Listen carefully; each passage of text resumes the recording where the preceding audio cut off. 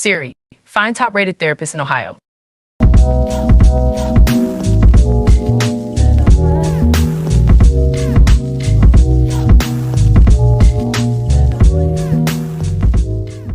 Siri, find top-rated therapists in Ohio. Look at me. Look at me. This is my podcast now. Look at me.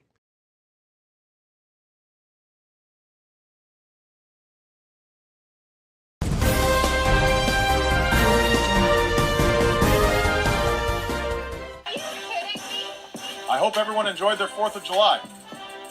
Don't worry, my fellow Democrats. It is a new week. President Biden is well rested. And though there are minor similarities, I assure you he is not the man from Weekend at Bernie's. Stay strong, Cleveland. And as always, remember to vote. Are you kidding me? Are you kidding me?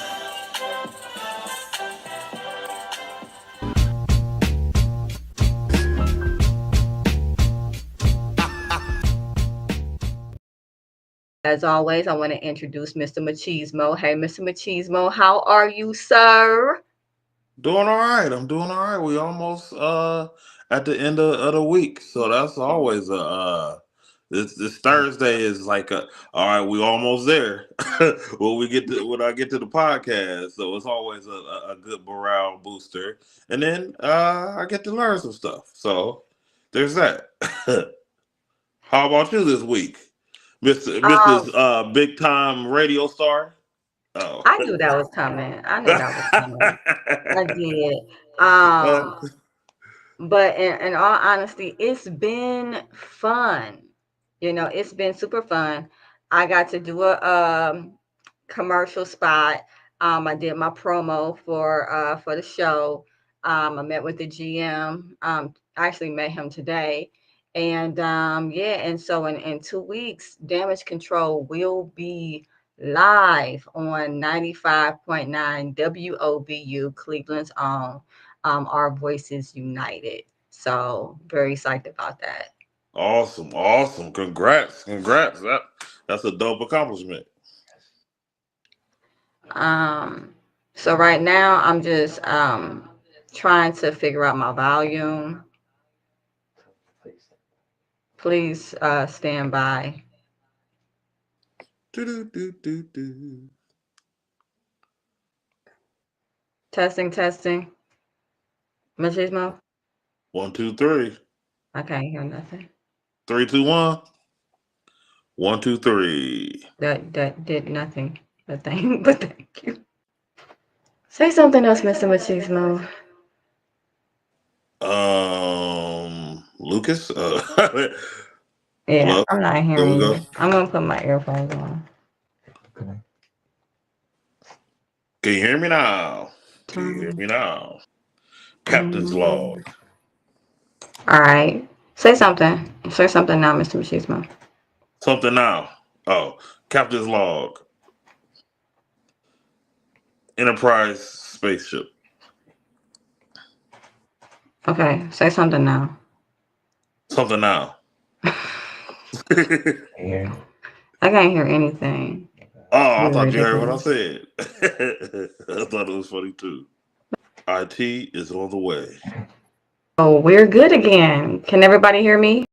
Another episode of Supportive Advice Live. I'm so glad you guys are here.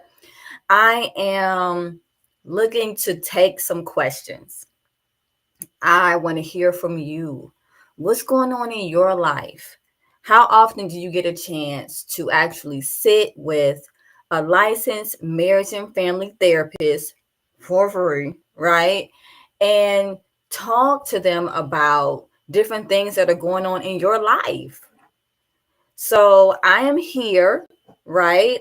And I am pulling on you, the audience, to ask questions, talk about patterns, things that you're just unsure about. Now, granted, you know, I'm a therapist, you know, so I have a specialized understanding of, you know, therapy. So if you want to call and ask me about a Dodge Rambler, I don't know anything about that. Okay, so just want to be clear on that. don't know about cars, do know about therapy. So, you guys feel free to come on, and I am waiting for you all to come on and give your thoughts and opinions and all of that good stuff, that lovely stuff. If there's any couples that are looking to come on, and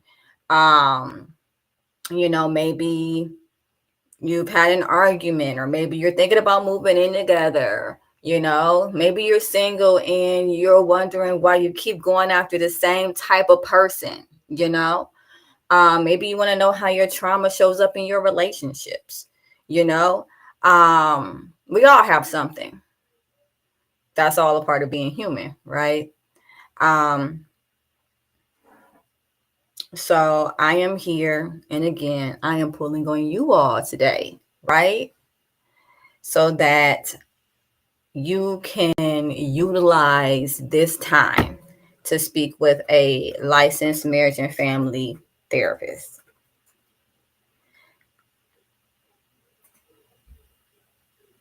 So feel free to go in the comments. My moderator will be looking at the comments, and anyone who wants to go live will actually bring you on the air, right? So we'll bring you on the air with me, and we'll just talk. We'll just talk. And if you're like, I don't want anybody to see my face, I just want to ask a question, we'll just put it in the just put it in the comments, and I'll answer it that way too. It's fine. No worries.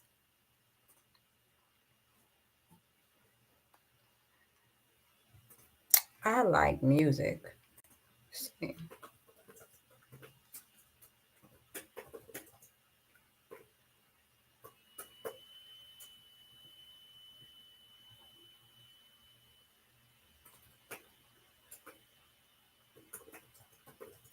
Oh, this is a good song.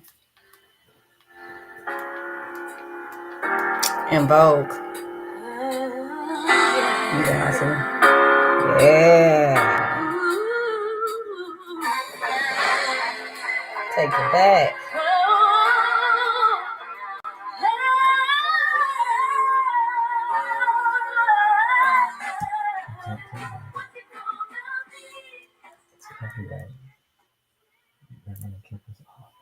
Oh. My moderator said that's copyrighted, so I can't play it. I can't play it loud, but I can still play it. No, they will detect it. They will kick us off. Can you? They can hear you. He's so bossy. Y'all hear that? He is bossy. So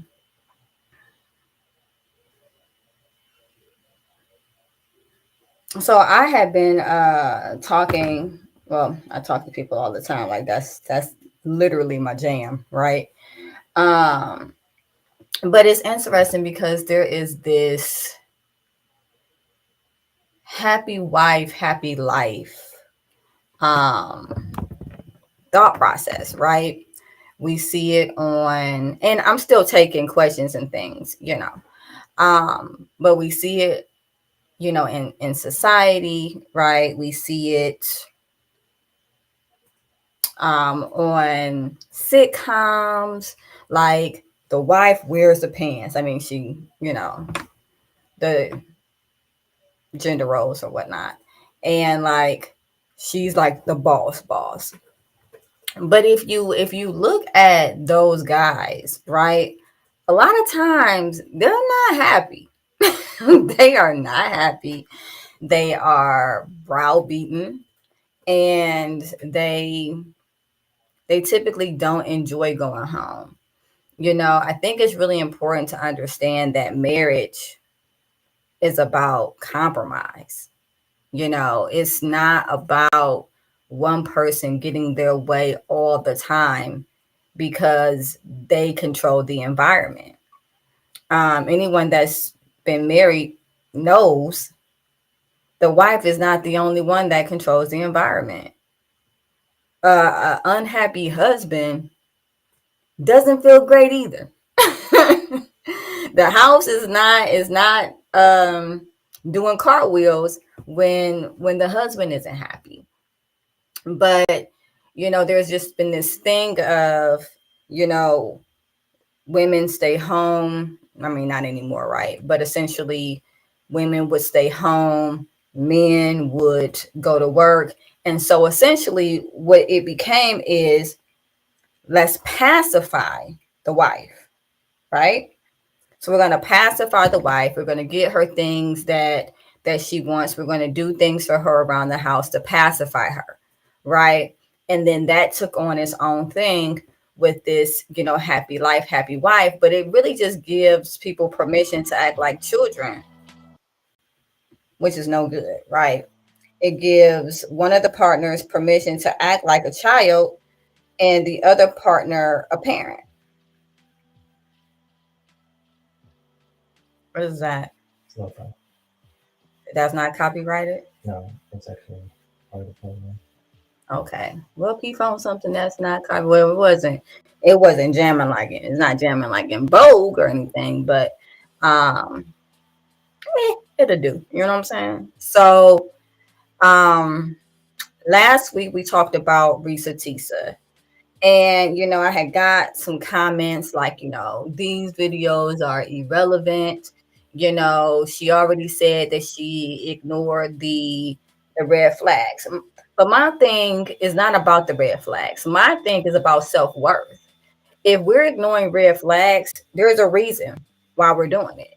And it's because, again, our standards started here, right?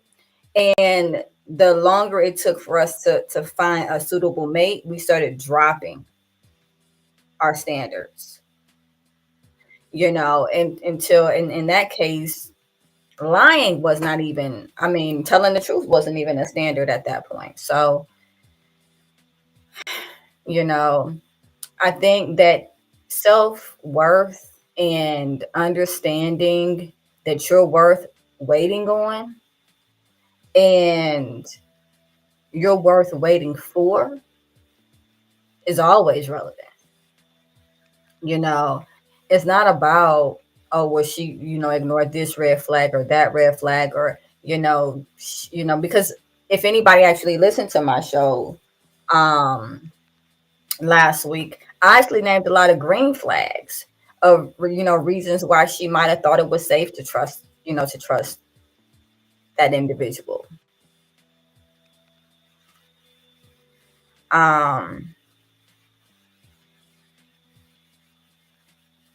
If there's 5 people, then they should ask questions. If you guys have any questions, comments, anything that you've always wanted to ask a therapist but didn't have the money to, I'm here. Utilize me. I'm taking questions. I'm taking comments, concerns. It could be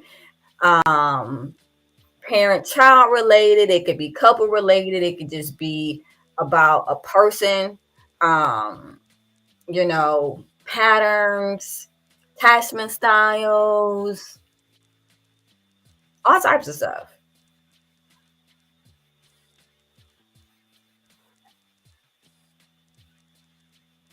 And anybody who missed it, if you want to be brought on air, my moderator will send you a link. You can click the link, go on air with me, ask a question. If you don't want to be on air because you're like, I don't really want anybody to know it's me asking this question, then you can just put it in the comments. Even though they might know that, if because your name. So but some people have aliases on Facebook. Did you know Facebook does this thing now where you can, I'm talking to my moderator because you guys aren't asking anything. Did you know Facebook does this thing now where you don't have to be you? Wasn't that always their thing?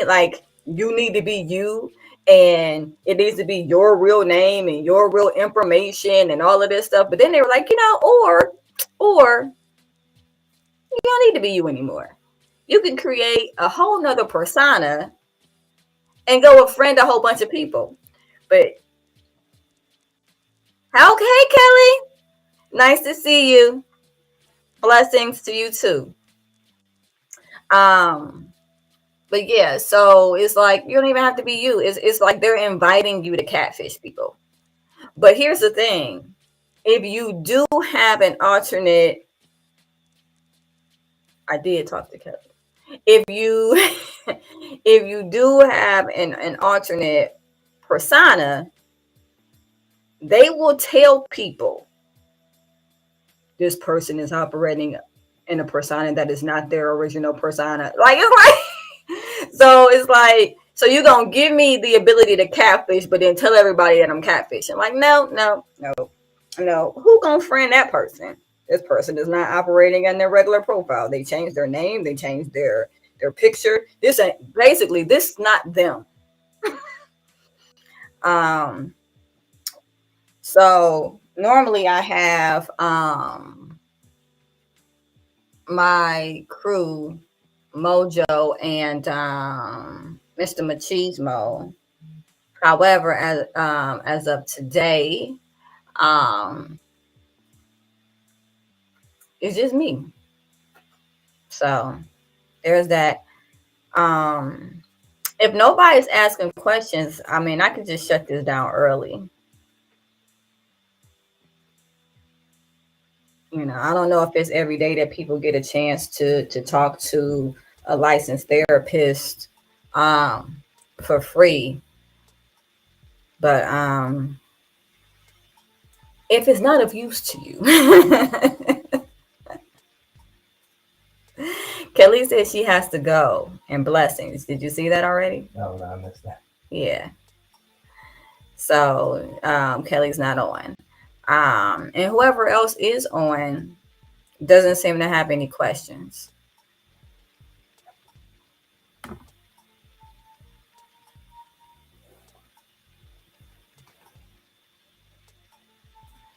And I can't play any music. Is that you? Mm-hmm. Why are you on there? Are we not live anymore? Yeah, yeah. Oh, okay. So you're just playing with it for no reason then? No, let me see. Let me talk. No. You talk enough. You have a whole Wednesday where people listen to you talk. You have a whole Sunday when people listen to you talk. You have a whole Tuesday where you call people in the evening and listen to you talk. You will not be talking on my podcast. Let's see.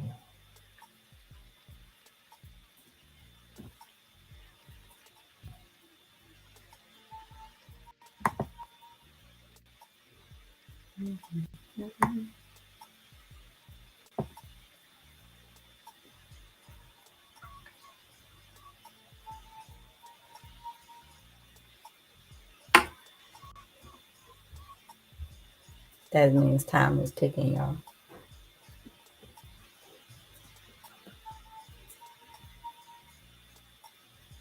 It's funny because when I was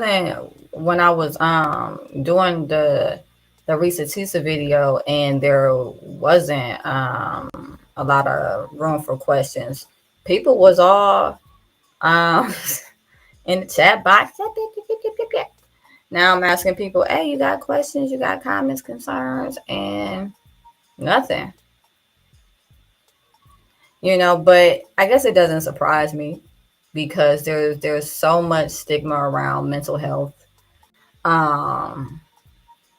It's a shame in all honesty.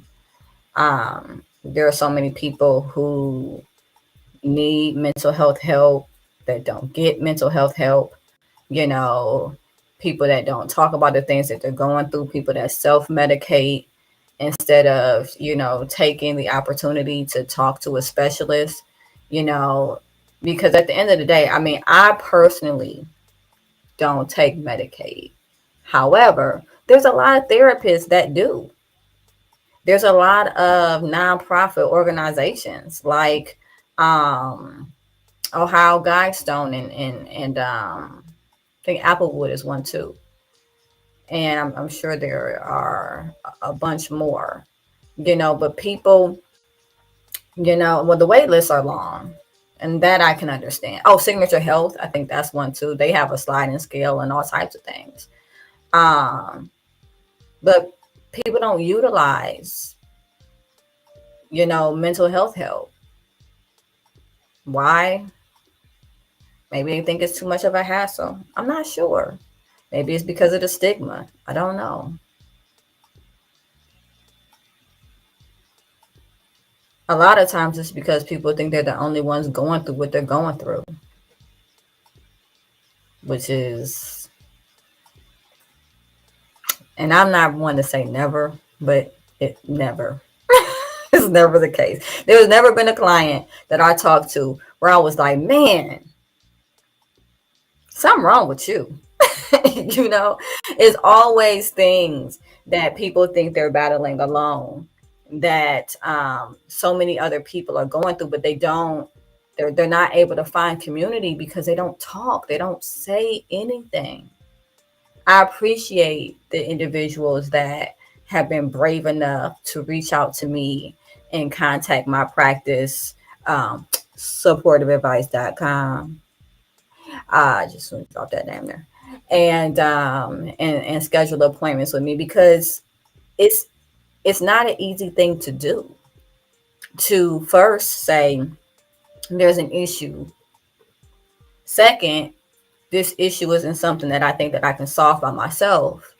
And third, I'm going to trust telling someone something that is significant and private to me, and then also trust them to guide me through the process. That is one of the strongest things that someone can do. It's easy not to ask for help. It's easy to pretend like nothing's going on. It's hard to say, okay, this has gotten out of control. I want to make a change, and I want to make a change so much so that I am going to actually get help. It's just like if you were carrying a whole bunch of groceries and the groceries was wearing your arms down, and someone was standing there with nothing in their hand, and they said, hey, can I help you? You need some help? No, I got it. No, you don't. Your arms are significantly weighed down, you know.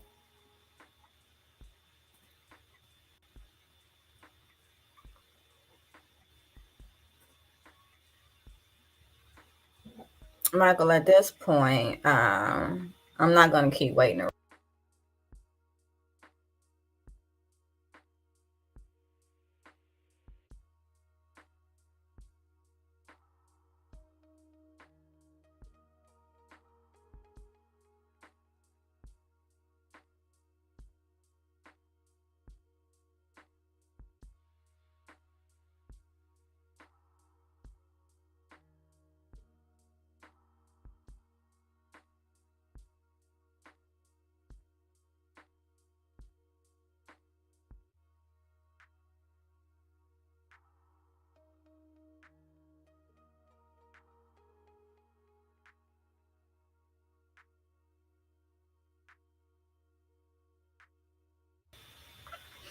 So I'm going to jump off because there's nobody asking questions, and I'm pretty sure there's something else that I could be doing, at this point. But I am curious as to why no one came on, why no one is commenting.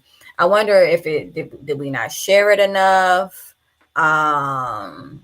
Was it the time? Did the time not, mesh with when people typically are getting on Facebook? Was it hard to find? Were we not streaming on enough channels? Drop me a line. Let me know. Because if there are barriers to people coming on or finding us or any of that, we want to make sure that we fix those, because we want to hear from you. We want to hear from you, and we want to address things that you're going through. That's the whole reason why I'm here. You know what I mean? I could sit and talk about funny stuff and things like that, but I'd rather know that I've helped someone, at least one person at the end of each show.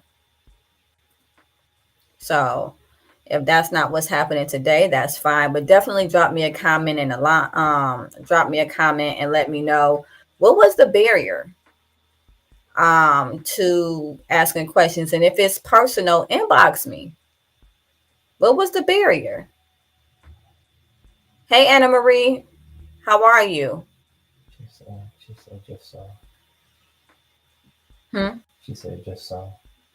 Oh, okay. Well, I'm taking questions. So if you have any questions for a licensed therapist, feel free to write them in the chat, or we can also bring you on. You just called me. I was about to jump off because it was taking some time.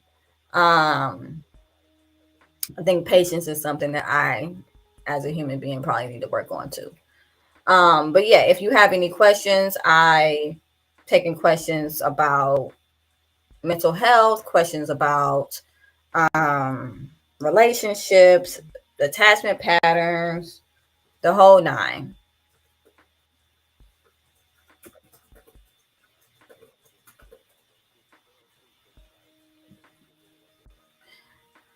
So Anne Marie, or Anna Marie, I'm sorry.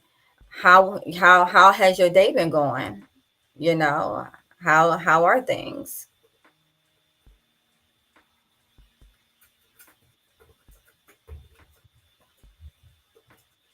Nothing right now. Okay, that's okay. Maria Strom is on. Thank you, Maria. Thank you for joining. Do you have any questions? Any questions, comments, concerns? Ask a live therapist, people. For frame. You know. So I'm here. Any questions? Oh, things are going good. I'm glad. Anything new happening in your life? Either Maria or Anna Marie. Any changes that's been going on that you've noticed you've been trying to adjust to? I know this weather has been interesting.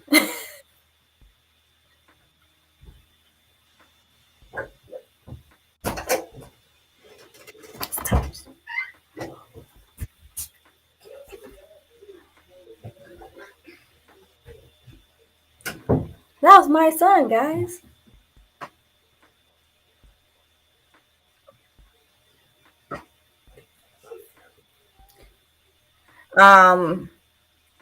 What do you all think about therapy as a whole? Anne Marie.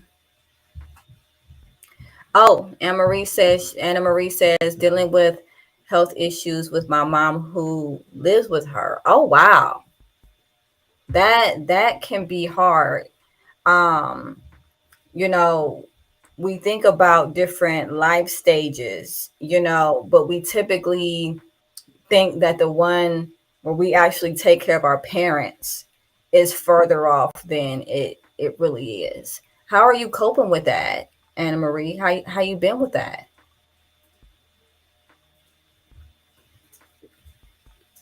And Maria, if you have questions, please feel free.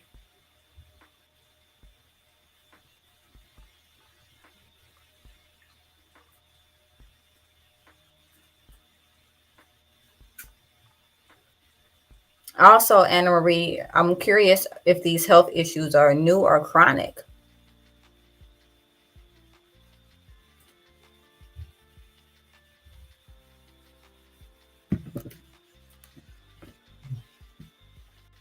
Some days are challenging. Yeah, of course. Of course. Anna Marie, they would be. Um, what are some things that you notice you're feeling that you didn't anticipate? Oh wow, stroke and heart issues. Oh my goodness. Oh my goodness. I'm sorry to hear that. I really am. Um, and so it seems like she might need some pretty close care. I'm really curious about how that's been affecting you emotionally, seeing your mom in that condition.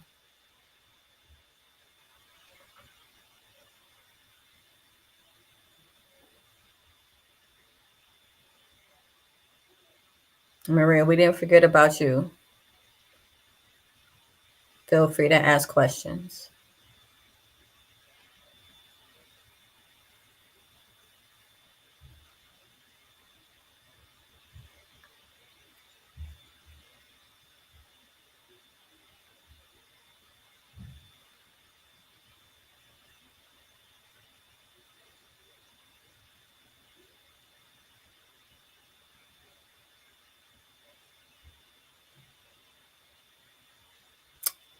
You know, I'm not going to say that comment out loud, but I want you to know that you're not alone in that. You're not alone in that. You know, you spend a certain amount of time as a child, and then you finally are able to go off on your own. You build your family of origin, um, and well, your family system, right? You live your life. You have things the way that you're accustomed, right?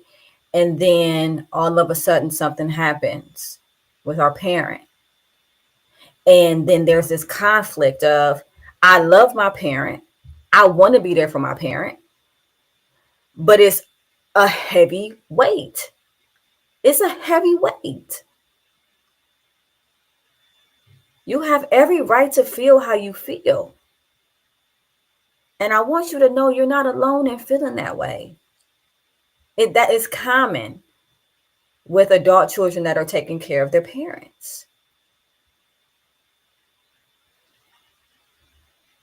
I've always been close to her, Anna Marie says. And that can make things even harder, right? Because it makes the conflict even more so, right? There is this, well, she was there for me, or, she did these things for me, or, she sacrificed for me. I love her. I want to be around her. There is also the conflict of, I don't want to see my mom in this condition, because it conflicts with how I'm used to seeing her, and there's also, again, weight, because you both still have a life to live, and now you're trying to find a way to live it together with swapped roles. That's no easy task, Anna Marie. I'm so glad you came on here to talk to me about this. Those are some tough emotions to be dealing with.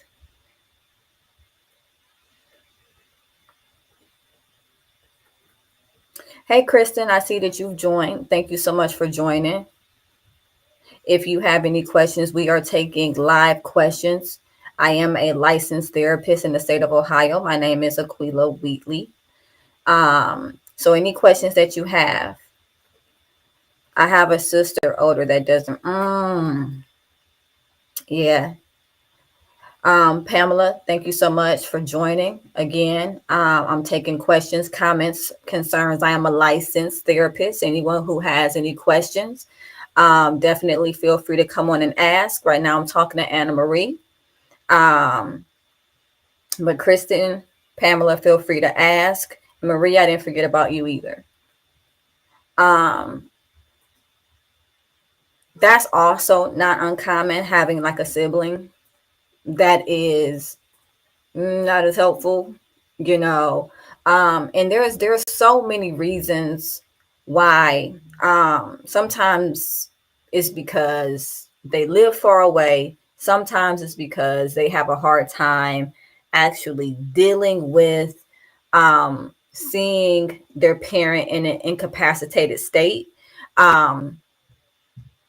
So there's a lot of different. Sometimes they weren't close to the parent, sometimes they just don't want the responsibility, and so it ends up falling on the sibling that is closest with the parent, because the parent typically leans toward that sibling. But yeah, it's frustrating. It's absolutely frustrating. I have definitely helped clients work through just what you're talking about, because then there's that resentment, but then you feel guilty for feeling resentful. It's a hodgepodge of emotions, but they're all valid. And I want you to know that, Anna Marie. Pamela, Kristen, if you have any questions, definitely feel free to type in the chat. If you want to be brought on air, my moderator can bring you on air. He will give you a link that you can click on to become a part of the video podcast.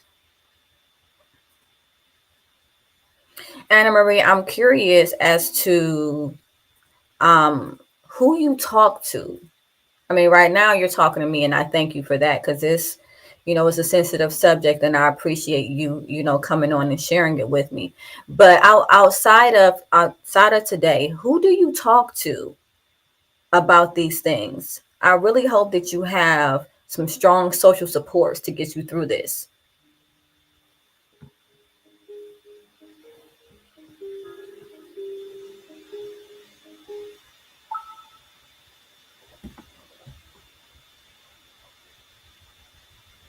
And Anna Marie, don't forget, if you want to come on. Oh, okay. My sister in Christ. Okay. So it sounds like you have an older sister, or like a god sister or something like that, and they're not necessarily helping. Or you're saying, because there's like a long delay between what I say and what you type, is that you talk to your sister in Christ about these things. And if that is the case, I'm glad to hear that, because going through this is not something you should go through alone. There's a lot of emotions that you can feel. Sometimes people feel shame. Sometimes people feel guilt. Sometimes people start grieving their parent, before their parent is actually gone. I talk someone through walking their parent through dementia, and at some point their parent was not themselves anymore. And so at some point it can feel like you're caring for a stranger,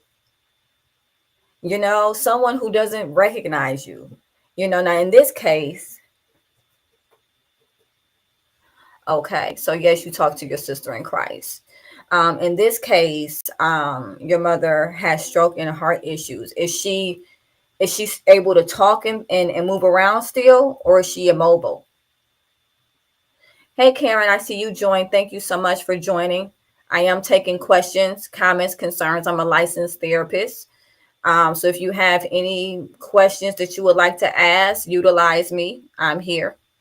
You can either put it in the chat, or, you can actually click the link and come on right beside me and we can just talk. Anna Marie, I'm curious, is your mother immobile, or is she still able to kind of get around and talk and things like that?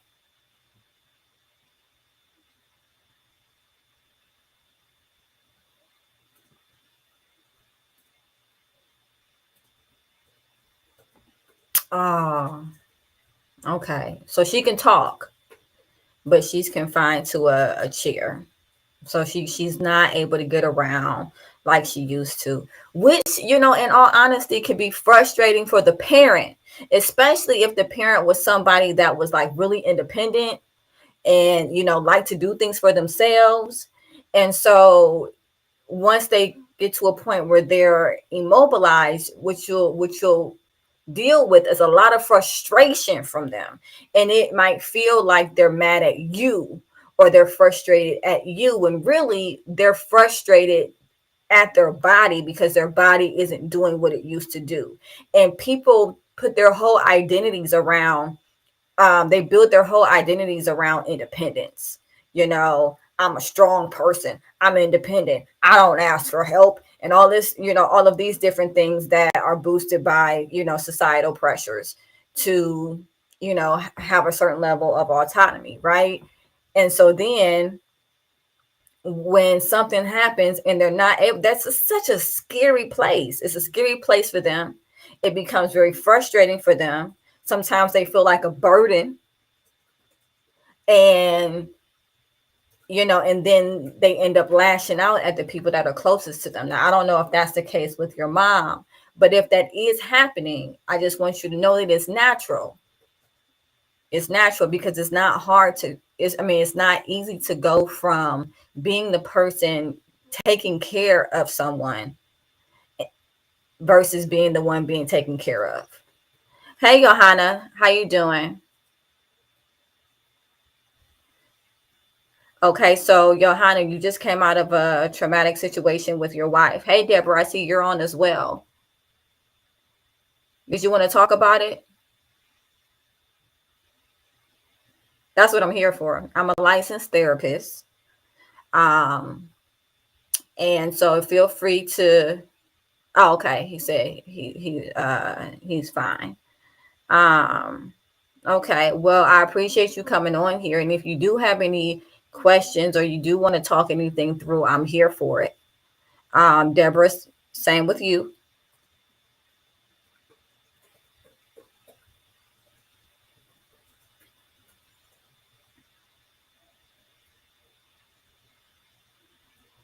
Oh, okay.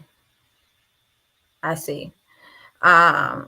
So I appreciate you having a testimony. However, this is more of a question answer type of podcast with a licensed therapist. You can definitely tune in to no. Okay.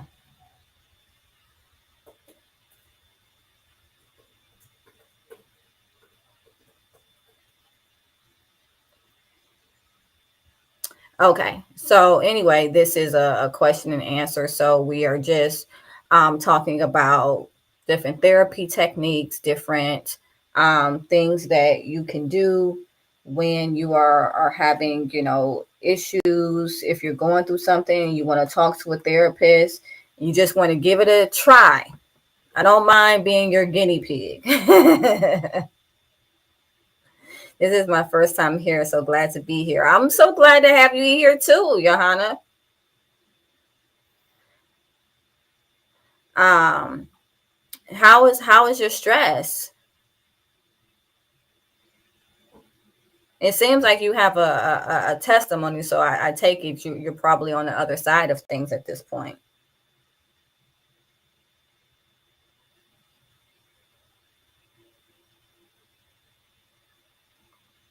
Deborah, if you feel a want to or pull to talk, I'm here. Just want you to know that.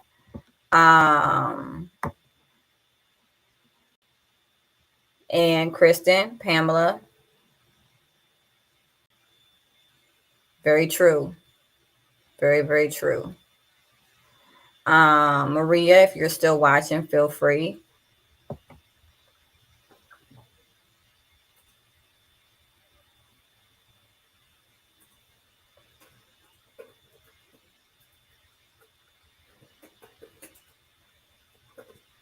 If you wanted to talk about the original scenario, you can type that in the chat, and then I can talk about that, because I'm pretty sure whatever you were going through, you're not the only one that ever went through it.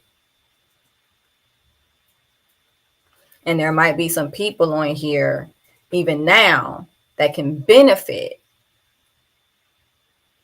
from hearing, what you went through and what you came over. If we have a crowd, come on screen. Come join me. Click the link. Join me.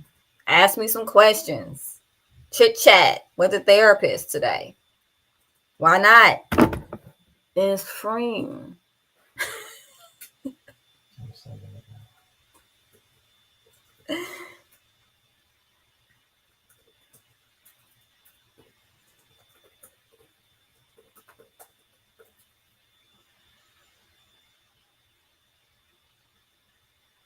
now. Okay, so the link is in there. How do you deal with, oh, wow. How do you deal with an autistic adult child with extreme OCD with germs? She is consistently spraying and sanitizing stuff. She also lives with me. Anna Marie, you have a lot going on. I hope that you are taking time for yourself and taking time for self-care. Um, OCD is typically an anxiety response. And so, when it comes to autism, there's a lot of sensory things that can cause that person to get overwhelmed, and so OCD, there is a part of it that is a compulsion, which it sounds like the cleaning is a compulsion. But there's also a part of it where there might be anxiety around germs. Maybe they were told something about germs that freaked them out at some point, and they think that the only way to keep themselves safe is to keep cleaning. But definitely an anxiety response. It's harder because with individuals with autism, there's a lot of sensory things, but there's also a lot of emotional, I'll say there's also a lack, that's a better word, a lack of emotional regulation. So they can go from 0 to 10, all of a sudden. So, sitting them down and saying, hey, you know, this is already clean, that's not going to do anything, especially if it's a compulsion. However, all depending on how verbal the adult child is, you can have a conversation with them to find out where their anxiety is coming from. I've seen a lot of verbal adults and also teens that I've counseled. And you can, depending on where they are on the spectrum, have conversations with them and get down to the root of what's causing the heightened anxiety, because you probably will see heightened OCD behavior when the person is overstimulated. Finding out what might be overstimulating them, giving them different ways to be able to hyper focus in on things that like music or something like that that can be calming to them, giving them something that can take the place of the cleaning, helping them really understand germs, and that there are good germs that we need. Hey, Bridget, thank you so much for joining. I really appreciate you. Feel free to come on and chat. Also, feel free to click the link and come on. I would definitely explain to them that there are good germs that we need, and the consistent spraying. They're not only moving away the bad germs, but they're moving around the good germs that we need, you know, and see if that is helpful. But definitely sitting down, having a conversation with them, figuring out what is triggering the anxiety, what's triggering the overstimulation, when are they more likely to come out with their spray, like what's happening around that time, what's going on, is something too loud, is it all day every day, and And sometimes setting an amount with them. What is an amount that's comfortable for you? How many sprays do you need to spray? Is it 5? Is that once you spray 5, does that urge to keep doing it go away? Okay, so once you get to 5, I'm going to let you know you're at 5, and then we're done, right? And then having that type of conversation with them, that's also helpful. Putting a limit on it based off of their comfort. So there are a lot of different things, but definitely pay attention to when you see them doing it the most, because 9 times out of 10 is something that either has overstimulated them, caused them some type of anxiety, and that's how they're responding to it. Also, show them things about good germs. Teach them about good germs, because that also might be helpful. And then setting an amount with them.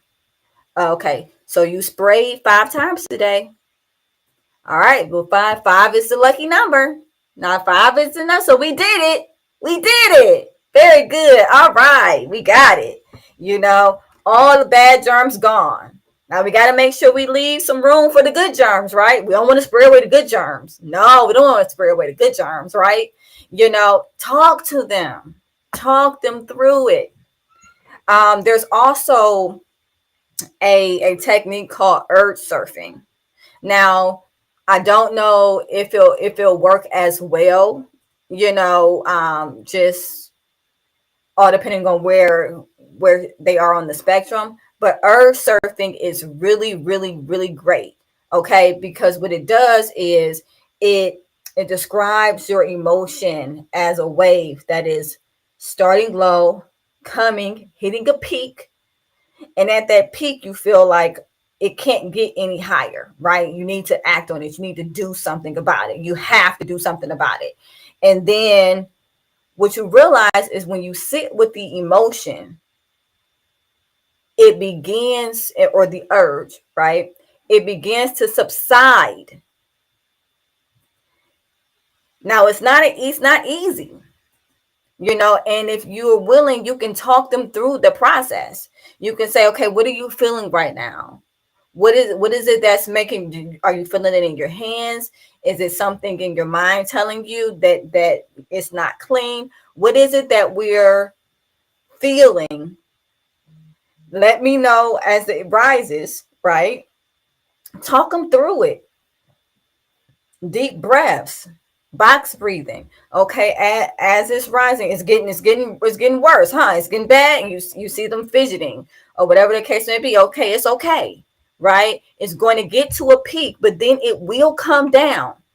It will come down. Let's breathe through it. And do that with them. Help them to regulate as well. That's also and you can go on Google, and you can actually, because I don't know if I'm able to share my screen here or not, but you can Google urge surfing techniques. There's a lot of them. There are ones that are audible. There's ones that actually have a script where you can actually walk them through the script. Either way, you'll be able to, and there's also one that it's like a bell curve, but it's in the form of a wave, and you can kind of walk them through, tell them to point to where their emotion is at that point. And if they keep on pointing to the top one, let them know, okay, all right, let's do some breathing. Let's work through the exercise. Hey, Marlene. And then let them know, to let you know when it subsides, and then reward them. Because positive reinforcement, I mean, that's always a thing. And whether you're an adult, a child, and an elder, positive reinforcement will continue on a behavior. I hope that answered your question. Anybody else have any questions? Marlene, Bridget, if you have any questions, any scenarios you're going to want to run by me, that's absolutely fine. Again, I am a licensed, spelled LICENSED, therapist. And I'm taking calls, well, not necessarily calls, I'm taking comments, right? I'm taking comments, and I'm also, open to someone clicking on the link and coming right on. You can talk directly to me. I can talk directly to you. Anna Marie, I really hope that I answered your question. If there's any follow-ups, let me know.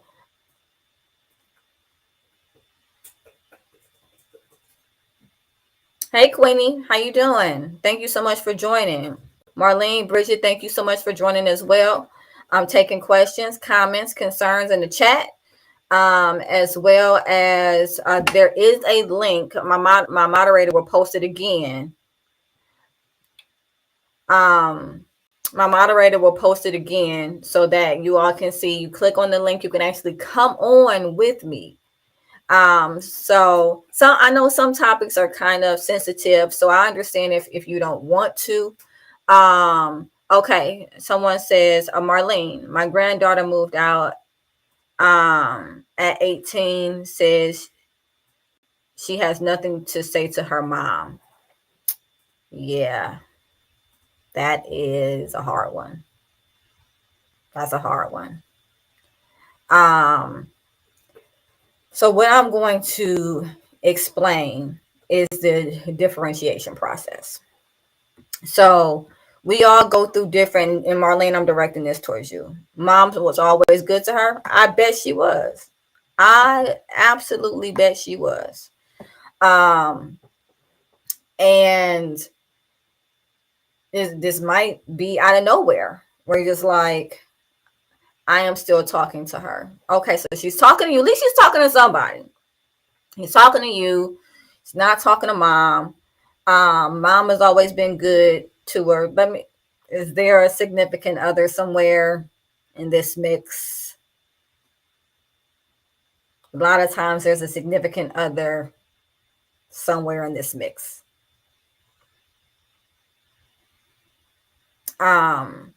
Nevertheless, Marlene, I'm going to talk about the differentiation process. Kids think their parents are the world because the parents are the world. Her mom has a boyfriend. Okay. So mom has a boyfriend. Is the child an only child? Because that's important.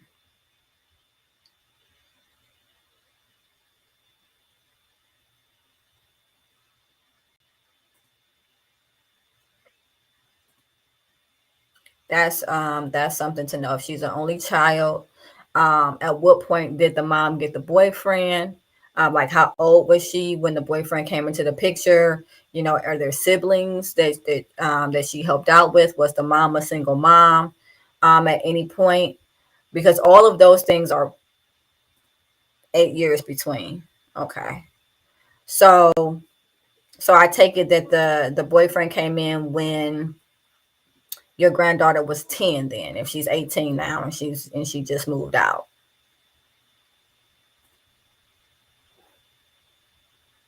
Or is it that she has siblings, but there's 8 years in between the siblings?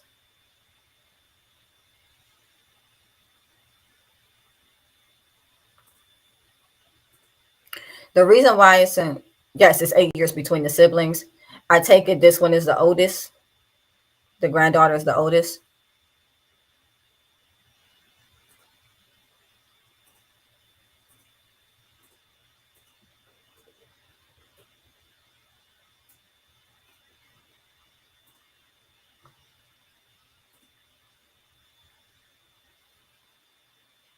Oh no.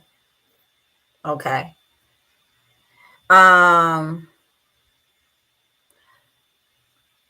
Marlene, it might be easier. Oh, she's younger. Okay. Okay, so she's younger. And so there's 8 years between her and her eldest sibling. So her eldest sibling is an adult. Even though she's considered an adult too, which is so scary. Sometimes, sometimes when the 18-year-old is, you know,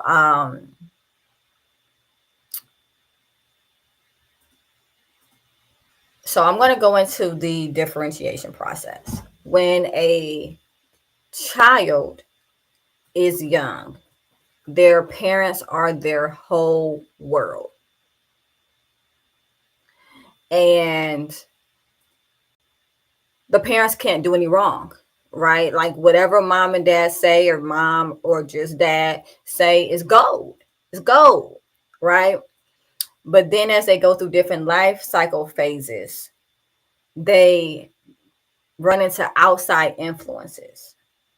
They go to school, they make friends, they gain crushes on people, they have significant others, whatever the case may be. And then as they get older, they start to develop their own value system. And so then they start to judge the parent or parents based off of that value system. Hey, Kersha.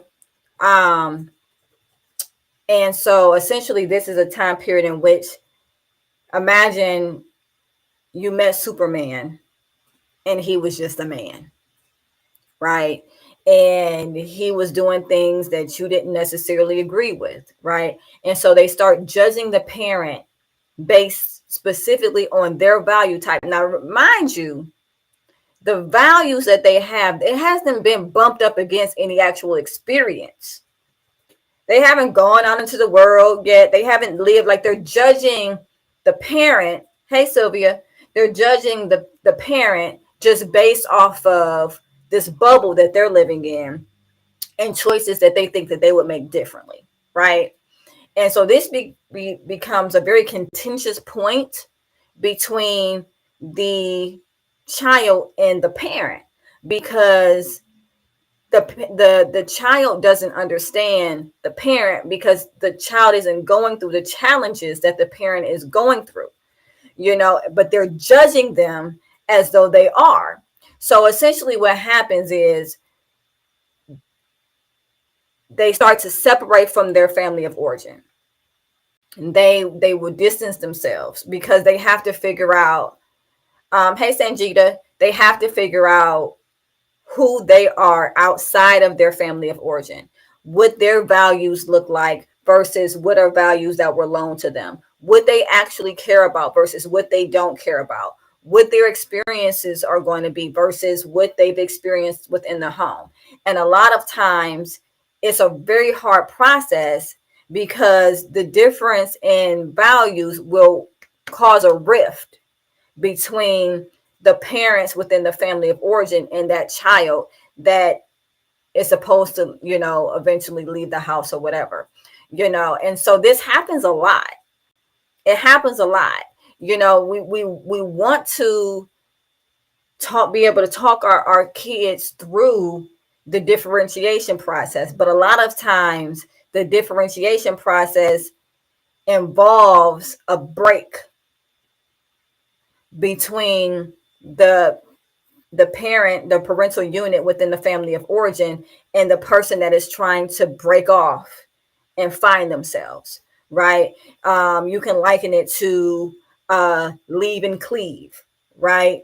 Is that same concept. At some point you have to separate and make your own family, but you have to discover who you are in the process, which a lot of times, unfortunately, means breaking from your original family of origin. Marlene, I'm curious, how's mom taking it? Because it could be rough. How's mom taking it?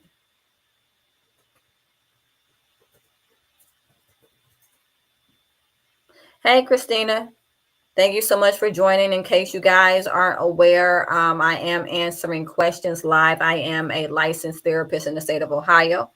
And so I am answering questions. You can write the questions in the comments, like Marlene, and or you can come online. Mom is wounded. Yeah, it's a hurtful process. It's a hurtful process. But it also has to happen, because if it doesn't, the dynamics of the relationship never get a chance to shift. Your granddaughter is someone's daughter, but one day she might be someone's mom, and one day she might be someone's wife. Hopefully it happens in a reverse order, right? But nevertheless, she's going to be her own adult, and she's going to have her own family that she creates. If differentiation never happens, then she never gets a chance to get out of that role of being just a daughter.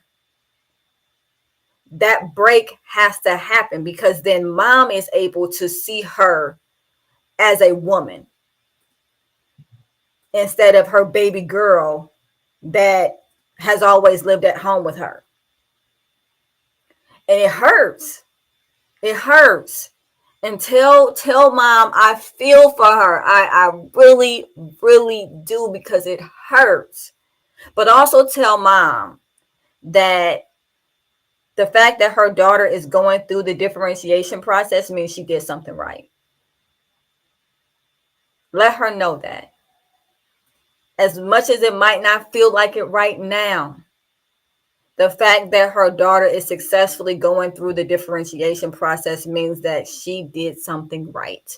Her daughter has what she feels, she has everything she needs to be able to go off on her own.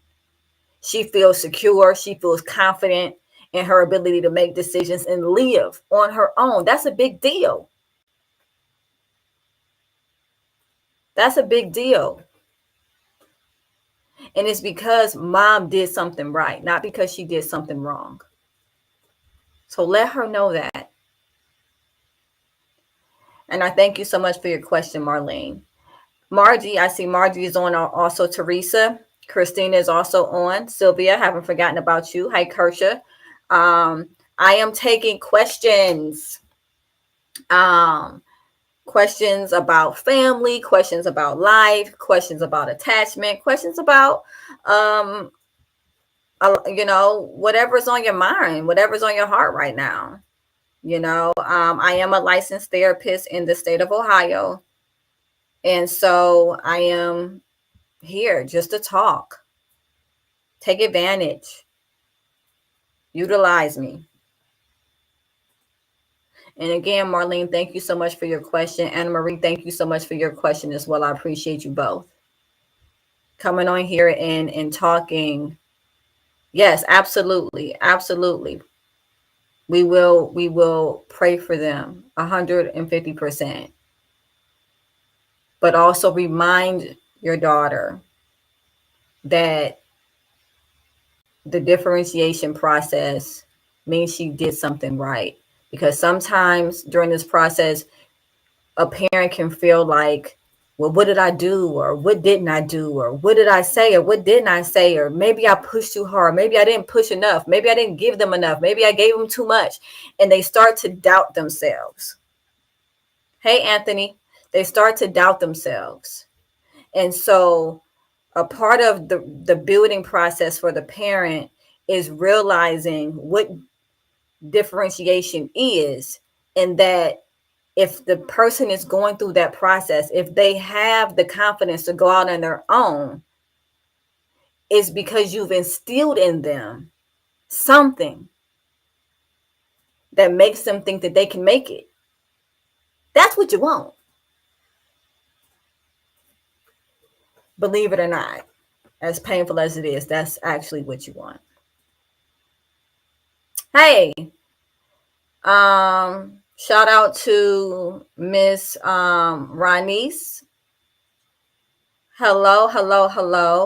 Marlene C. Ronice, that's my mom. And in all transparency, we're very close now. We are very close now. But there was a time that I had to go through the differentiation process with my mom, and we spent a lot of time apart.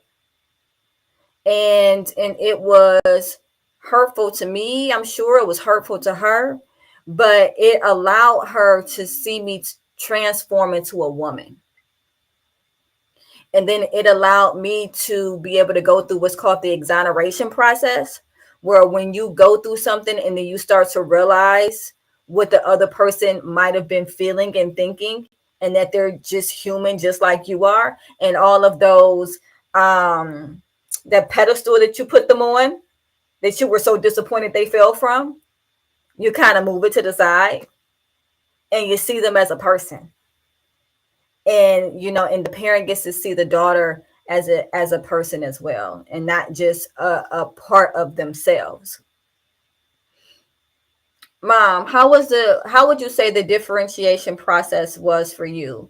When I was kind of coming into my adulthood, around like, what, I was probably like 19 or 20. Oh, thank you, Mom. I love you. I love you so much. Whatever. But when I was 19 and 18, about between 18 and 20, I remember saying all the time, I'm grown. I'm grown. I'm grown. I'm grown. And it was so important to me that people see me as grown. I don't run around saying that anymore, because I walk in it. I talk in it.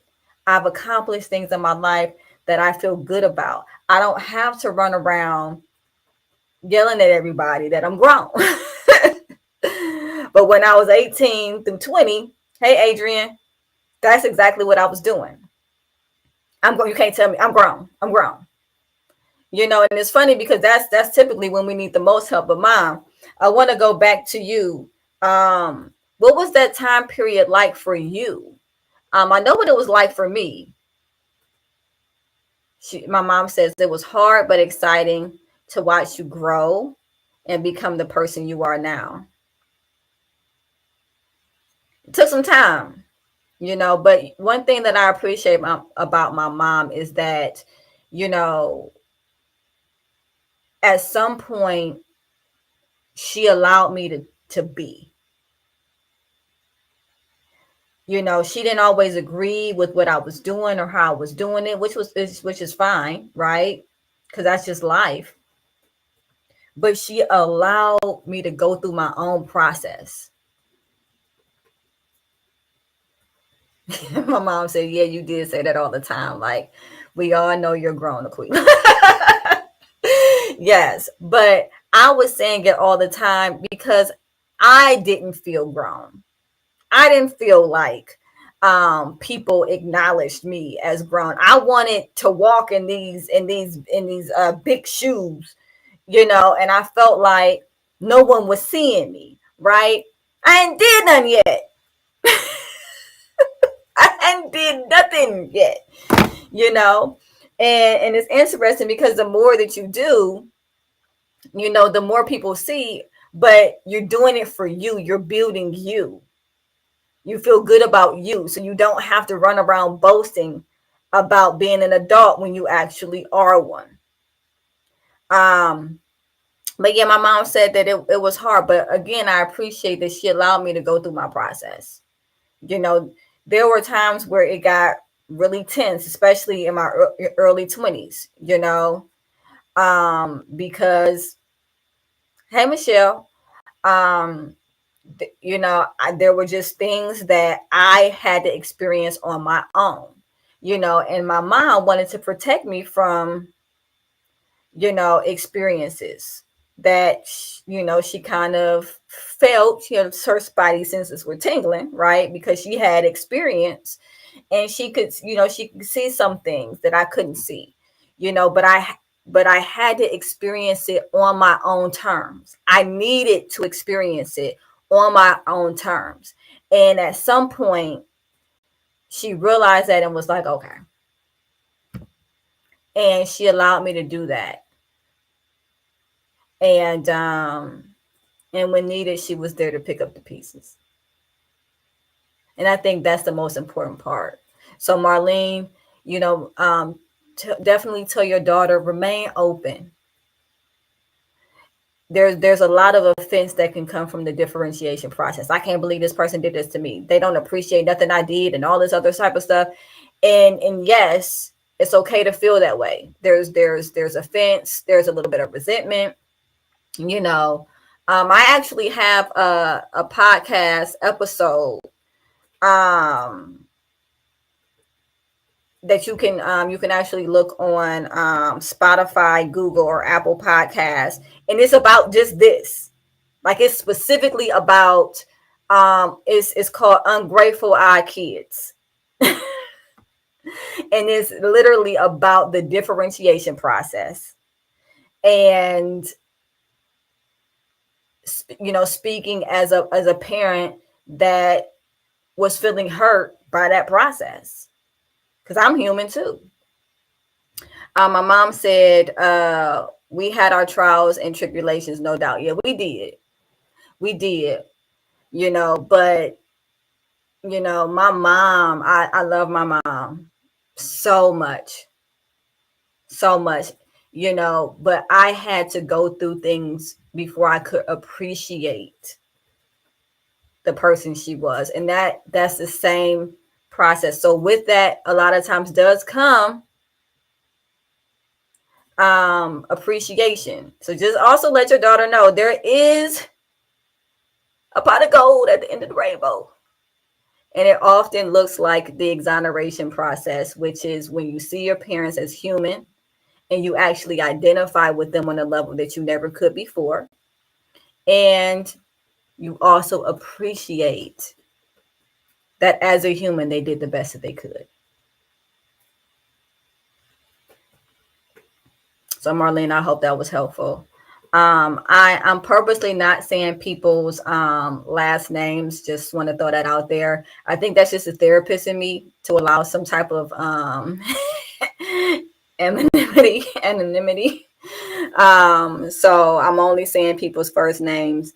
I'm so glad that you're on, Mama. I do. I love you very much. I also love my grandma too. She played a big role in my life as well. But yeah, show is almost coming to a close. So, anybody have any follow-up questions? I know that a couple of people joined in the meantime, in between time. I know Anthony joined, Margie joined, Teresa joined, Christina joined, Sylvia joined, Kersha. Sorry, I hope I'm not pronouncing that wrong. Queenie joined. So if you have any questions, get them in now. Put them in the queue so that I can answer them, because it's almost time for me to go. Take advantage. Again, I'm a licensed therapist in the state of Ohio, jumping on just to talk to people. Answer questions. Even if you just want to try it out, you might feel a little nervous. Thank you for yes, Anna Marie. Thank you for coming on and asking your questions, because your questions help other people. You're not the only one that's going through what you're going through. None of you, whatever that something is, you're not the only one. Your questions help other people. That's why I do this. Michaela is on. Hey, Michaela, thank you so much for joining. Again, I'm taking final questions. Thank you, Marlene, too. I appreciate you sharing that with us today. And I think that it will be helpful to a lot of different people. And again, if you want to check out my podcast specifically on that, it's called, again, Ungrateful Eye Kids, right? And you can find it on Google, Spotify, and Apple under Supportive Advice Live. We have our podcast uploaded there as well. You can also go on Facebook and type it in on supportive advice, or even my personal page, and which is Aquila Wheatley, spelled the same as you see on here. And you'll be able to actually see my face as I'm talking about the differentiation process firsthand. Firsthand. Not fun.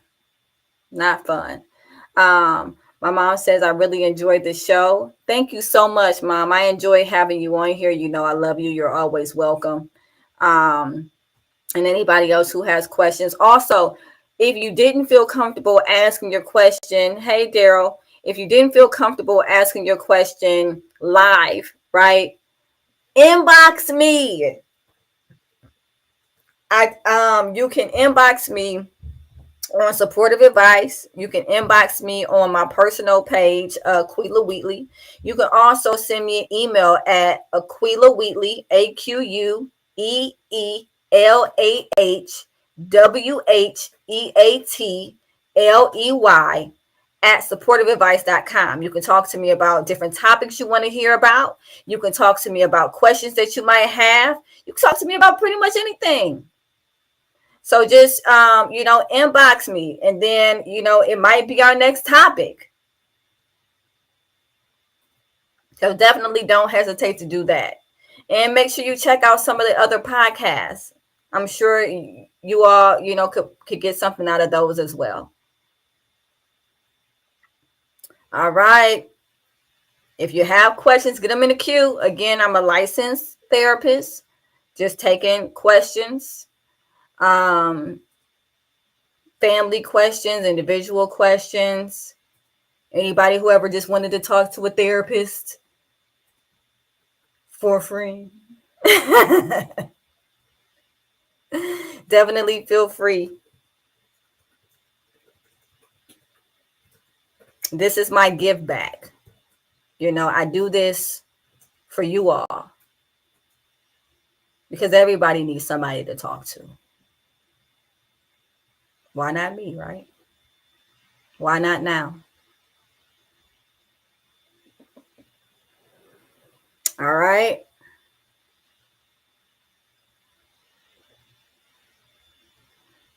So at this point, I am going to cut to commercial. When we come back, any final questions?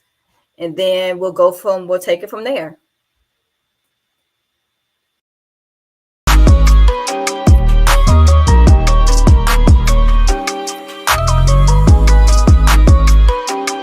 Let me get part of your journey.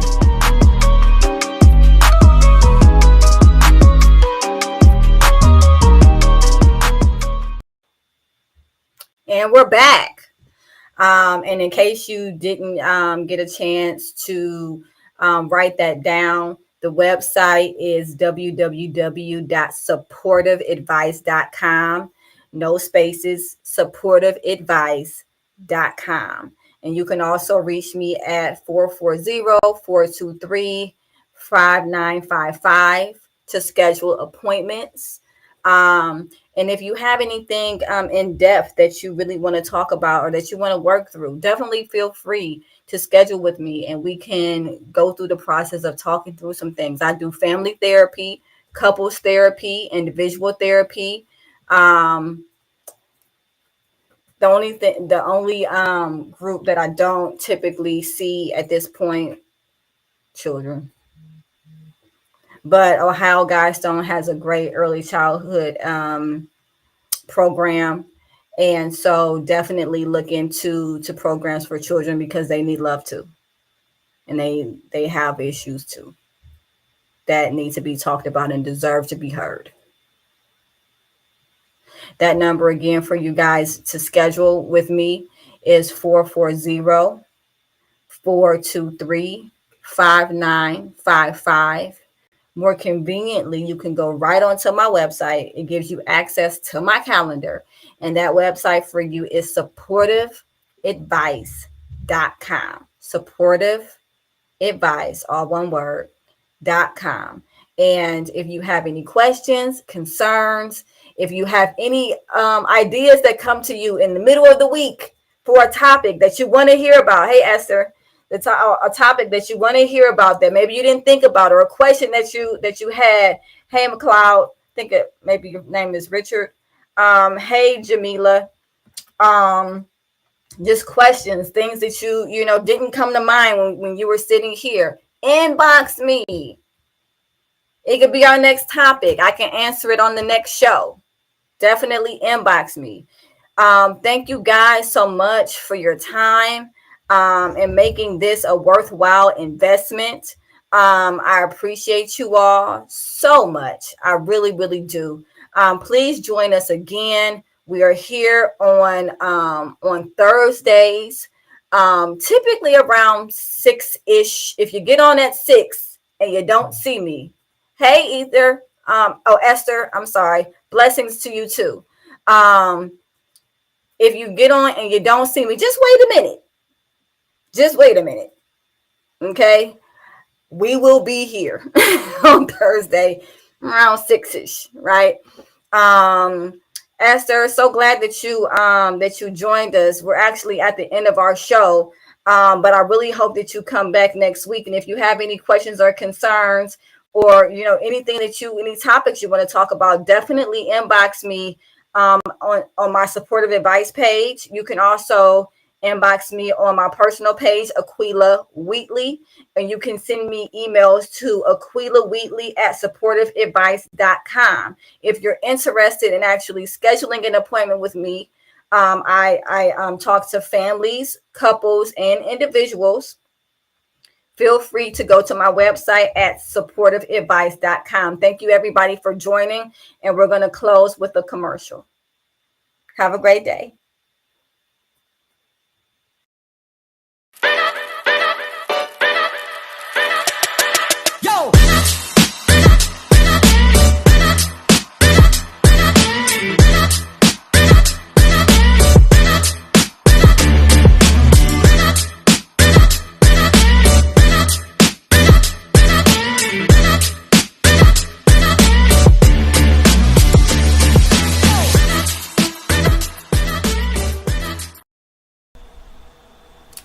Hello. Can everyone hear me? I hope the answer is yes, because it is time for another episode of Supportive Advice Live with your therapist and host, Aquila Wheatley, a licensed marriage and family therapist in Cleveland, Ohio. If you're like, who is this person? Why is she on here? Well, stay tuned. You'll find that out. But you can also visit my website at www.supportiveadvice.com. It has information about my bio, my practice, what I do, and why I'm here. So, with that being said, I am going to get started. I am excited to get started today. I am not hitting that 6 o'clock mark, completely time blind. Kind of. I won't say completely. Kind of time blind. And so sometimes I just don't realize how long it takes me to actually do things. I think that I am going to start setting a timer so that I can actually start at 6 o'clock, or I might make the start time 6:15, and then I'm never late. So there's also that, right? That's always an option. So with me, I have Mr. Machismo. He is on my panel regularly, and he brings the male perspective. We were actually having a really awesome conversation about what makes a man marriageable or unmarriageable. And if anyone is wondering what that means, it's just the qualifications of whether or not an individual is eligible to be a viable spouse. And some of the characteristics that we talked about were finances and finances, stability, emotional awareness and intelligence, and And I think those were the main three that we touched on. I actually submitted to do a study, which I'm pretty excited about, on the correlation between hyper independence and African American unmarried women and the absentee father, as well as the current perception of meritability among eligible candidates. So we'll see how that goes, and hopefully that goes well. Seeing as though I just submitted a 9 to 10 page premise on this, I don't know if I really feel like talking about it anymore. So just in case, I did pull up Reddit, and so I do have am I the asshole, and we can determine who is the asshole today. If you are watching on TikTok, I thank you. Please chime in and let me know who you think is the asshole. Also, get those likes up. If you're gonna watch, at least hit the screen. Put yourself to action. Give your finger some exercise. And if you're watching via Facebook or what's the other one? YouTube. Comment. Let me know. Even if you're watching the replay, who's that? Who's the asshole? And why? Give a reason. Give a reason as to why. And then I will bring forth a therapeutic perspective, and we can see where we go from there. Also, I want to let you all know that I have a QR code for those that are watching via Facebook or YouTube. There is a scannable QR code that takes you directly to call in, and so if you want to be heard live, scan that code. It'll put you in our room. You can become one of our callers, and then you can hear yourself live and then replay yourself as much as you want, if you want, right? So, Dante, talk to me. Where you at? Mr. Machismo, where you at? I am right here. How are you, sir? Thank you for joining us today and being a faithful panel member. I appreciate you. Oh, cool. I came for the Reddit, I think. Did you? All right. That was kind of interesting. All right. So there's some crazy scenarios that you kind of hear about that you may not normally. So it's kind of enlightening. It just opens your perspective. Like, these things happen. Yes, these things do happen, and it's really interesting because these happen in a publicized way. Right, so there are things that I just absolutely cannot talk about that, as it relates to my clients, just due to client confidentiality, HIPAA, and all of that stuff. But this stuff here, it's fair game. It's like right there, it's open. It's so. Juicy. Did you say juicy?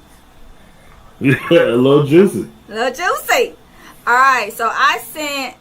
So I saw this one and I was like, I have to do this one. I have to. And so, listen to this title, Mr. Machismo, and all of those that are watching. And remember, hit that like button. If if you're watching, hit the like button multiple times and also share. A toxic ex sent me an unsolicited genitalia photo, right? So I took a screenshot and sent it to his wife. And boom goes the dynamite. Yes! Boom, boom, boom. Okay? Not even just one, right? And remember, we are taking callers and comments. So again, feel free to scan that QR code. It'll put you right in our call-in app. And if you are on TikTok, definitely put comments in on who you believe is the asshole, and we will acknowledge your comments if you get them in time. So the title says it all, is what it says, right? This happened a few years ago. I was with a guy for almost 2 years and ended it when I caught him cheating after suspecting it for a while. Several years passed by and he kept trying to talk to me or get us back together. All before and after he got this girl pregnant and married her. Oh. I blocked him for several years. He tried to talk to me via other numbers. I blocked them too. I had deleted WhatsApp for a period of time, reinstalled it later to use, not realizing after deleting the account and reinstalling it, it removes blocked numbers from the account. Sure enough, after some time, he tried talking to me again. Now, mind you, based off of this timeline here, this dude is married and either is a father. It seems like possibly already a father, or at least about to be a father. So just keep these things in mind here when we're making a decision. So he tried talking to me again, confessing his undying love. He was married with 2 kids. That answered that. Married with 2 kids now. Before I had a chance to block him since I was busy at work. You can miss me with the busy at work. You had time. He sent me a pretty graphic photo of his member. All right. As though she had not already seen it. The photo was in his supposed bedroom with plenty of background details of the room. I snapped a photo. Right. So you can't say, well, this was from a long time ago. She's pulling this up from 2 years ago. No, like your kid's pacifier is on the bed, sir. So you're just done. So I snapped a photo of the one-sided conversation. I love how she's putting like these things in there to like say like I'm not guilty, as if someone is saying to her, well, what did you do? And this leads me to think that maybe this person had a conversation about this and like friends or family kind of maybe asked like, well, what part did you play? Why would he be messaging you? What did you do? So she's putting in all this extra information that kind of absolves her, and that's normal. I hear that a lot when clients tell me different scenarios. Anyway, the one-sided conversation and the proverbial unsolicited image and sent it to his wife via Facebook Messenger. My family knows his family, so she wasn't difficult to find. Despite him being blocked on my end, I kept it brief, but I told her I'm his ex he cheated on, to be wary of his ways, and that I'm sorry to have to show her this. I blocked his number again, keeping in mind about keeping WhatsApp activated, and moved on with my life. They are still together in a seemingly turbulent relationship. How do we know that? That is a question. I feel terrible because they have kids and she seems like a nice person, but he's a piece of junk. I felt this was appropriate to share here. It almost doesn't sound like she thinks she's an asshole, so I don't know why she is putting this commentary, but I think that in all honesty, hey Mojo, I think that in all honesty, she's feeling guilty, right? She seemed pretty disgusted or upset that he was still doing the same types of behavior, which is probably a part of his attachment pattern, and probably pattern of impulsivity, right? And oh, I got some comments. Let me see. Oh, and so some impulsivity I'm seeing here, and so she goes and she sends this picture to his wife. I don't know exactly what she was hoping to achieve there, but it sounded like that she thought that the wife should know. So before I kind of get into some of the layers of this here, Mr. Machismo, where you at? What do you think? It's kind of cut and dry a little bit. You think so? Yeah, that is that is kind of deep. First things first, this guy is definitely the bad guy, Chico, in my Razor Ramon voice. Yeah, he the one at fault. Now, there's a thing called the thrill of the chase. He suffers from it. It's definitely people wanting what they can't have. And he sounds like someone that's never happy in a situation. And that happened a lot on both sides of the fence, men and women. So there's that. Okay. Then to on the other end of the spectrum, there's unless we're dealing with a crazy case of narcissism where this person just doesn't believe fat meat is greasy and they just continue to reach out because they know it's gonna hit eventually. If that's not the case, there is some sort of what they call that. There's some sort of coddling or some sort of allowance of this behavior for it to continue for this period of time. There's been some entertaining, even if it's on that Friday night where she done left the girl, or that Saturday morning for after brunch, or that Friday night with the girls at game night. There's been some sort of response back.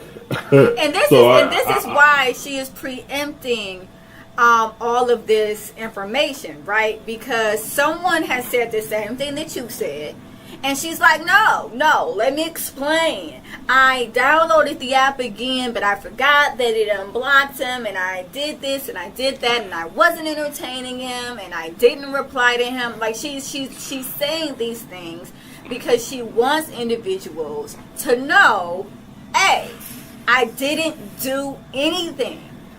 This dude is just someone that just doesn't give up easy, and he consistently pursues me.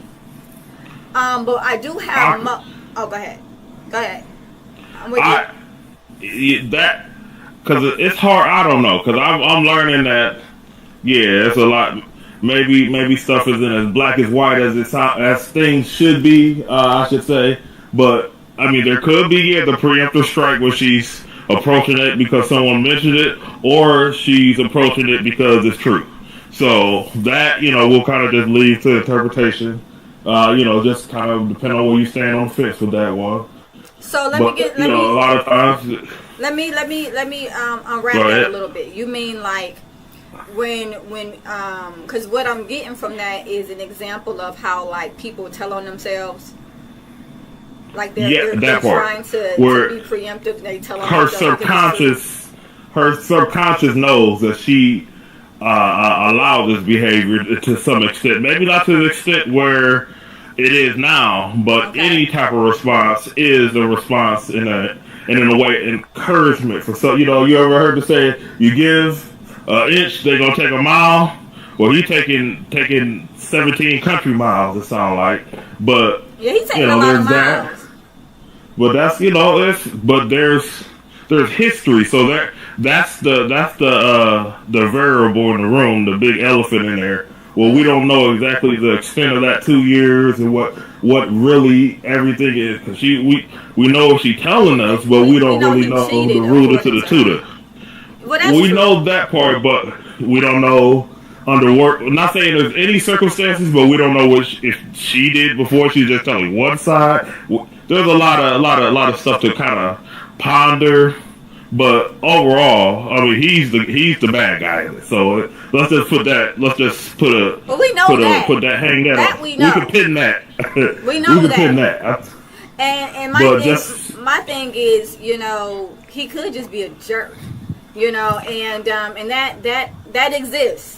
Those individuals exist, like people who see that you're moved on, and they're all of a sudden they're still hitting you up for whatever reason. Now I do agree that the consistency of it over several years seems a bit redundant, but he could one pattern that I noticed is that like when relationships are volatile, and I don't know if that relationship with his wife is, whenever individuals get upset, they act impulsively, and that might lead to looking up exes, trying to communicate with exes, and whatever the case may be. But Mo, hopefully your mic is working today, and you can weigh in on this. What do you think? Hello, everybody. Hey, Mojo. Yo. So, this is very good. One of the things that I noticed is that first of all, he is wrong. Well, we know that. He's married, and she has the evidence of the body parts and the background, right? Right. And so, why does she have to be partaking in this activity? Maybe it is him who continues to persistently pursue her. You made a great point about individuals. This is funny because I had a conversation with this male the other day. He was talking about how he cheated on his wife, and it's taking her forever to like trust him. And I was telling him, okay, well, how many times have you cheated on her? Like he pulled up on her and she was out talking to another dude, and he basically stated that, he knew something was going on because they both was acting odd. And, I wasn't justifying her behavior, but I did ask him, like, how many times have you cheated on her? I mean, and this opens up something, because I get clients, right, couples that come into my office, love couples, and they will begin to talk to me about the infidelity in the relationship, and sometimes it will be one person talking about how they can't get over the infidelity, right, in the relationship, and then a couple of sessions in, it'll come out that they were also unfaithful. And so it's, and so then it becomes the unpacking of, of motive and significance, and, acknowledging them both as the hurt and unfaithful party. It gets pretty complex in those types of situations. But I wanna focus in. She's not asking if he's the asshole. I think universally, right, Quetta? Universally, we know he's the asshole, right? However, she's asking, is she the asshole for sending the pic? But I do want to touch on, Monicia, what you said, where, I do question why Mr. Machismo says that she must have been giving something off for him to keep coming at her. Has anyone never heard of those guys who just don't stop? Or do you... Hold on. Let's put it in perspective. I didn't say had to. I said could be. There's a difference. In my bill collector voice, I didn't say anything definitive. I said there could be. I'm giving two sides of the spectrum. There's always the other side, so we don't know. There's a lot of ambiguity with that. So carry on. Well, Quetta says that he is the asshole, so she agrees with that, and I think that's universal that he is. But I appreciate you clarifying, Mr. Machismo.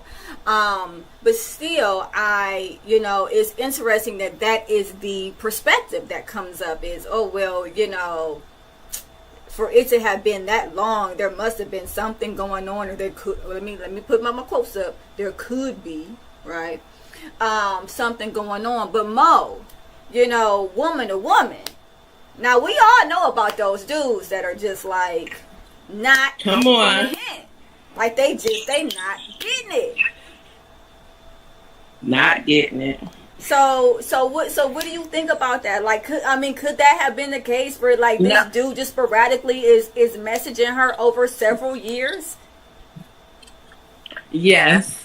Being a woman, I've experienced it. I don't know how many else have experienced it. I have. There are men who Okay, well, there are men who will continue to pursue you when you say no, when you're not interested. Yes. But I don't think she was wrong. I respect her for sending the picture. For I call that being a real woman.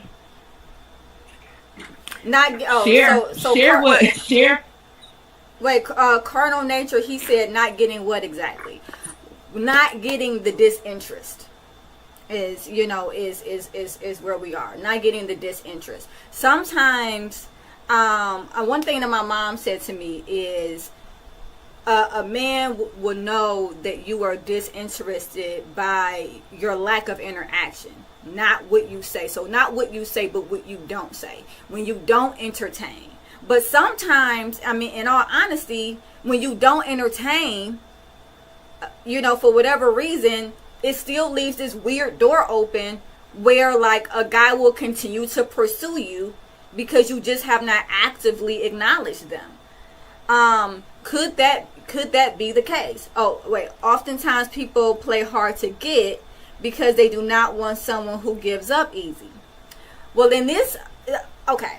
So I'm gonna acknowledge that. As a woman, there is that possibility of wanting a man to pursue. But if I've already been with you and we've been in a relationship for 2 years and you cheated on me and I broke up with you and I blocked you on everything, at that point, there's really not much of a misunderstanding. It's just you caring more about what you want than what I want, which was probably what was going on in the relationship to begin with. What you think, Dante?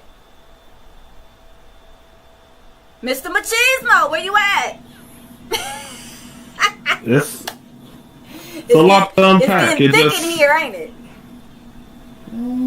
Regular temperature, but it's I mean, it just, I don't know, man. That's one of those KYP type of situations, as most situations are, where we don't know this woman and we don't know this man. So to get perspective, we are on a podcast per se, so both sides and all sides are needed to kind of give an ideal of what could be, because we're not talking in definites. There's no definitive answer to this. But from my experience, because I'm not a woman.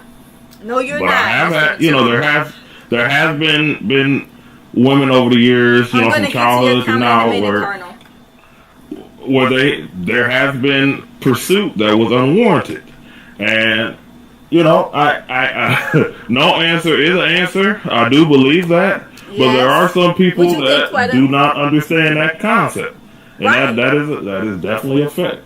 But I would lean, if I was to guess, or if this was you whoever, if you pick this side, you win $50, you pick this side, you got to give 20 or some sort of random, I don't know, I'm just coming up with scenarios. I would lean towards there was some sort of interaction, but I don't know. My gut tells me that, but once again, I don't know. It's all speculation. So with that, I want to, Cardinal is right. So, but I appreciate your commentary, and I'm going to read it. So, Cardinal says, and Mr. Machismo, I want you to weigh in on this, as our male perspective. How are men supposed to interpret behaviors of women who cannot even keep their own positions clear on anything? We are our only real frame of reference, though. Most women are chaotic and insecure or vain and narcissistic. Does that apply here, though? I'm really wondering, does that apply? Because in all honesty, now I don't know your personal experiences, Carnal, because it sounds like maybe there's a little bit of that mixed into the comments. But for this particular instance, with Am I the Asshole here, she was pretty clear. I with you, you cheated on me, I broke up with you, I blocked you, we're done. Unless, again, like Mr. Machismo said, there was some wiggle room that she's just not talking about. So with that being said, Dante, weigh in. 28 years married to a covert narcissist. Yep. 28 years married to a covert narcissist abuser. Then yes, I want to validate your perspective because it's real. You know, and what you went through in that marriage is real. You know, and so when it pertains to what was going on there, I definitely understand.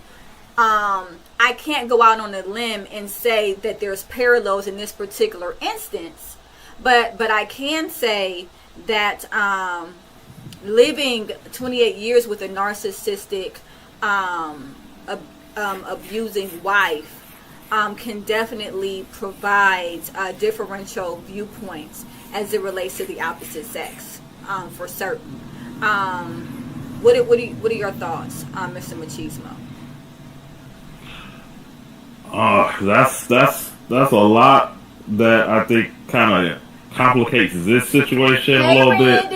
I think this is a little bit more simpler, where this is just a guy on one end possibly just missing his whole thing, maybe because of what's happening at home, or maybe not. He might just be that chauvinistic male narcissist that is nuts. I don't know. But, you know, but at the same token, there might be some residuals that are going back and forth. I don't know. It's a lot of ambiguity, but it's just a little messy. Now, it's a lot. Wait 1 second. I kind of wait 1 second. Like Mr. Machismo, Mr. Machismo, give me 1 second. Go ahead. Randy, I just want to catch everybody up on TikTok, because we do have people commenting on TikTok. We are talking about Reddit, Am I the Asshole? And right now there is the specific topic, well, there's multiple topics that are floating around here. But the title of the Am I the Asshole is A Toxic Ex Sent Me an Unsolicited Genitalia picture. So I took a screenshot and sent it to his wife. Am I the asshole? And so we are discussing that. But also we do have some callers that are in call in, right? And we're acknowledging those comments as well. For instance, we have Carnal Nature. And he says men have no control over how a woman interprets his actions. If they manifest pain in words, they expect men to stop using those words regardless of what the words actually say. If I was the problem, for example, she would be doing better without me, right? So it sounds like we're dealing with threat situations here, because I'm hearing some hurt. I'm hearing that there was some possible gaslighting going on in your situation, Carnal. And also hearing, I'm sorry, is the audio scrambling for everybody, or is it just Carnal? You're working up a little bit. Okay, wait a minute. Is this better?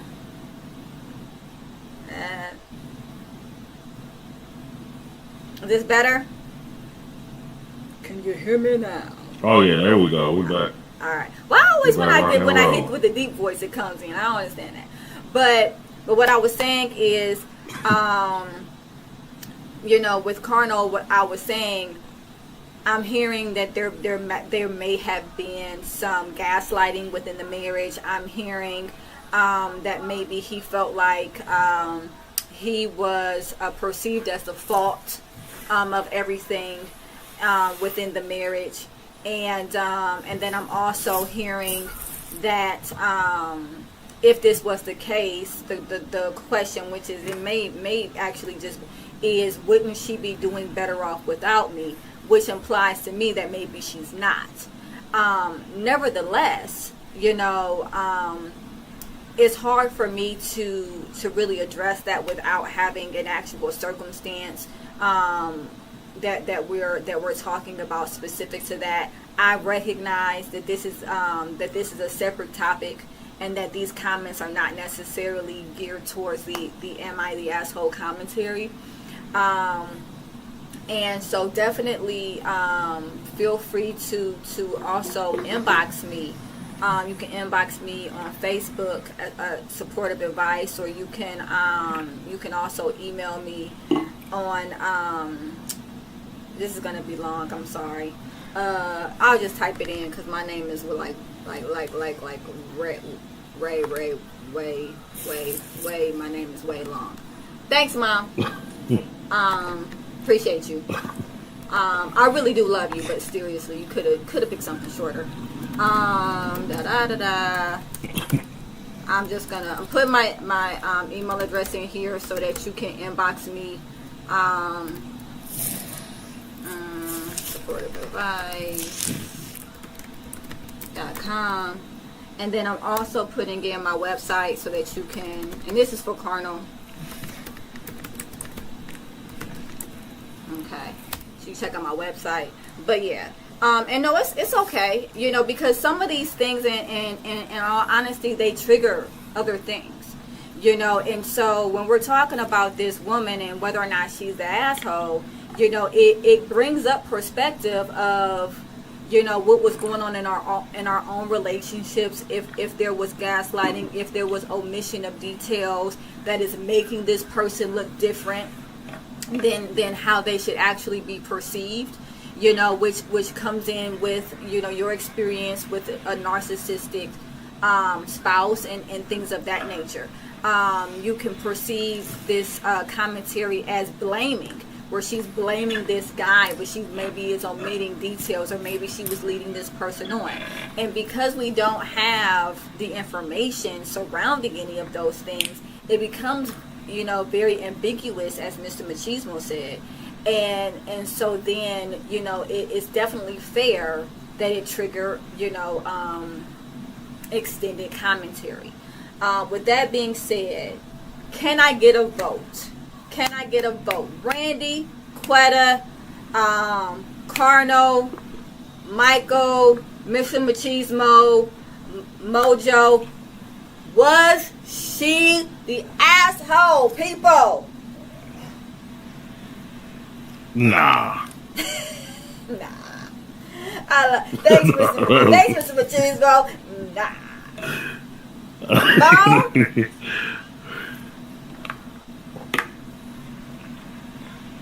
Mo, where you go? Help me out. No, I said no, she's not. I think, like I said, I think she should tell the truth.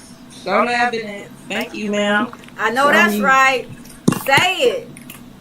So, Yes. Quetta and Randy, if you guys are still on via TikTok, write it in now while we're still on the subject. Was she the asshole? Yes or no? And I also wanted to read Colonel. We are all right in our own realities, at least. The problem lies in when our realities interact with the realities of others, and we expect those other realities to be operating on the same information.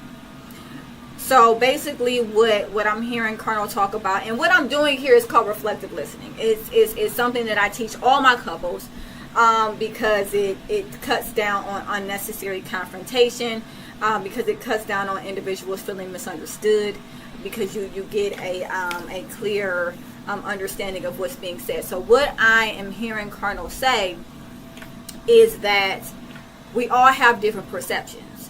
And as it relates to perceptions, schema, just the way that our cognitive skew, which is just basically how we think, how we see the world based off of our experiences, or whether or not we have mental illness, or whatever the case may be, based off of that, we have a personal truth, which might be different than the universal truth, and so it doesn't necessarily mean that a person is telling a lie, or a person is specifically omitting information, when all honesty, they could just be telling their version of the truth. They could just be interpreting their own reality, their own, based off of their schema, which is basically the schema is the theme of their life, or how they see the world. And then you have your perspective, which is skewed by or possibly skewed by different cognitive distortions, which come from things that you've experienced, anxieties that you might have, or whatever the case may be. The universal truths are filters, traumas, impressions. Thank you. Colonel says our filters, traumas, and impressions. Absolutely. The universal truth, like a universal truth might be 2 + 2 is 4. That is something that we have collectively decided is true. That's not my perception versus your perception. It is something that is documented as a truth. Well, Cardinal, tell me in what scenario 2 + 2, and I'm talking about a positive 2 and a positive 2, not equaling 4. So let me know that, because he said it depends on the scale and scope. Now it does, because it can be -2 plus +2, which doesn't equal 4. But when you're dealing with 2 positives, 2 and 2, coming together, you count them 1, 2, 3, 4, and that is something that has been determined as a universal truth. However, again, it's all about perspective when it comes to personal truths. So, with that being said, we have decided that she's not the asshole. I think that it makes sense that she might feel guilty, right? I don't know if that guilt comes from, as Mr. Machismo said, that she was just kind of giving off a little bit here and there, and because it was several years, and and it seemed like that this dude was pretty persistent, right? But I also wanted to say that it could be his attachment style, because there are attachment styles, which are, sometimes it could be referred to as disorganized attachment, and sometimes it's referred to as anxious avoidant attachment, and it creates this pursuer distancer dynamic because of the anxiety. So basically, when someone is like into you, for instance, they kind of run away. They feel overwhelmed. They don't want to be bothered. But then when someone is saying, "Hey, I'm not into you," they're feeling rejected, or there's a possibility they think that they're going to really lose this person, they double down. And the anxiety of it can make it very impulsive, and it can create an environment that is not. I'm looking for a specific word here, and I straight lost it. But that's life. Rational. That was the word. It can create a mindset that's not rational. And so that means that there could be a situation where a girl is not responding. They've blocked you. They're not showing interest in you. But because of that anxious attachment style, you are continuously pursuing them to prove your own worth. But that often goes back to how a person was parented, which again, we don't have any information on. But I wanted to throw that out there because that is a possibility. That is something that I see on a regular basis. Individuals actively pursuing people that are not interested as a way of proving their own worth. So seeking it externally versus internally. So I'm going to acknowledge this comment here by Colonel. 2 handfuls of mine may not equal 2 handfuls of yours. So therefore 4 handfuls of mine will therefore not equal 4 handfuls for you. Now that is a great perspective. However, it is outside the guidelines in which I'm presenting, which is literally 2 and 2. Not 2 handfuls, like just the number 2, a positive number 2 in an equation, and another positive number 2 in an equation equaling 4. That is a universal truth. So not 2 handfuls, not 2 sums of something, but literally just a basic equation of a positive 2 added to another positive 2, making a sum of 4. So with that being said, so there's another caller. Let me go ahead and take this caller. Alexi, you're on. Hello. Sorry, I just jumped in, and I wanted to make sure I understood correctly what you were just describing.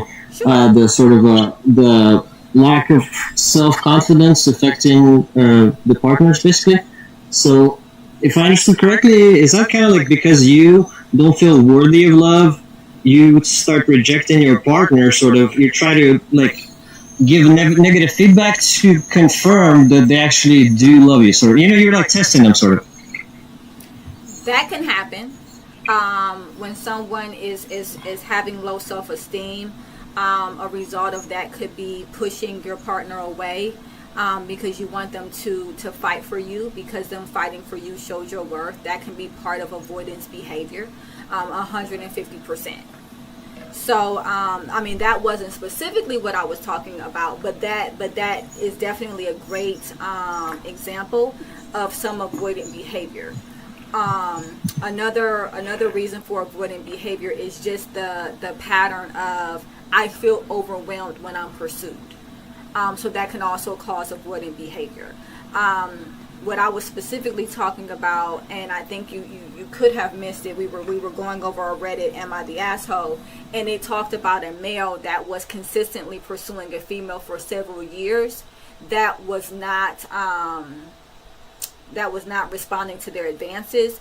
And what I was saying is that it could have been a part of an anxious attachment style that caused him to impulsively pursue her, even though she wasn't showing interest. What do you think about that, Alexi?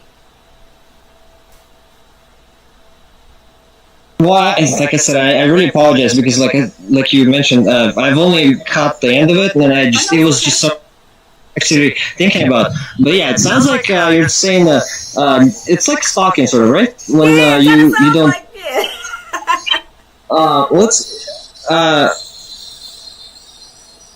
I think maybe it has something to do. Like, did she show any affection for him initially? They were together. So at one point. Oh well, yeah. Then obviously it's because when they got together, he started building a relationship. He saw that there was a connection, and then. But then they broke during up. the relationship, his self-confidence fell down to such extent that he, basically when they stopped dating, he had the impression, like subconsciously, that no one else would take him, but because she has previously done it, he's trying to get that back, but he can't move on because he thinks no one else will even, consider the option. Now, would that be sort of part of the mechanism? What you just said is a very important factor. It's a very important factor because they were in a relationship, and when they were in a relationship, he cheated on her, which can be a way to distance yourself from your partner, which goes along with avoidant attachment style. However, after they broke up, he did continue to pursue her. Now, here's where it gets tricky, Alexi. He's married with 2 kids, and he continues to pursue. Oh, so the lady, so the family, you mean the wife and 2 kids, that's separate, right? Yeah. So this is basically his mistress. This is his mistress that he's pursuing right now, right? No, this was a girlfriend that he had previous to getting married. Oh, okay. So they broke up. He got a family and 2 kids, and now he's pursuing the initial girl. Right. He got married. They broke up. He got married, right? Uh-huh. He had 2 kids with this woman that he's with, but he keeps on pursuing this ex that broke up with him years ago. Oh, well, yeah. Well, that's kind of simple. It's the same. Sorry, I didn't mean to say it's simple. Okay. To me, it has parallels with people when they're 50, 60 still listening to music they used to listen in high school. Oh, I like that. It's an attempt to return to your, young, youth, basically, because as people age, right, you start losing details of your past, and you kind of focus on significant events, and you try to remember it as, it's like grass used to be green or whatever kind of saying, whatever. Right. So what you're saying, and I do have some chats as well. Carnal, I'm going to get to your chats in just a second. But what I'm hearing you say, Alexi, is that he may not be happy in his marriage or in his choices, and so he's trying to return back to a period where he was happy. Is that what you're saying? And in doing this, Yeah, he's exactly. constantly pursuing her.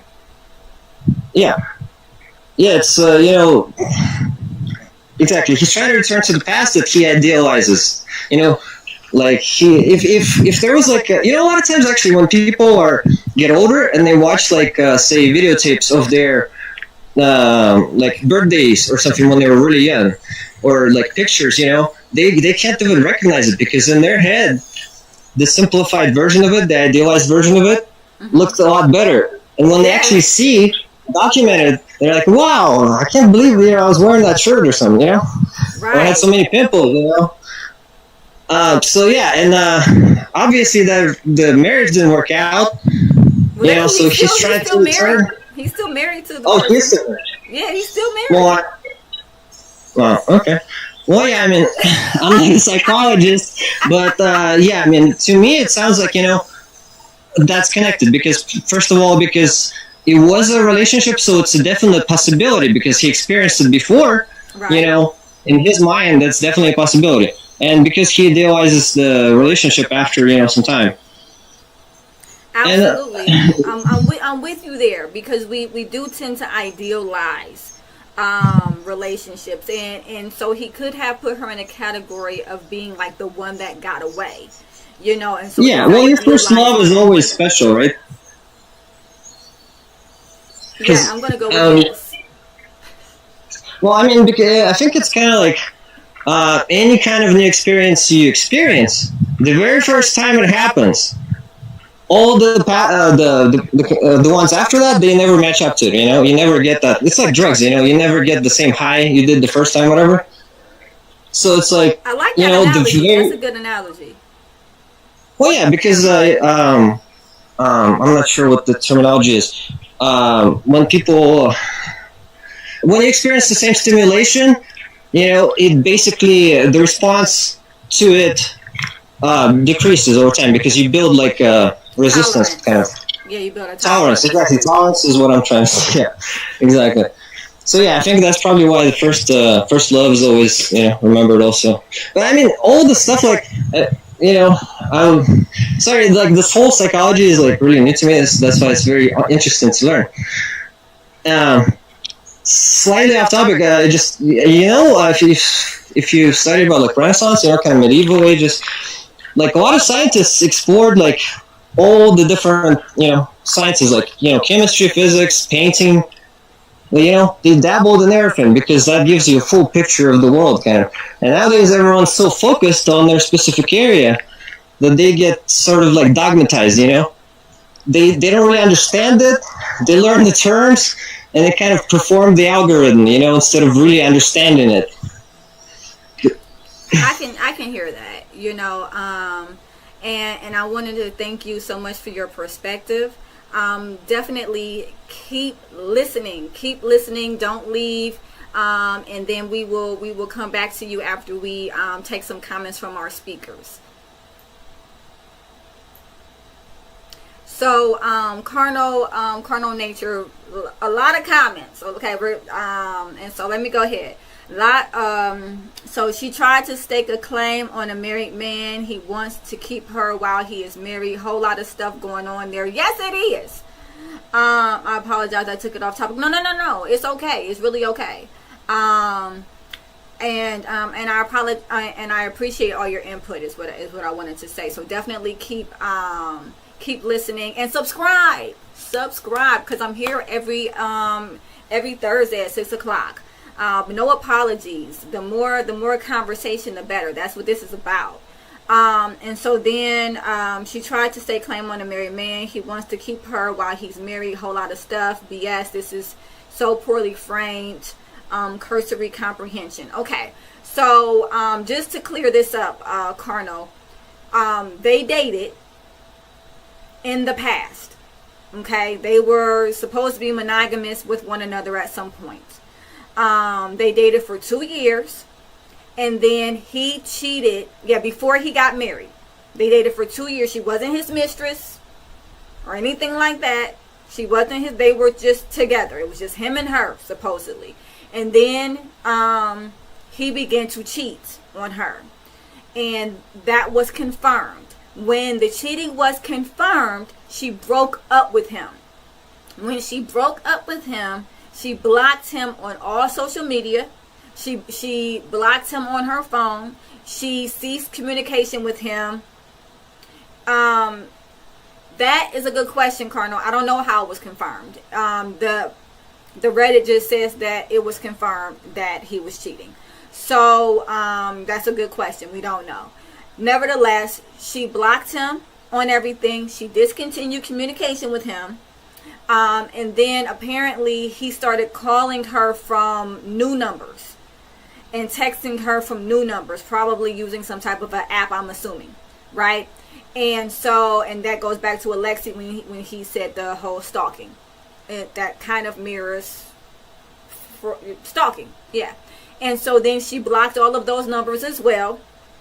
And so then she said she deleted something called WhatsApp, and then she reinstalled it. And when she reinstalled it, he reached out to her on WhatsApp, and that is where the male genitalia picture was sent to her. By this time, he was married with 2 kids, and so she found his wife on Facebook, and she says that the reason why she was able to find his wife is because her family and his family are friends in some kind of way, blah blah blah. It's irrelevant, I guess. And then she sent the picture to her. And so what we were trying to determine here is, by sending that picture, is she the asshole? For the most part, we all said no, she's not. And then it says people can convince themselves of indiscretions in order to substantiate their own desire to cheat. Absolutely. And again, this sounds like this is coming from your perspective that was developed within your marriage, which absolutely makes sense. So yes, that is a possibility. I'm going to just take this person's word on it, just because I don't have any evidence otherwise. And if he was pursuing her while he's married with 2 kids, that shows a pattern of infidelity. So I mean, it's not far-fetched that he may have cheated on her, because a lot of times infidelity is in patterns. But I do want to give my speakers a chance to comment on Alexi and what he said, as well as what Carnal is saying, and just kind of get Mr. Machismo and Mojo's perspective of this while I drink some water.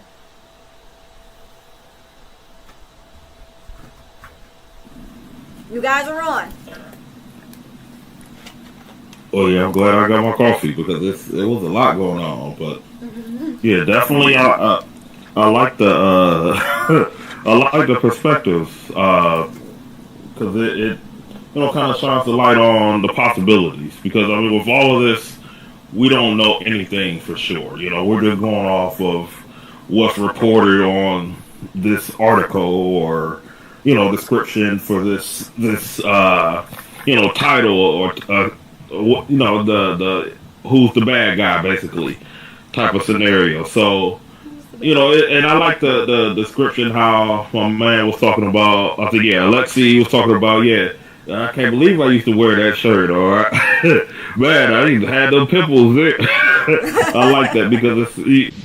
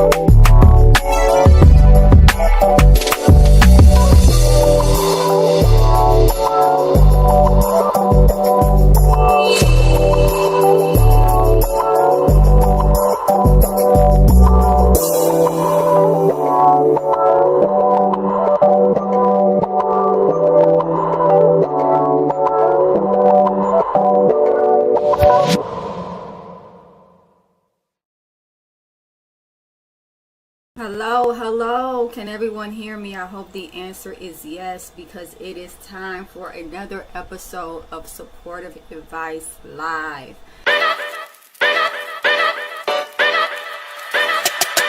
Yo!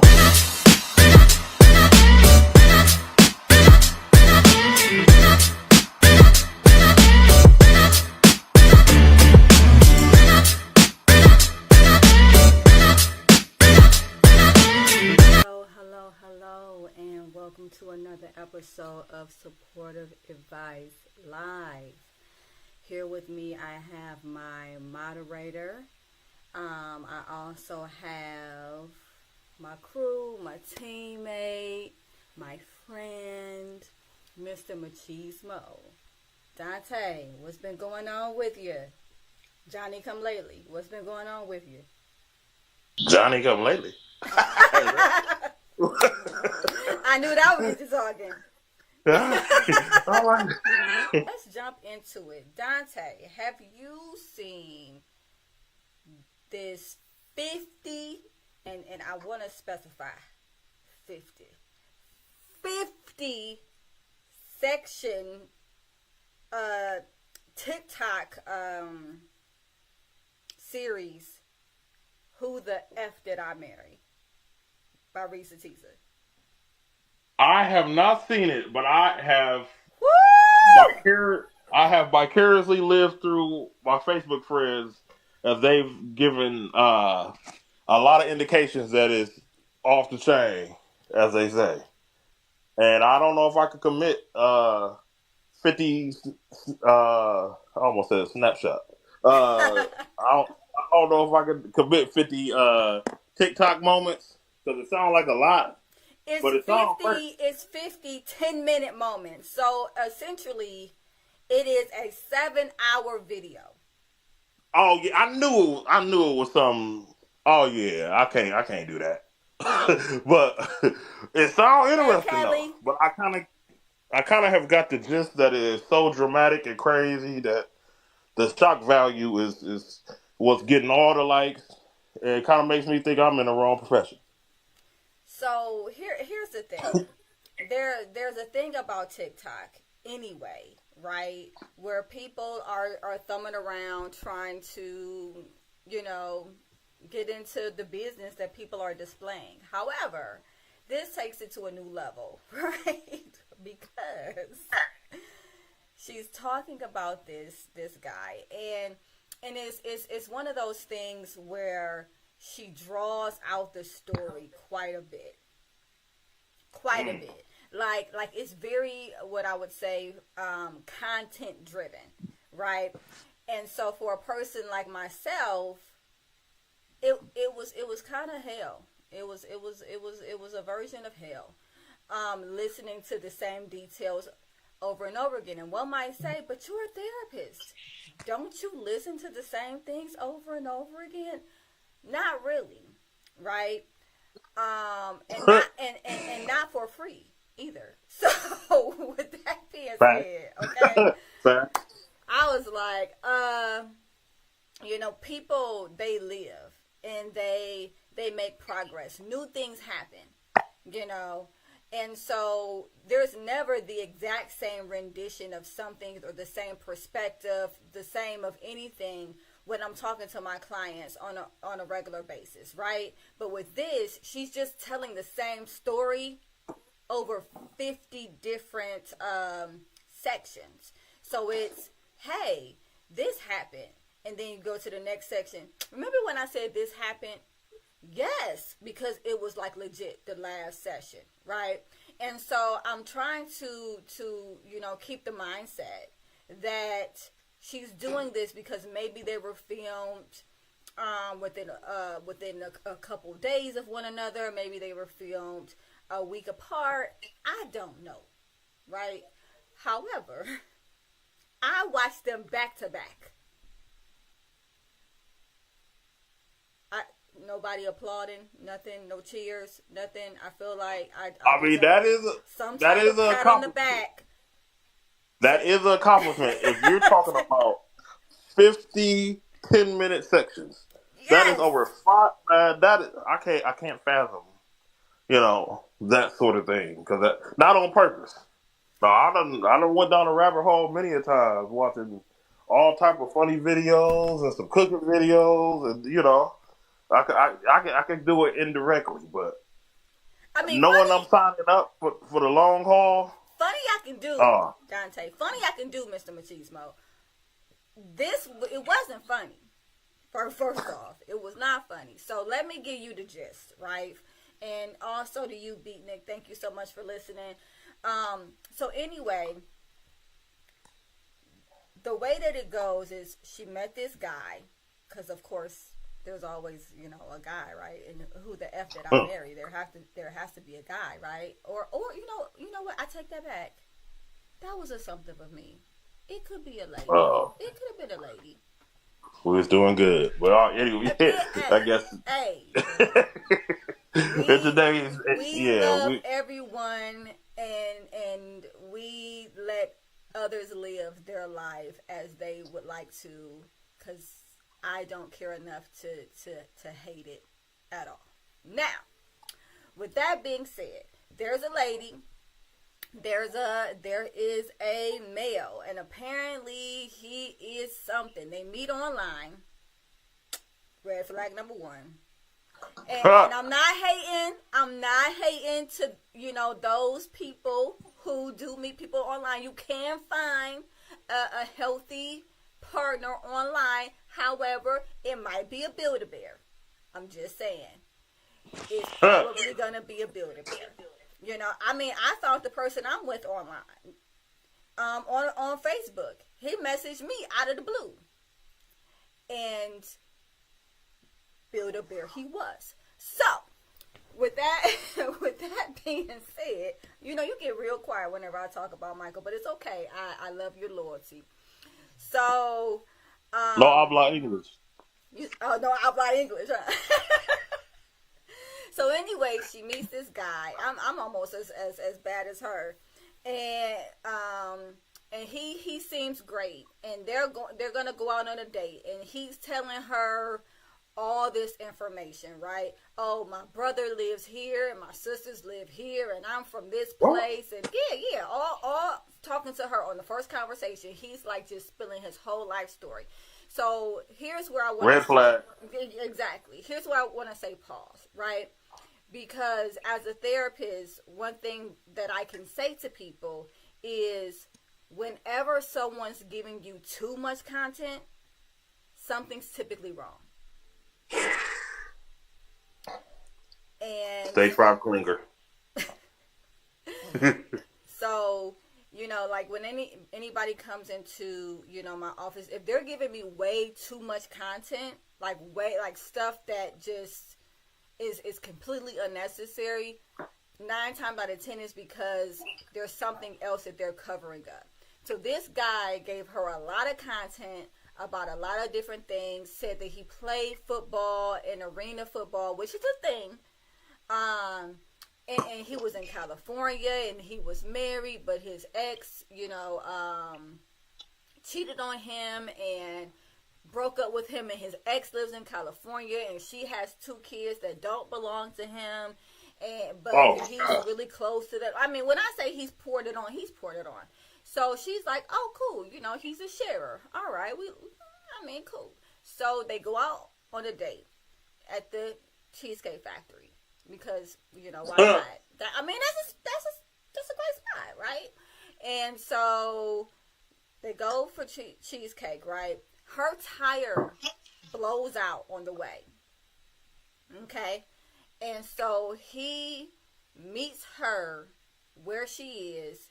He helps her get her car to a place where they can replace the tire. And then afterwards, he pays for the tire. Now, this is what looks like a green flag.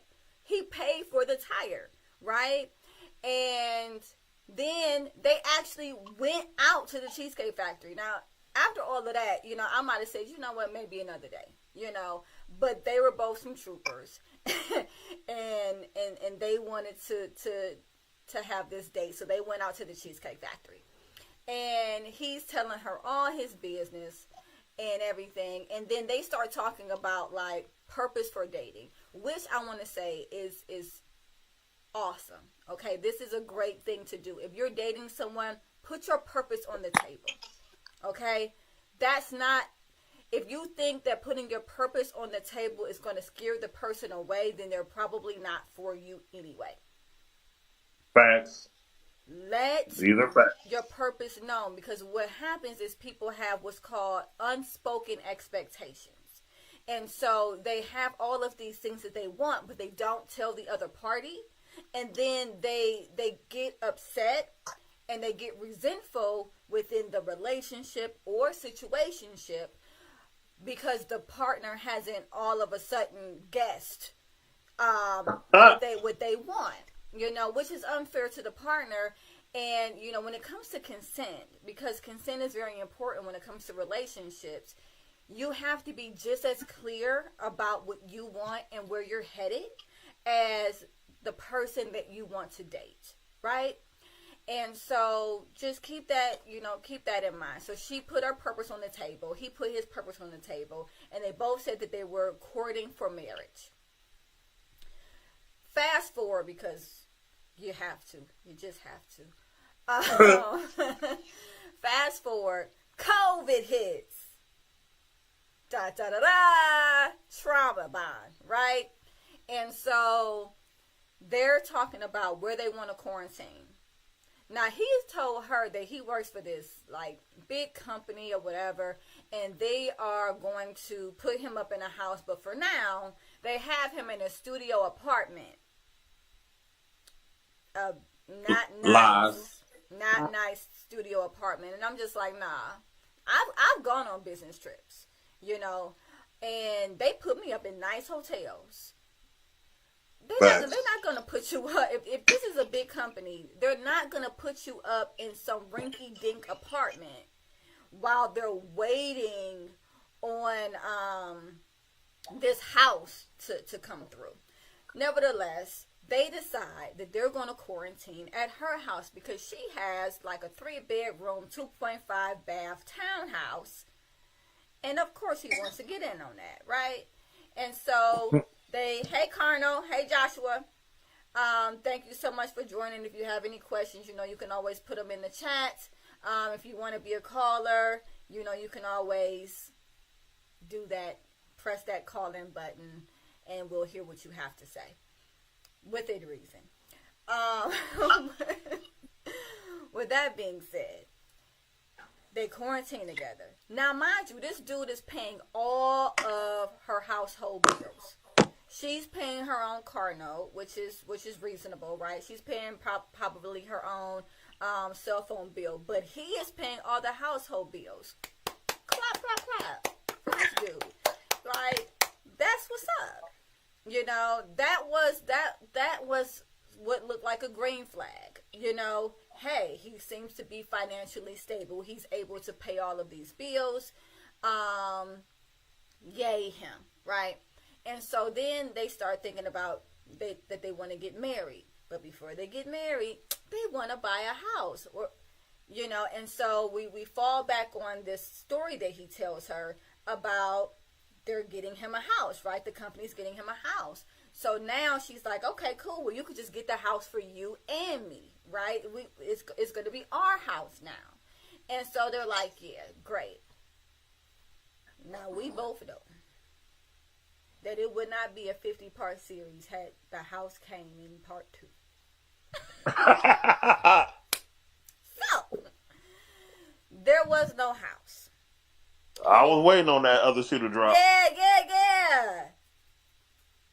Yeah, it has been a while, Cardinal, but I am glad to see you on here.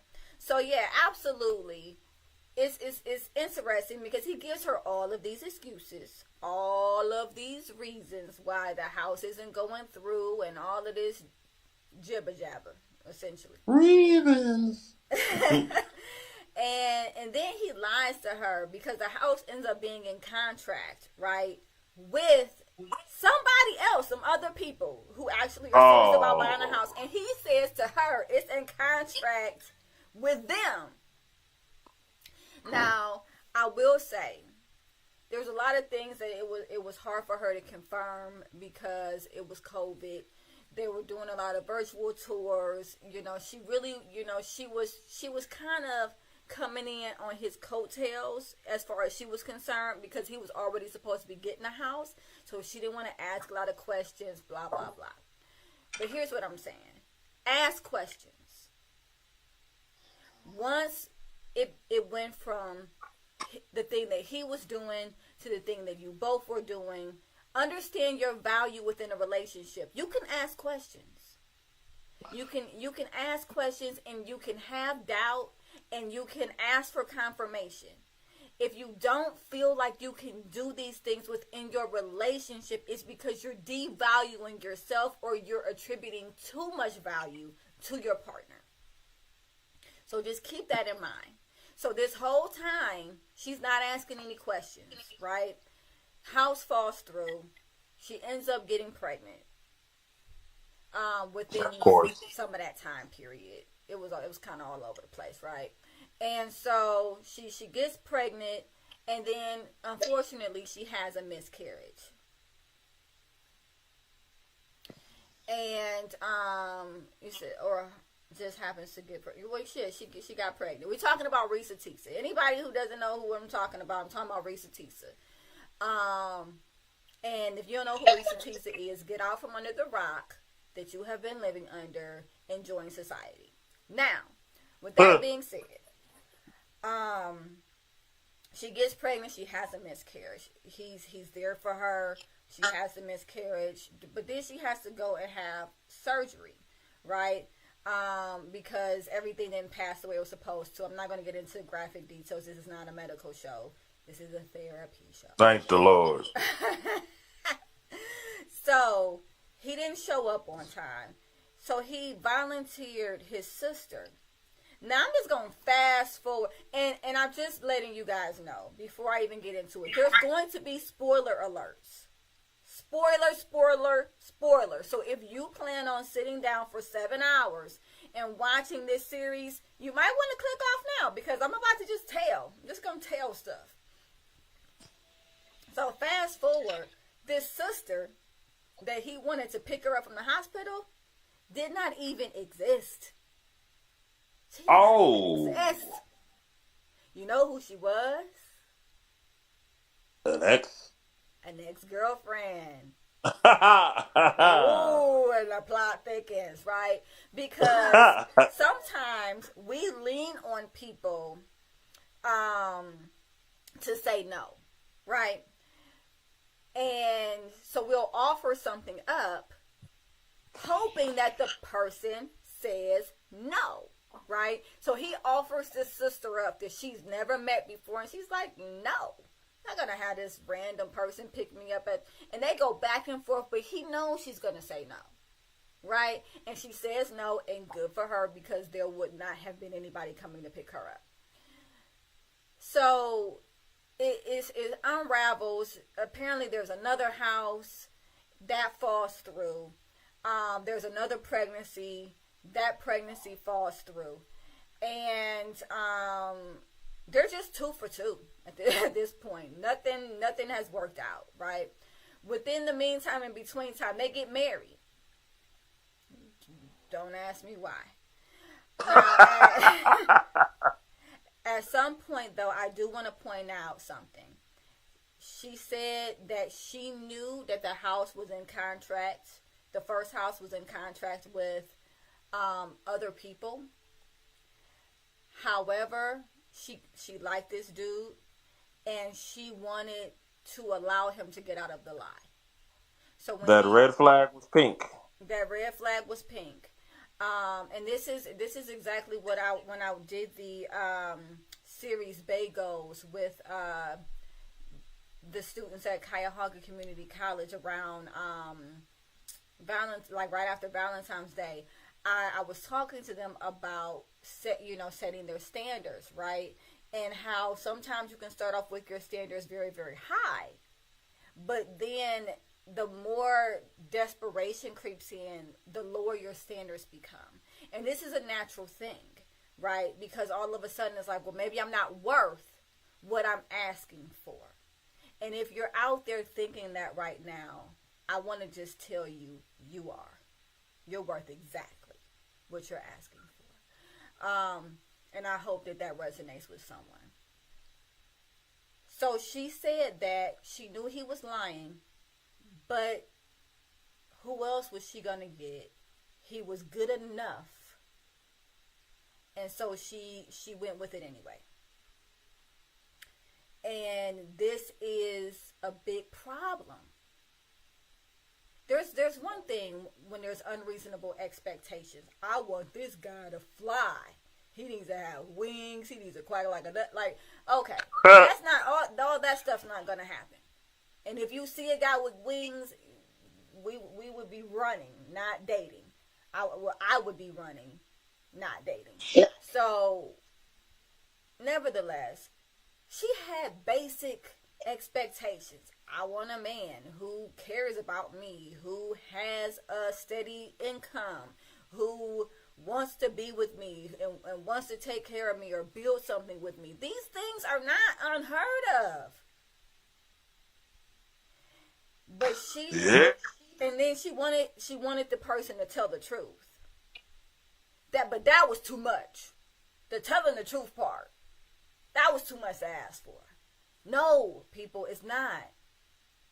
It's not too much to ask for. But she settled.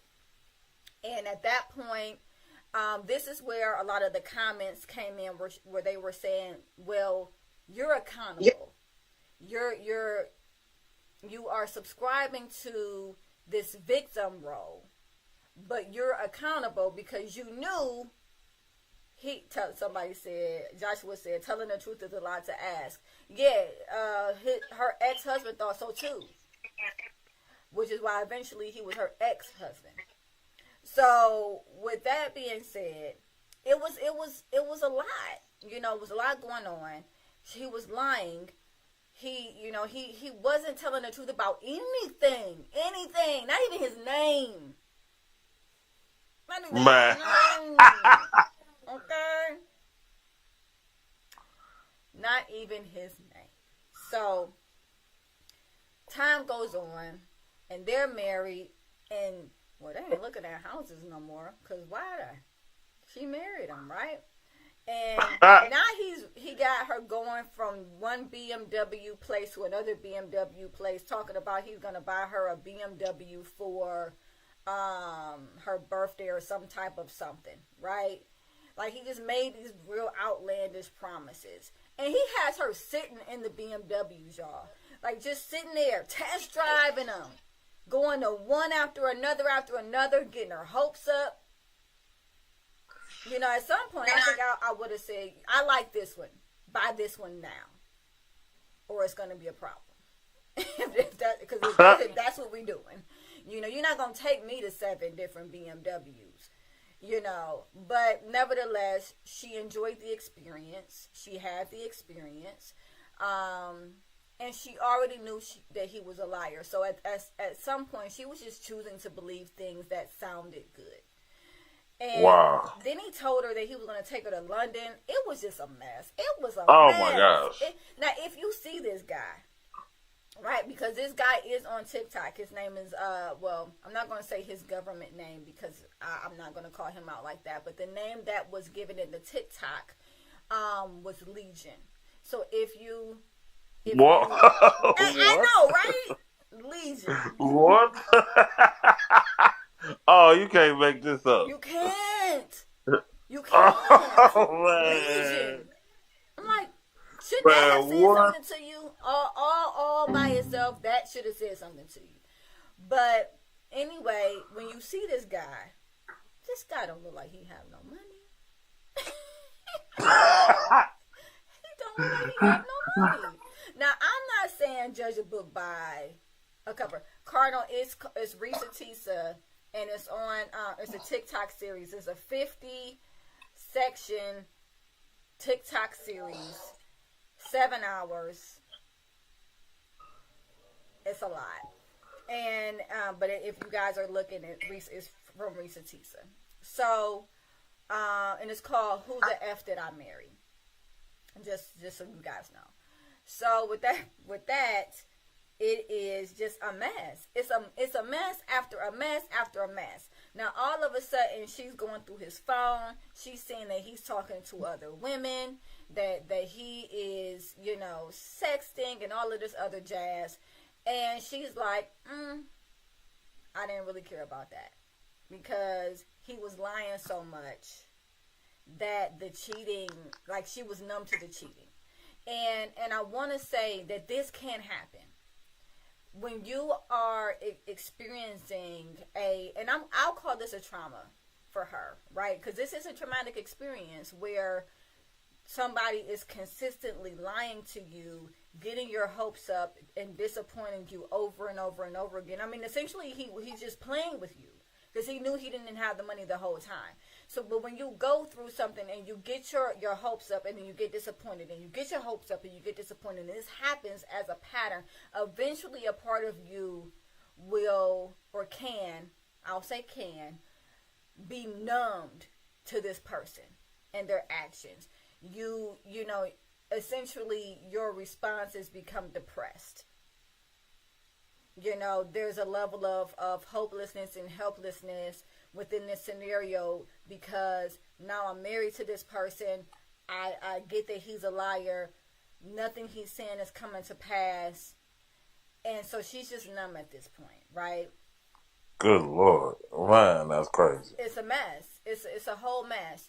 And so then she says that she was actually grateful at one point because she saw that he was cheating again with what she said was a prostitute. And she said that it was a legit prostitute because there were prices, how much for this, how much for that, etc.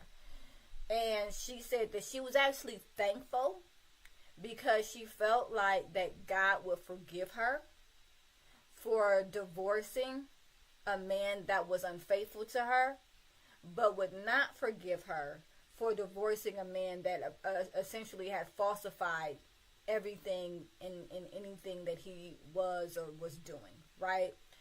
And I want to take a moment to say, I don't know what God everybody serves, and it's not for me to know, but I hope that no one is serving a God that wants you to be miserable with someone that is lying to you and breaking down your self-esteem and manipulating you every single day. Every day. I'm going to step off my soapbox in a minute, but I will say, do you really think that's what Jesus died for? If you believe in Jesus, if you believe in all of that, which she claims that she was a Christian and she believed in the storyline of Jesus and all of that, if you believe in that, you really think that's what he died for? So that you could be held at this high regard around divorcing someone that is lying and manipulating you, like, whatever. So anyway, I'm gonna step off my soapbox because sometimes you got to. But she was excited because he had cheated, and now that was her golden ticket to end the marriage, I guess. He had lied about everything. The girl hired a private investigator at some point. At some point, she had looked up his social security number, and the social security number that he had gave her wasn't the same social security number that she had found on some packet. So it was just nonsense. And he said that he had went to a school in California and that he had played football and all this other type of stuff. And none of that was true.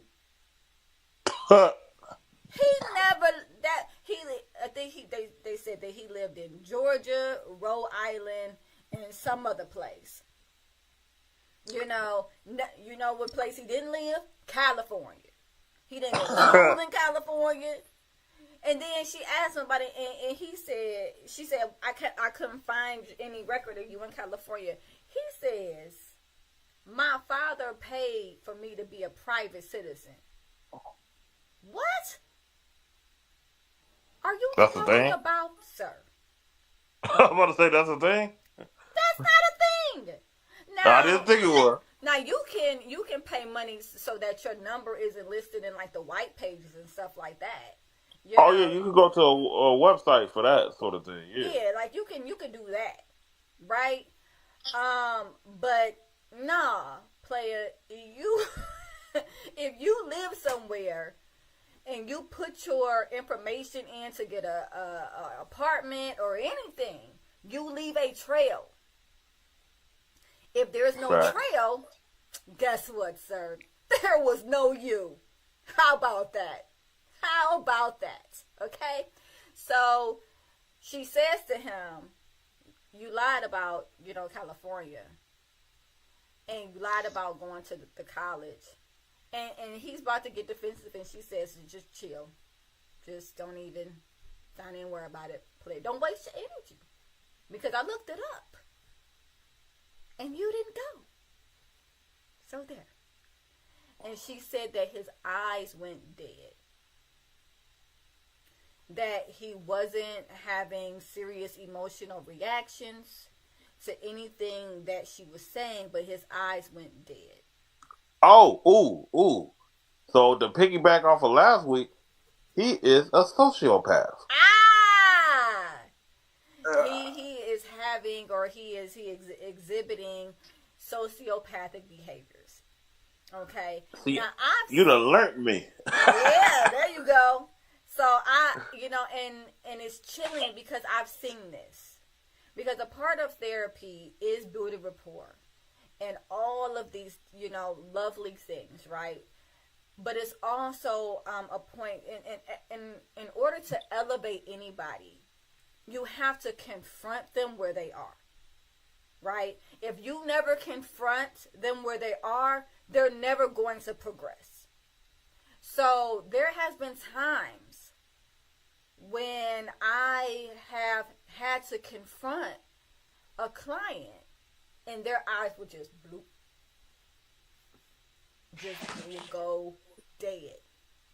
And so I knew exactly what she was talking about. And that's a scary thing when somebody's eyes go dead like that. Because he didn't care.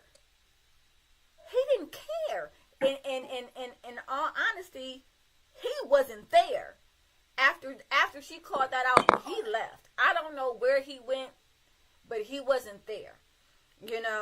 And I've seen that multiple times, and I'm telling you, individuals that can detach from themselves and from reality like that, no.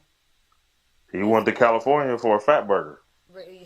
That's where he must have been an In-N-Out in California. When she was asking him about San Diego, he had went to In-N-Out in California. But it was sad, but it wasn't, because I think that by episode 35, 40 or something, that by the time she had said something to him or whatever, we were ready. We were past ready for her to have said something. We were like, can you please move this along? And so people said they were captivated. I was not captivated, but I knew that I wanted to talk about it today on my podcast, so I figured I might as well. I have to watch it. Sometimes you just got to do what you got to do. So she finally confronts him. She tells him, and he's faking some knee injury or whatever at this time. And she said that he's not eating. He's lost a lot of weight. She don't know what's going on. I think maybe he done told somebody that he had cancer, somebody else he was seeing.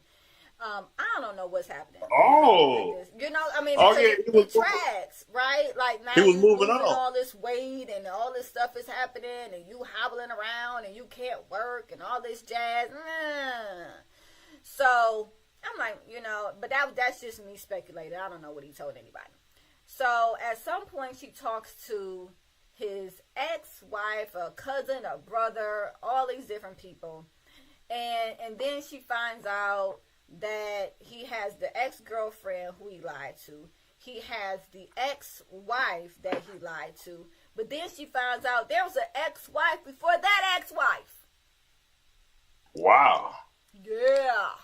So she's number 3 instead of number 2. And I'm not counting the girlfriend. She's number 3, the third wife. And wow. So, yeah, it's a... I would likely be single by choice for the rest of my life, thanks to my own experience. Yes, that was Carnal's comment, and yes, I don't think he did have anything to lose, at that point. But she told him, she was like, you need to get out, you need to leave. You've been lying. I don't want to do this anymore. You need to leave. And so he doesn't leave because duh, right? And he calls his aunt, who is really his aunt, according to the story, and says to her, she says I'm lying to her, and she's putting me out. And I've never lied to that girl. And apparently, for her, this was a breaking point. Because this was one of the first times I think that she had actually saw him lie to someone else about her in front of her face. And she lost it. That'll do it. She lost it. She went. She said she had an Angela Bassett moment where she was darting around the room. Anybody seen Waiting to Exhale, where she was darting around the room. Now, this is where she says she snapped, where she separated or detached in some way from reality. This can happen. It can happen.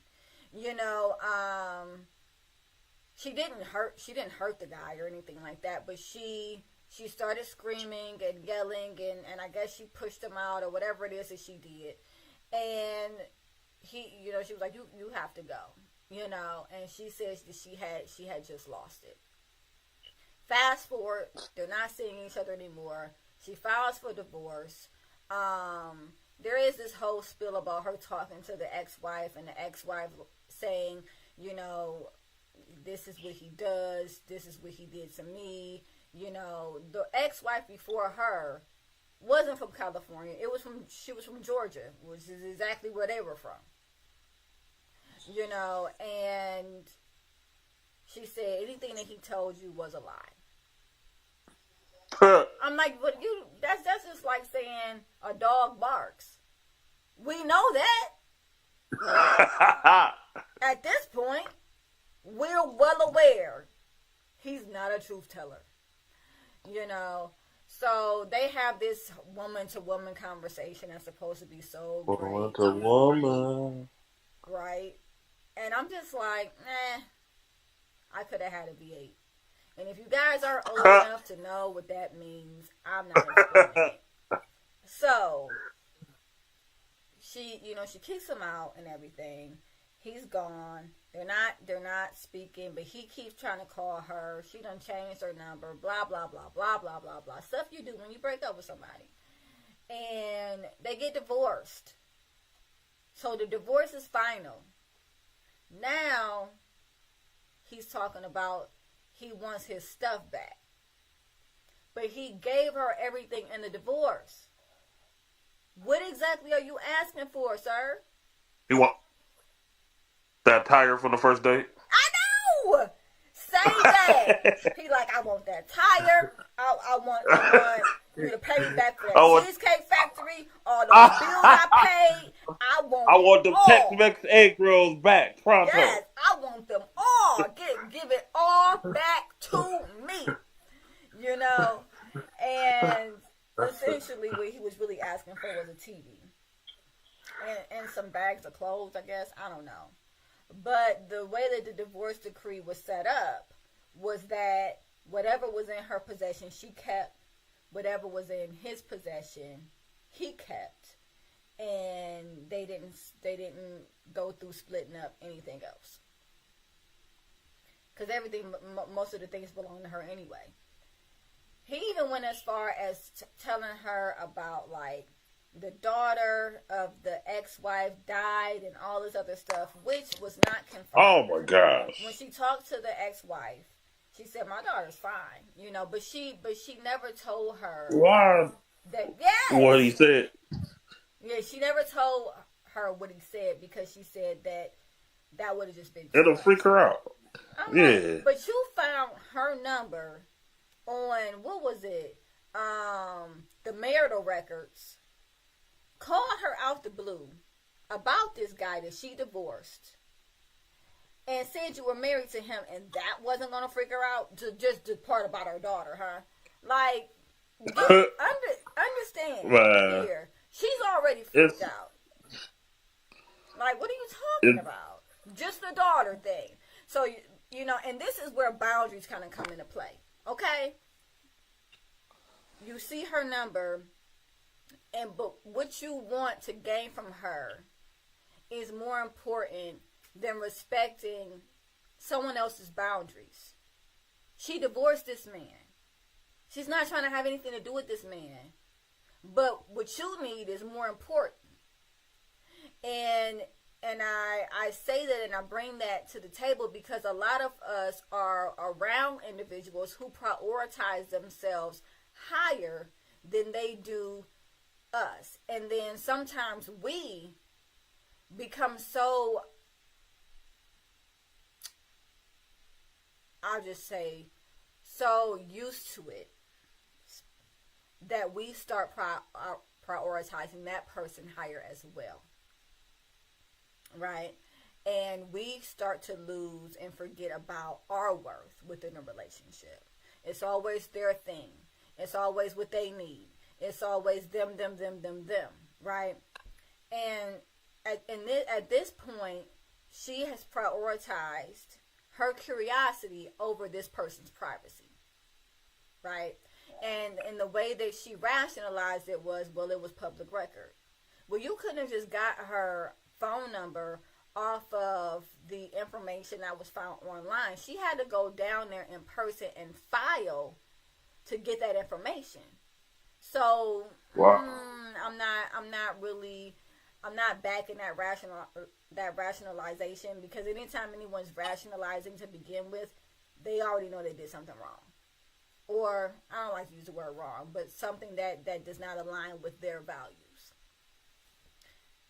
Now, she talks to this lady, blah, blah, blah.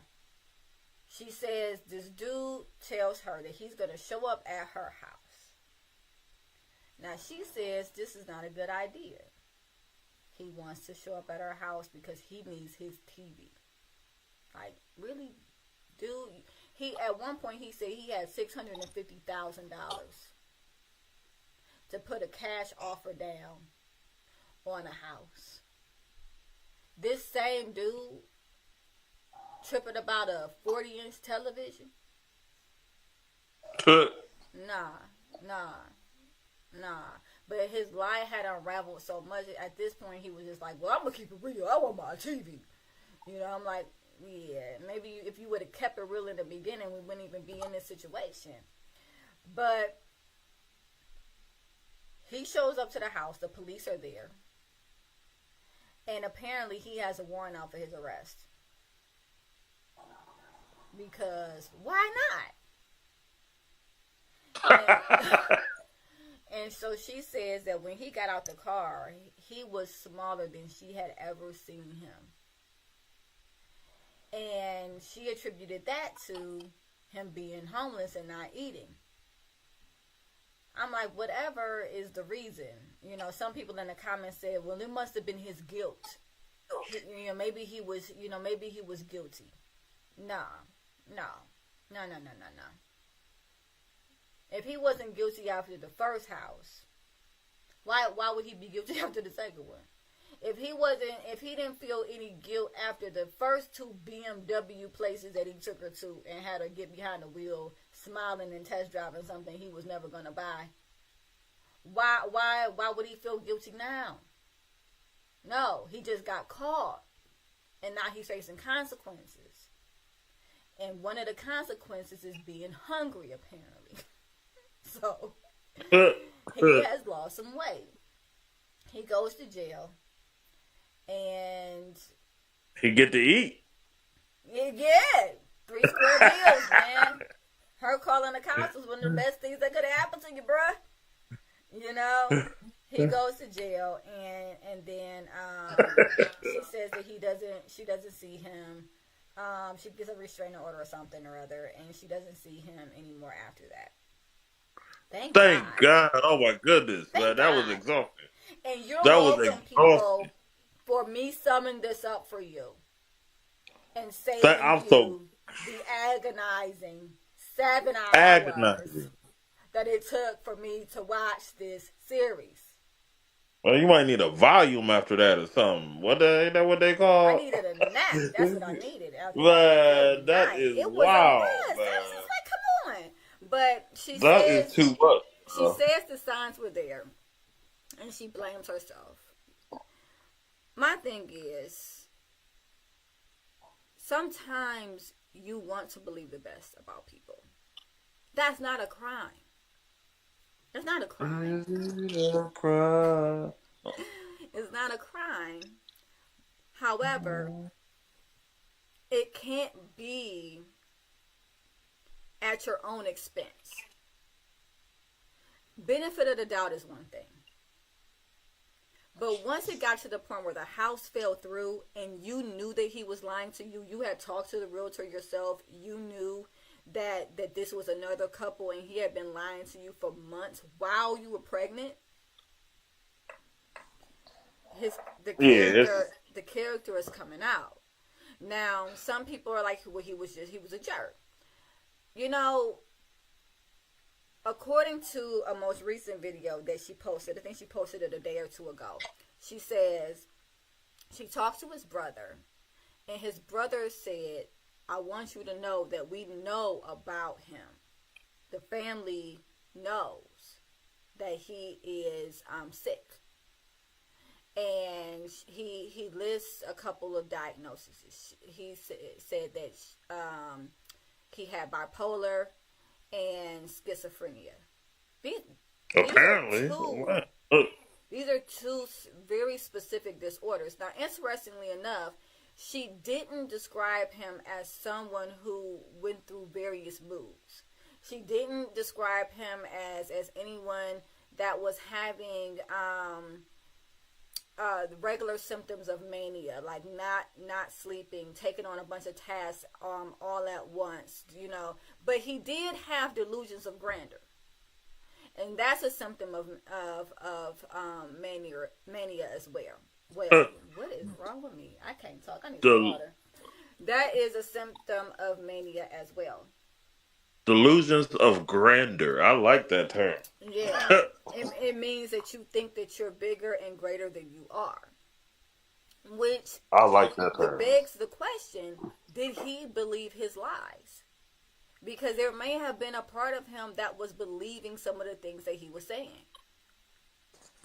You know, and being, you know, schizophrenia, that's a very serious and dangerous disorder. Now, they didn't say he had paranoid schizophrenia, but you know, he has a schizoaffective disorder, and so you know he consistently lies and he lives in his own reality, right? And so they said they knew this, and they tried to get him meds.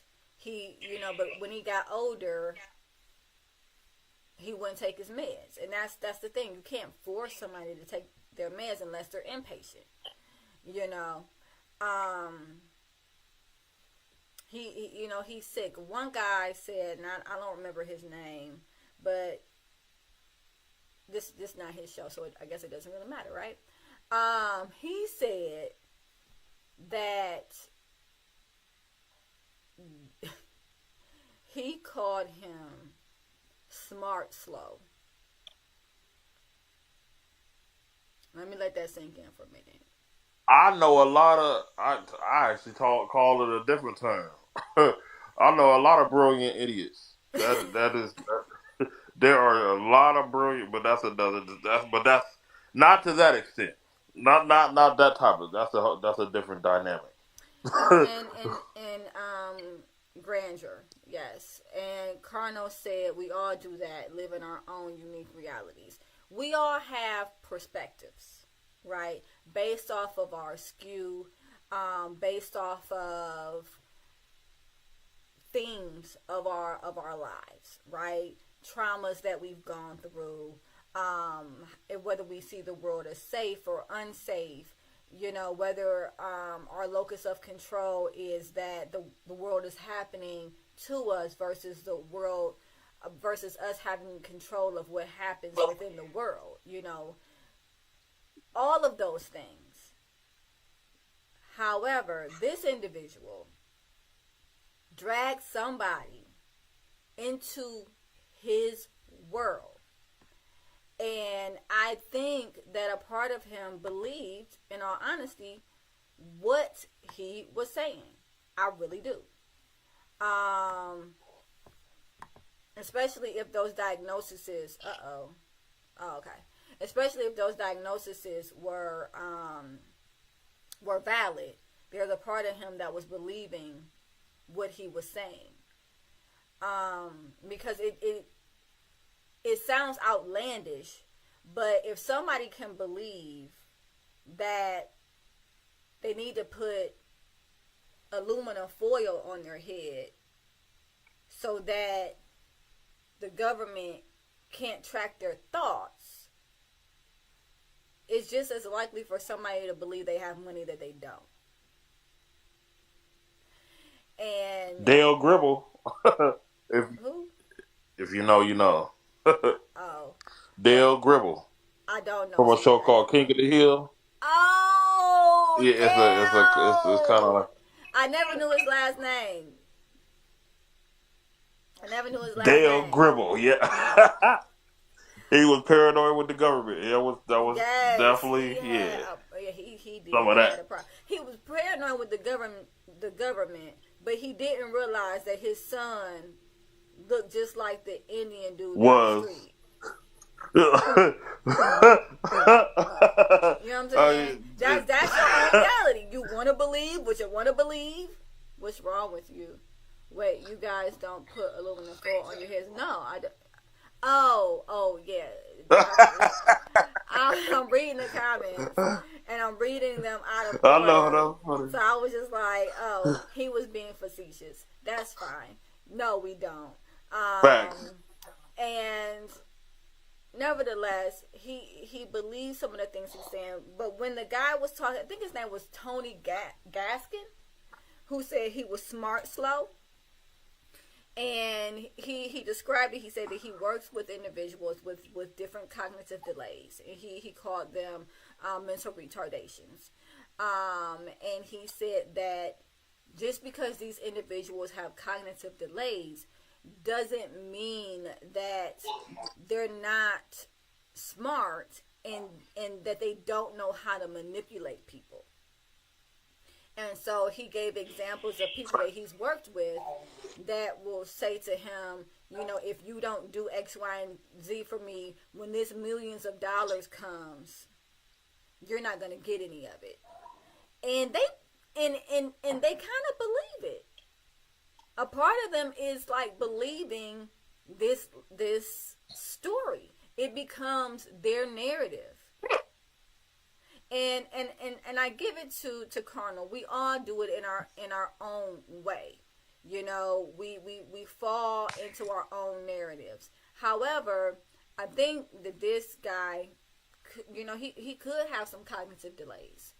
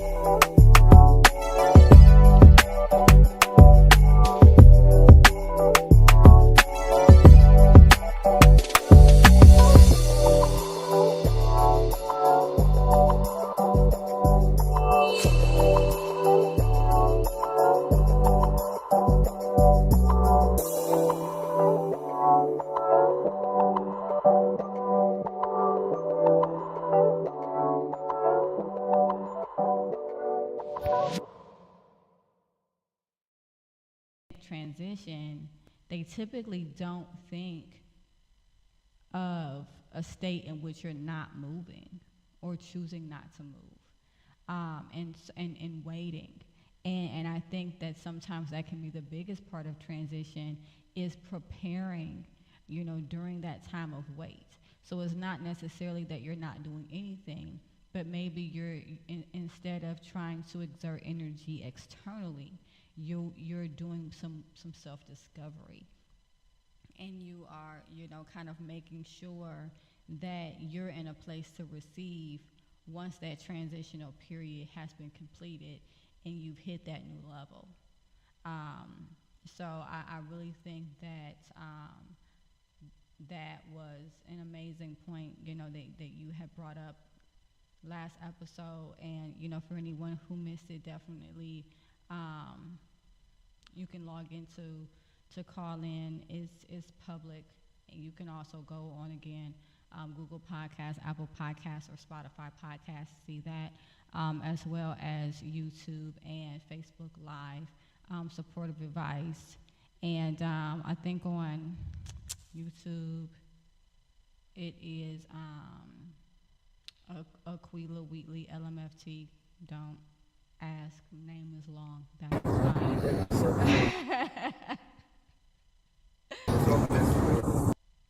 And did you have any additional thoughts?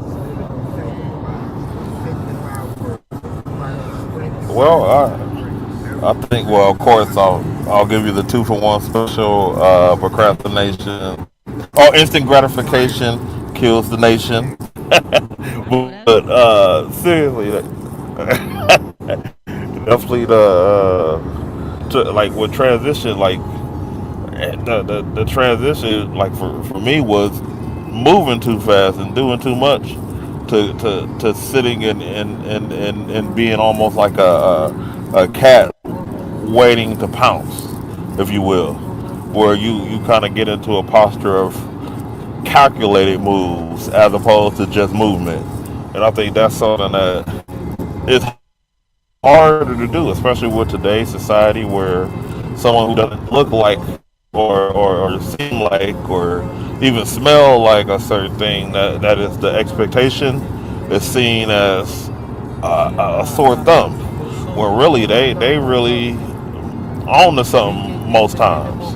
What I saw like a super nonconformist when I say this, but what most people kind of like or gravitate to kind of makes me concerned. Like why is it so popular? What's wrong with it? What's going?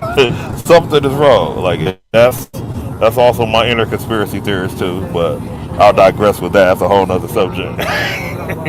But yeah, that's I think that's important to just know because for some people their transition is going from sitting and being in a study mode to being active. You got to know where you at with it, and that's the whole that's the biggest thing about transition. What are you transitioning to?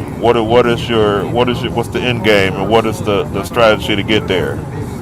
And I think that's it's all independent on the person, and I think that's the biggest thing people should take away is like what is going to work for you, not work for Jeff over there that what you went to school with, or will work for Margie and what works for you, Broomhilda, or what whatever the person's name is. What works for you?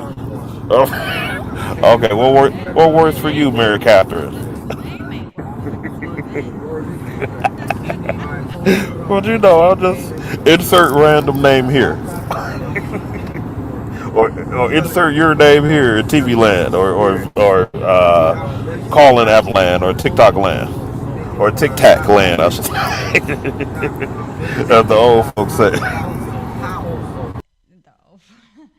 So, I 100%, agree that it is all about, what works for you. Now, granted, we have external motivation, which is typically societal expectation, right? And there's a part of that that's necessary, right? If there were no, hunger, starvation, no competition, people wouldn't have motivation to succeed, right? Because then what would success be? So a lot of times society determines those things, and it puts us in a place to continue to grow, and to have goals to actually grow toward.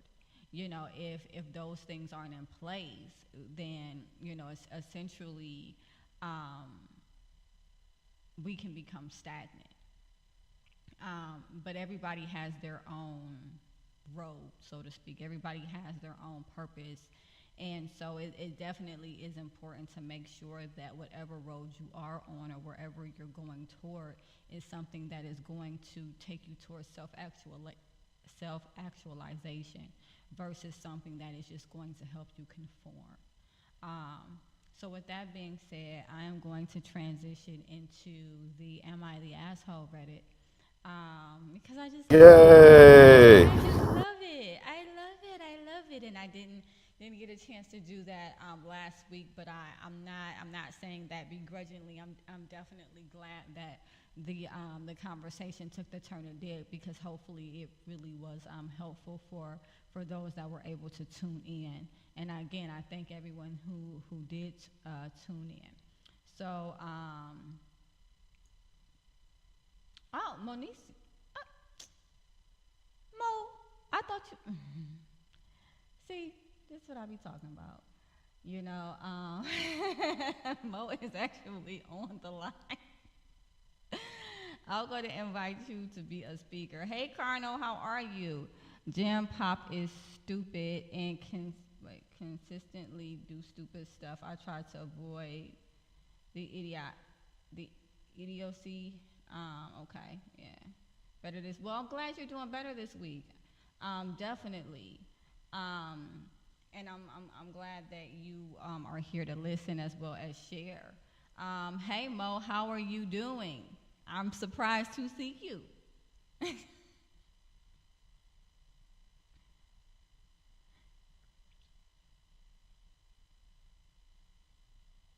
Thankful. Thanks for having me once again. Of course, of I'm course. excited to hear what we're talking about today. All right, so what we're gonna do is we're not gonna draw this out too long, but I did want to go into the Am I the Asshole Reddit. So here it is. It's a little long, so bear with me.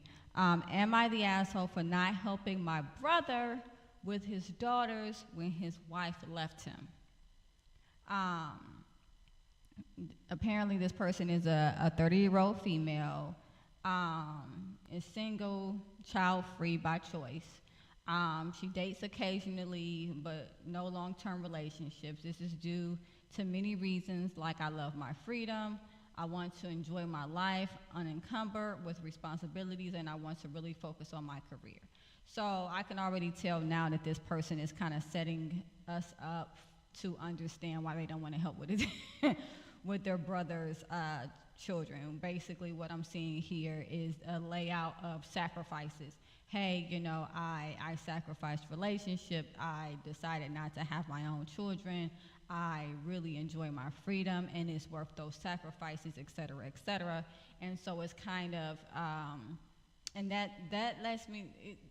It kind of creates an environment where you have to wonder why this person is already starting to overcompensate in the conversation, and we just started, right? So it says, my older brother, who was 34, got married when he was 26. He has 2 kids, both female, 7 and 4. They had a traditional household. He wanted a partner who stayed home and looked after the family while he earned. She had apparently dreamed about being a homemaker and taking care of children. But during the last couple of years, she showed signs of hating it. Yeah. She wanted to study more and work outside, build something of her own. But my brother refused to step up or help. I warned him once, but he told me it's none of my business how he runs his household, so I kept my mouth shut. His wife left him a month ago. She just wrote him a letter saying she can't do this and she wants to explore her life. She left kids with him and basically vanished. We have no idea where she is. Jeez, that sucks. The thing is, my brother doesn't know how to do even the most basic things. He is the kind of guy who never changed a diaper or toasted bread. The moment my brother found that his wife left, he called my mother, who rushed in to save the day.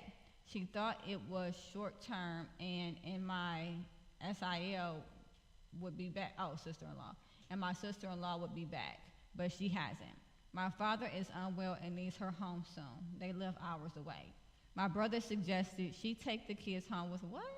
No, brother, we're not doing that. My dad said no. He is retired and they are both getting old. He does not want to have kids in the house full time, taking up their energy. Since that was a no-go, my brother asked me to either move in with them to help out or take kids in with me. I refused. From what I see, he is a grown adult and these kids are his responsibility. I made a choice to live the way I do, and I do not want to sacrifice my life for his choices. My family is pressuring me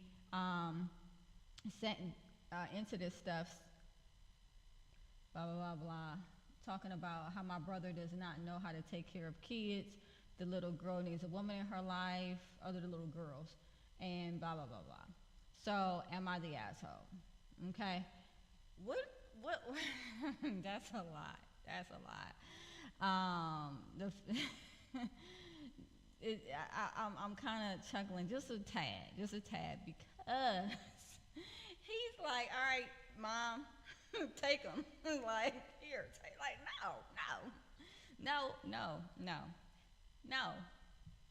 no. So I see Carnal seems awfully selfish. Help, not take over. So how old are the kids? 7 and 4.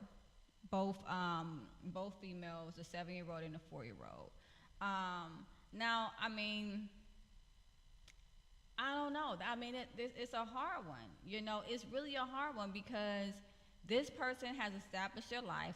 They have made choices, you know, based on what they want out of life, and now, you know, the brother is like, well, I don't know what to do with these kids, so, you know, you need to help me, you know, or figure out what to do with your kids. You know, if you don't know how to toast bread, find out. You know, everybody had to start from scratch when it comes to being a parent. There is no manual. There's books. There's plenty of books.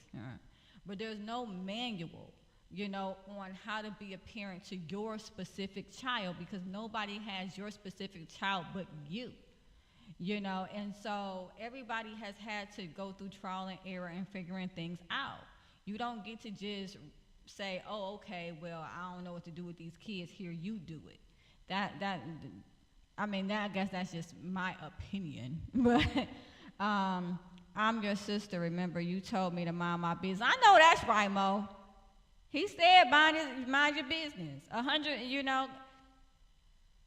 And, you know, and it's hard because it's like, and I was just talking to a client about this today. I have a client that is, you know, about to get married soon, and there were some concerns because of the way that their spouse, I mean not their spouse, but their fiance current viewpoints are, right? And one thing that I said was, viewpoints change, people grow, needs change, wants change, you know, and it's important to understand that, because in this scenario, at some point, she wanted to be a stay-at-home mom, and then she decided it wasn't for her, but she would not have known it wasn't for her until she actually attempted to do it, right? Says he should have been participating more from the start, and maybe the mom wouldn't have left in the. Go ahead, Cardinal. You are on it tonight. You are on it tonight. Absolutely. You know, it seems like that he put all of that on her. and even if she took it willingly, which is fine if that's the case and if that was the dynamic in which they set up. But to not know how to change not a one diaper, or cook a meal, or it's like, as there is a part of that that's just autonomy, that's just independence, that things that you would need to know how to do even if you didn't have kids, if you never got married at all. These are just things that you would need to know to do to survive as a human being. So, Dante, thoughts? And yes, Carnal, I'm with you. Takes more than money, 100%. Mr. Machismo, is she the a-hole?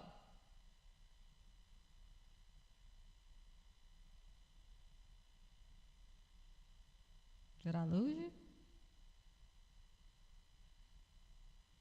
Oh, one second. One sec. So, Mo, based off of the comments that I'm seeing, I take it you don't think she's an a-hole.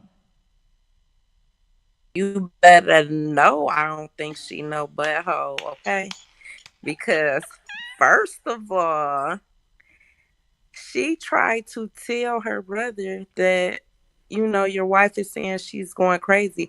Do you know how hard it is to deal with a 4-year old and a 7-year old? And then you have to be around them little people all day long and they don't listen. And you got to repeat yourself over and over and over again. And that was her life for how many years? And then she expresses to her wonderful husband, I would like to go out and be with normal people. And then you tell me no, and you don't want to support me. But I also feel like the wife, even though, she shared that with her husband, even though she's a homemaker, she should have been making her husband do something. Like, Yeah. there's no way that I'm about to have another baby and my husband is not changing a diaper. Like, Say that. you can't help out, but when you come across a lot of families, when I come across a lot of families, it goes both ways. But most of the time, women are more of the caretakers, and so men can be in a house but don't participate in taking care of the children.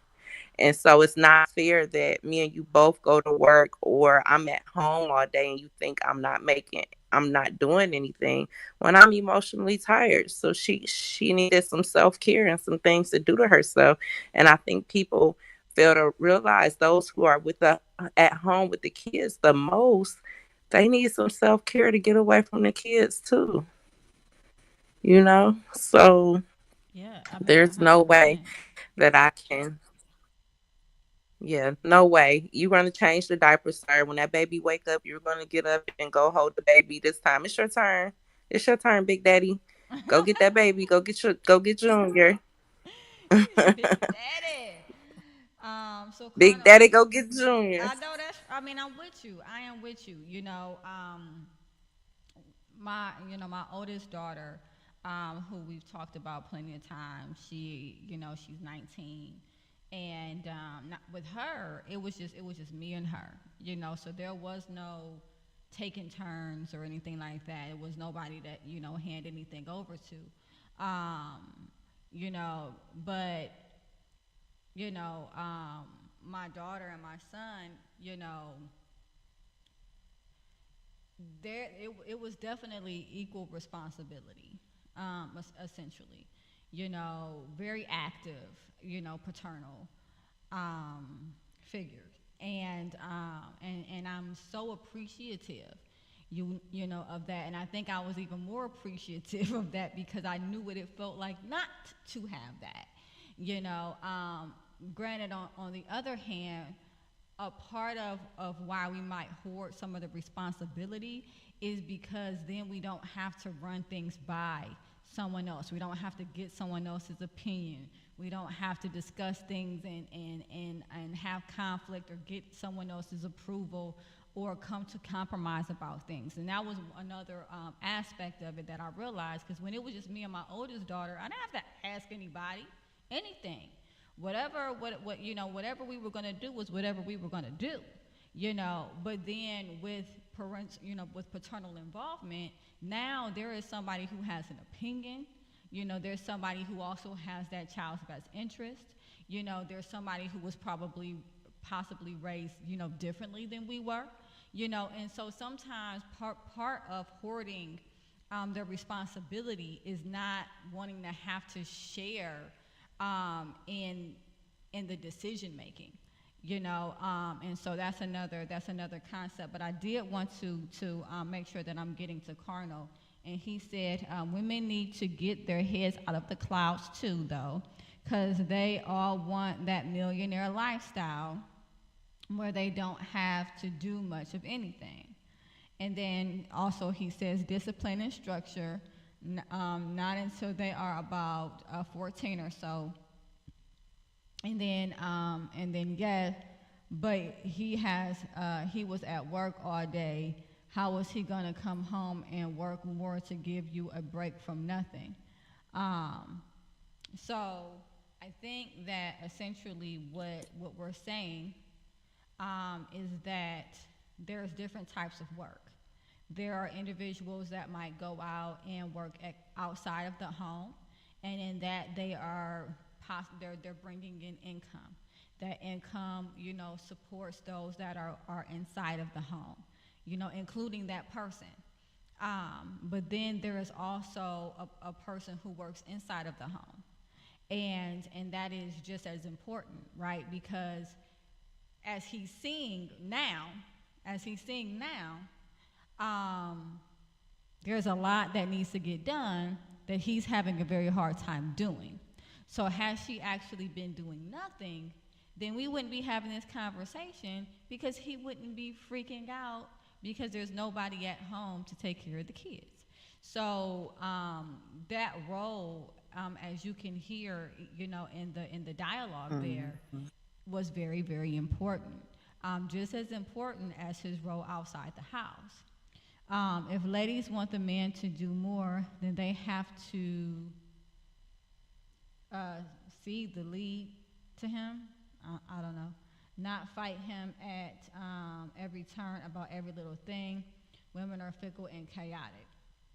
And so I'm going to kind of redirect, just because I want to stay on point. Because in this particular Colonel. In this particular case, right, the main focus is the sister. And so we have the brother that kind of pushed up against the change that his wife was trying to make, where she was trying to include him, ask for his help, work out. She wanted to work outside the home, go to school, things of that nature. And he kind of shot it down, or wasn't willing to help, with her growth and her goals, right? And so then she leaves, Now, whether or not she's the asshole is not really in question, even though, leaving your kids that's a pretty, that's a pretty a-hole move, in all honesty. But as far as the sister is concerned, she's established her life. She's made choices. She decided she didn't want to be in a long-term relationship because she liked her freedom. She didn't want to have kids. She didn't want to do all of this other stuff. And now her brother's like, well, I don't know what to do. You got to come live here. She doesn't. She doesn't have to do that. Would it be nice for him? Yeah. But one thing I tell my clients is we save others by empowering them to save themselves. And her moving in is only going to continue to enable him. The no is what's going to actually empower him to learn to do things on his own and establish a relationship with his children, in which you can tell he has not done. Mr. Machismo, you're back. Thoughts? Yeah. Oh yeah, the sister is not wrong at all. She has boundaries, and to be honest, them ain't her kids. So she could do what she can, but she can't. That's just unrealistic expectations from the brother. And then definitely the brother should definitely know how to change diapers. And like I don't even understand. And keep in mind, I'm coming from a unicorn perspective where I ain't got no kids, but when I do, like I'm gonna know how to do the diapers better than the mama. But that's a discussion. So you know, it's just kind of a mess. I feel bad for the dude though because he probably he married for love, but he unfortunately had a situation where it didn't work out. But yeah, I mean, it was warning signs though, from what I hear, like where he just didn't catch them though. So there's that. But yeah, it's an unfortunate situation, but you can't just be out here without knowing how to do basic skills. I mean, come on now, you don't know how to make toast? Like, that's wild. That is wild. That is bizarre. But hey, it is. So with a lot of things in life, I guess. But yeah, that is. He kind of dug the hole for himself with that one. But yeah, that's my thoughts. Like, we know who the problem in this is the wife that left, just like it would be if a dude left, which is usually the case. This is actually an aberration. This don't happen often. When it's the other way, with a girl leave, like wow, when did this happen? Every blue moon. But it's an unfortunate situation, but it's definitely not the sister's problem. You know, I also wanted to go into Carnal's questions. What is she doing? And sad state for nuclear families these days. Yeah, definitely sad state. We don't know what she's doing. The assumption based off of what she was trying to gain within the marriage, right, is that she's trying to explore herself. She wanted to go to school. She wanted to work outside of the home. She wanted to better herself and things of that nature. So the assumption would be because she did not have the support to be able to go outside of the home as she had requested, she left to go and pursue those ventures. So partying and clubbing and all of that, that's not, based off of the information we have, that's not a valid assumption. More or less, she is trying to better herself. And she didn't feel like she could do that within their marriage. But again, back to the sister, definitely not an a-hole. Now, I wonder how you would approach Dante, having a significant other that they say that they want a family, that they want to settle down, that they've always wanted to be a stay-at-home mom. And so you all communicate your roles before you get married, before you have children, and then you're 7 years in, and all of a sudden your spouse says, psych, never mind. I don't want to do this anymore. I would like to do something else. I want to explore a different side of myself. I want to get out the house. I don't want to be a homemaker, whatever the case may be. What would be that conversation for you? How do you think you would respond? As far as her like saying she want to leave, or the part that led up to it, Right, because it definitely was not her leaving, but like after several years, her going from, hey, this is the road that I've taken on, and this is, I'm a wife, I'm a mom at home, I take care of home, to, I don't really want to be at home anymore. I want to go back to school. I want to and just essentially, wanting to change the What roles is? around you that had already been established in a relationship. I signed up for that. Unfortunately, well, depending on how that work out, I signed up for that. So that's the whole But thing. You know, how did you sign up for that when you get when there was something else that you thought was going to be taking place before you married? I mean, you kind of gotta have, for better or worse, till death do us part. That's part of it. So that's why you gotta. Oh yeah, somebody take care of something. But yeah, that's what you sign up for when you get married. Like you that's why you have to invest the people that you marry. Like that's why you kind of gotta. And it's of course it's not a perfect science. Yeah, you hear all type of stuff, but it's not a perfect science with that backing it up. But it's look like a propane truck or something. But I mean that's a tough situation. But I mean, old boy backing it up. If he don't know how to make toast, he obviously ain't. He's oblivious to the wants and needs of the girl that he loves. So that's one issue, and that's the issue really. He don't even know what he signed up for, and I don't want to sound pretentious, but I mean that's what he could. You gotta know your personnel. Like that is wild. But I think we had a similar discussion about the girl's search history. About you might not know certain stuff. You gonna know. I'm nosy. I'm gonna know stuff. I'm gonna ask stuff. I'm gonna know stuff. But everybody's not like that. So because my goal isn't not to be in that situation where 11 years later, who is this person? What is this? How did this happen? How did we get here?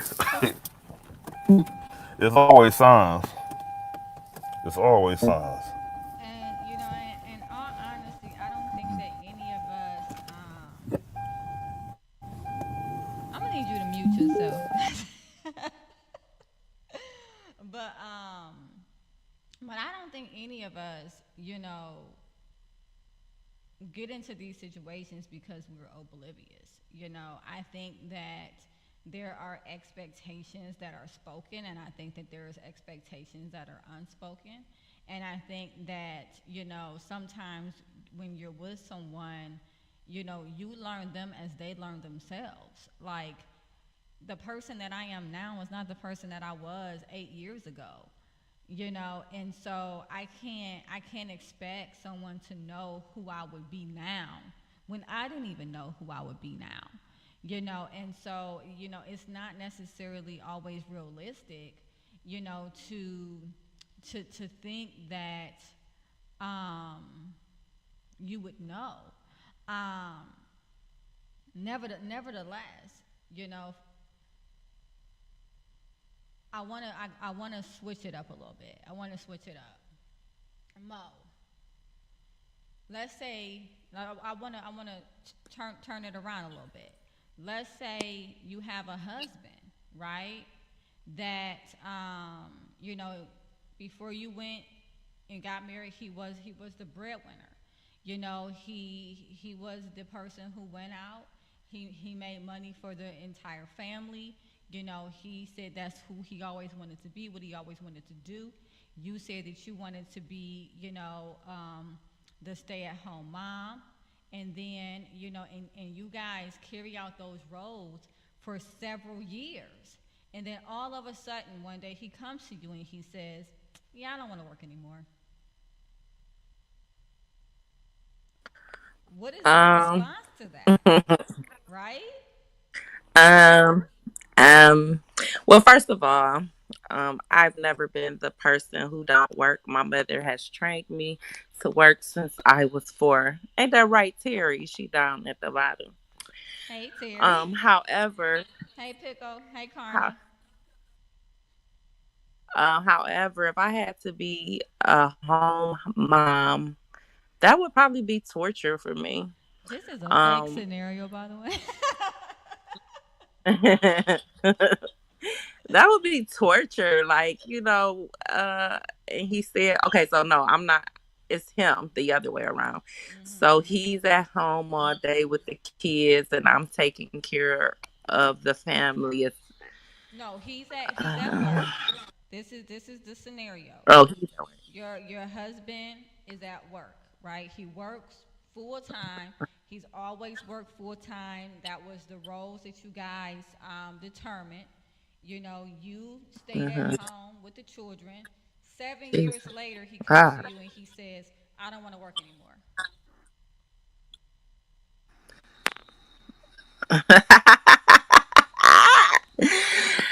Okay. All right. Well, yeah, who's going to pay the bills? I'm agree with Colonel right now. That would be hard for me to swallow and deal with that if I'm been a homemaker all this time and he's been out there making all the money and now he doesn't want to work. Um but at the same token, I'll probably gladly go find a job. I'll probably already have one a job lined up, you know. That would be hard because the roles did change and I was used to my husband um taking care of everything. However, in life, we supposed to be a team, right? And so, if my husband is tired of working, I will have to swallow my pride or my feelings or whatever that may be, and we will have to figure out what's next for us. Um, I when you were talking about roles and you were talking about how things change, when I think about couples, as you were talking about two people, you have a person who's about to get married. And I think that sometimes, we change. It appears that women change more than men, as in probably emotionally and mentally. And so I find that that's a struggle, personally, and what I've seen with a few people where I work at when couples come in. So it appears that the women grow emotionally and mentally, and the men could be more content with life being the same for years, and the women um, want to grow and do different things and have different interests. So what do you say about that? I say that if that were generally true, that females change more consistently or more often than males, then there would not be midlife crisis. And a lot of times, what you'll see is you'll see women go through them too. They go through them too, but it's more socially seen and acknowledged that men go through midlife crisis because they get to a point where they're like, okay, I've been doing this for X amount of time. What's next? What am I doing? Who am I? How did I get here? I feel stuck. I don't know. And so that is their time typically when they start wanting to grow, change, and where becomes very important for them to do exploration. Now, what you typically will see is a lot of external change versus internal change. But I see a lot more males going into therapy and having their mental health needs met, which kudos to them because it allows them to do the internal exploration that they need to do to get to where they actually want to be or where they actually want to go, because you have these external values that are instilled in you since birth. Men are supposed to do this, women are supposed to do that. You have those societal gender roles, and you go and you push and you push and you push and you push and you push to fulfill those societal, to alleviate those societal pressures, right? But then at some point, you're like, well, what do I want? I've done this because I was supposed to. I've done that and that and that because I was supposed to. What do I want?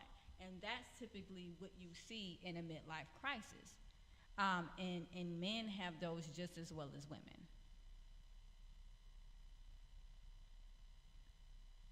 In what way did evolution determine these roles, Carnal? I'm curious.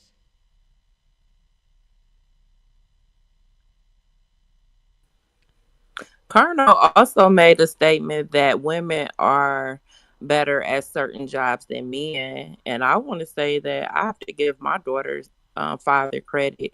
He did a lot of things when my daughter was born. He made sure he gave her baths. He got up out the middle of the night to get her. He held her all the time. He created a brat, but he was very he was very active with my daughter. So I one thing I can say and give him hand claps is that he wanted to do the dress up for all the holidays. He was like, me and Bookie, we going to go trick or treat. Me and Bookie, it's Easter time. It's me and Bookie this and this. And I was like, geez, we will kind of fight over holidays. And after a while I was like, go ahead, bruh. She's all yours, I guess.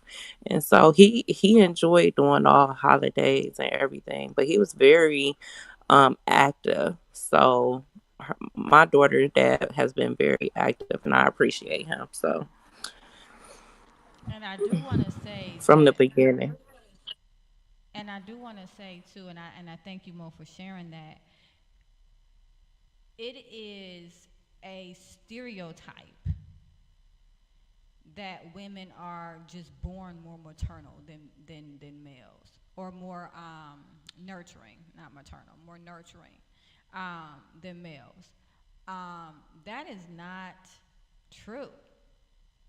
There are some women that are born, and they're not inclined to have children.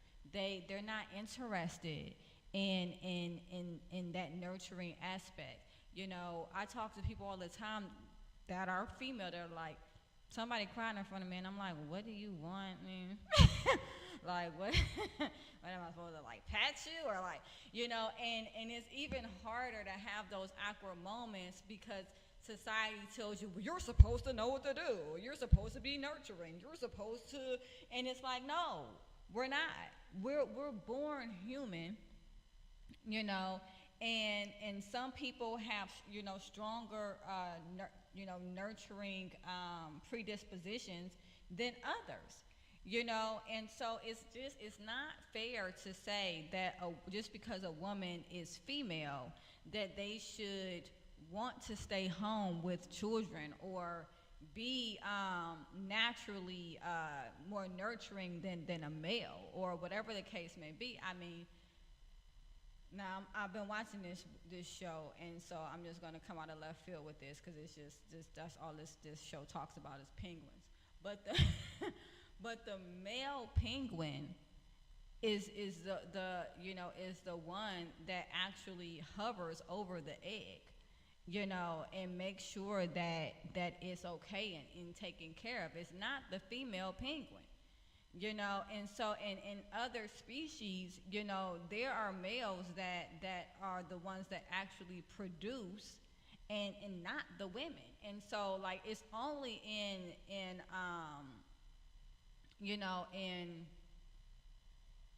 I guess I'm looking for a word.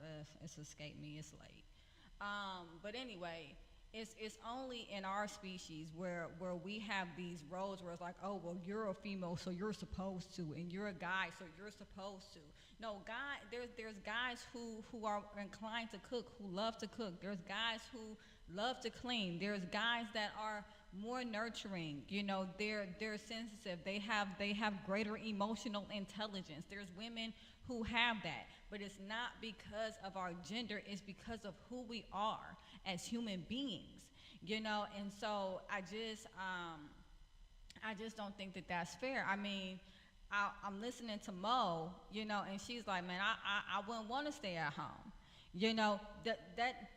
That doesn't disqualify her as a woman because she would like to work outside the home. That doesn't make her not a good mother. That doesn't mean that she's not nurturing. That doesn't mean that she doesn't fit some type of mold because she wants to work outside the house. I remember when my son was born, for a whole month or two, um, I had to, like, I wasn't able to go back to work. I had to stay home with him. He was born in the wintertime. I was not able to leave the house unless he had a doctor's appointment because he was not supposed to leave the house because he was premature. I crawled up the walls, down and up and down and up and down. That was the longest 2 months of my life. Now I love my son. I love my son. I love my son. And also I'm very nurturing. But staying at home, not being active, not being able to go out, learn, grow, and experience social growth, that was horrific. I couldn't imagine that being every day. For no, no, no, I couldn't. I couldn't. It's like COVID, like COVID-19. Oh my God. Sitting in the house all day, It is not. It's like not being able to no. have interaction. Horrible. Yeah, it was, and again, I love my son, and you know, I'm very, very nurturing. But, there is a part of me that, needs to be able to go out and do other things. There's other parts of me outside of being a mother. I'm a whole human being, and so I can't only fulfill one part of that and neglect every other part of that and think that um, I'm going to be a balanced human being. I'm not going to be, and it seems like that is the Coco 19. I'm so priorities. Okay, I hear that priorities. And yeah, you know, there are priorities, but again, there is also propensities, and there are things that some people are innately better at than others, and it's not based on gender. It's not. It's not based on gender. And we would like it to be because that makes things easier. That makes things black and white. But that's not the world that we live in. We live in a world full of gray. And it's just that mindset of, well, she's a female and and I'm out here working, so she needs to get it together and be okay being at home. That got dude left, because you have to make room for your partner to grow just as you are growing. It's not one-sided. Aquiva, I have a question about, so how do you approach a situation? You tell your significant other several times, this is bothering me. I'm tired of cleaning up after you. When you say things like that, you hurt me. You continue to tell a person how you feel, but they ignore your feelings. And this, we see this in this case, and so she ended up leaving. She kept sharing how she felt and how she wanted to do something different, but he was not willing to hear or listen to what she was saying. He was not willing to adjust. So when you're not willing to adjust, to compromise and to help your significant other, um that brings on many problems. So, just so that I can better understand, how would I approach When what specifically?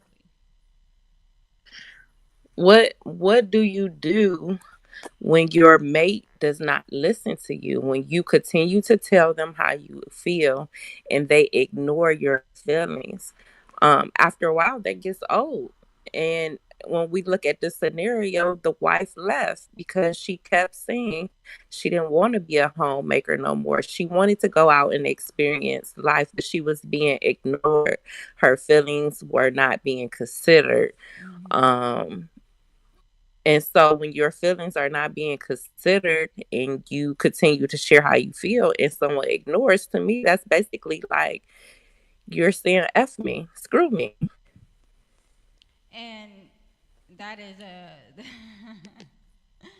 that is definitely a concept that is shared, by many. If you're not taking action around how I feel or the changes that I want to see, then you must not be hearing me. Sometimes individuals hear what you're saying, but they may not believe that you're actually going to act on it.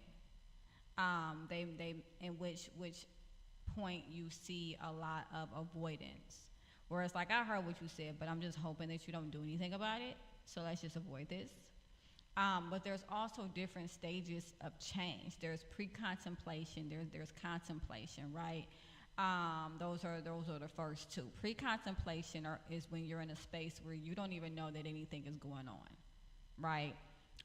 Contemplation is when you're in a space where you understand that there's something going on, there's a problem, but you're not ready to actually do anything about it. And so, as a system, they were in contemplation, meaning that the wife brought up something was going on with her husband. He heard what she said, but he wasn't ready to do anything about it. He wasn't ready for change, nor did he accept the fact that there was a change that needed to occur.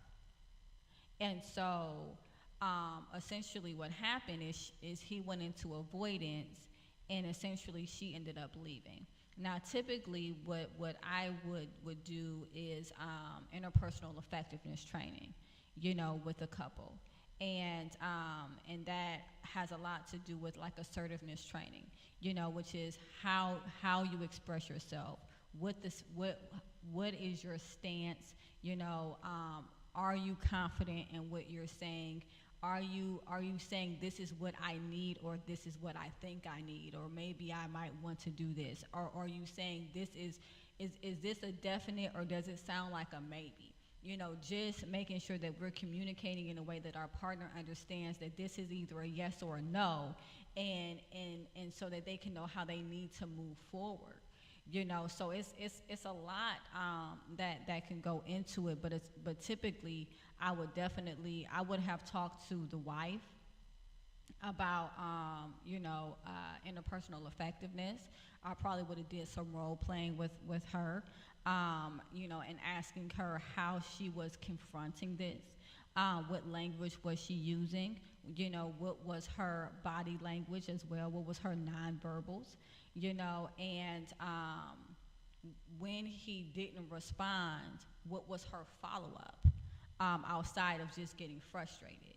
And so that would have been the course of action that I probably would have taken with the wife, as it related to him not necessarily, or her feeling like she wasn't being heard. I hope that answers the question.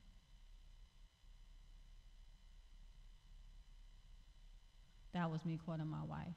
When I asked her to lay out precisely what it was that I was saying that was causing her pain, she could not even do it. Why won't you stop saying that? It hurts me. Oh, okay. You know,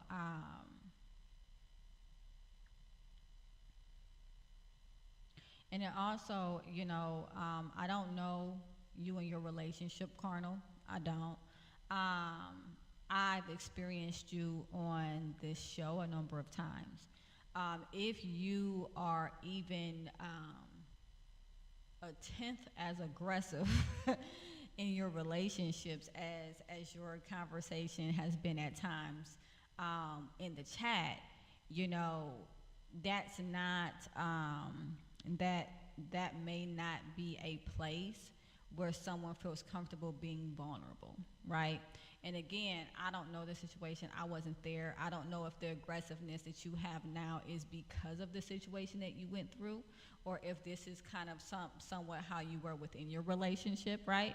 So I I don't know that, but I will say that if you are even a tenth of the amount, or your conversation is even a tenth of the way that it is at times, and in the chat here, I can definitely see why maybe someone wouldn't feel comfortable going into it, or maybe being afraid to kind of dig into it, or even being shocked that you don't understand what it is that is hurtful, and so there's a lot that goes into that. But again, interpersonal effectiveness is really good with that, because there is Dear Man, and Dear Man is an assertiveness training where it breaks down how to speak to others in a way to get the things that you need, and not in a way that breaks down the other person, but in a way that empowers you,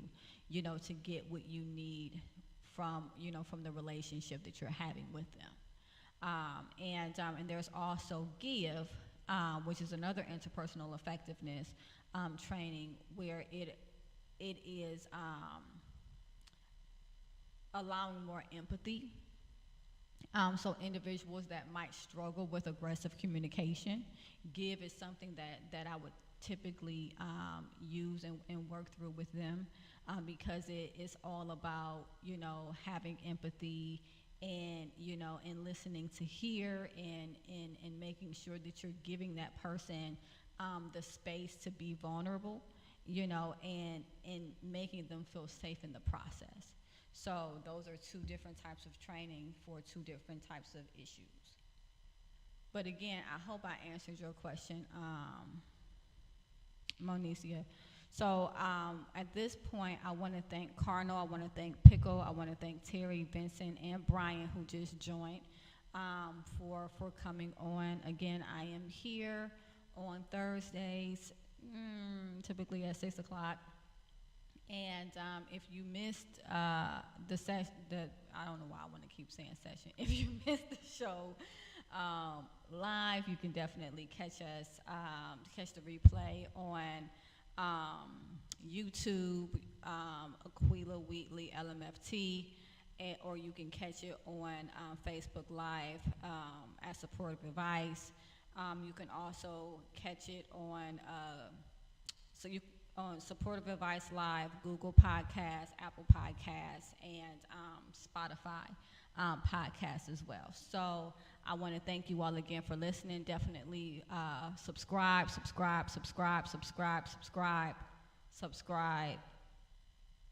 What's happening? Jordan Peterson in the house, and then someone said no. I don't know what's happening, but I'm going to let that chat be the chat. And I'm going to again thank you for coming in, and I will catch you all soon. Thank you so much, you guys. Have a great evening. Bye, everyone. Bye, Mo. Thank everybody for Have joining. a good night.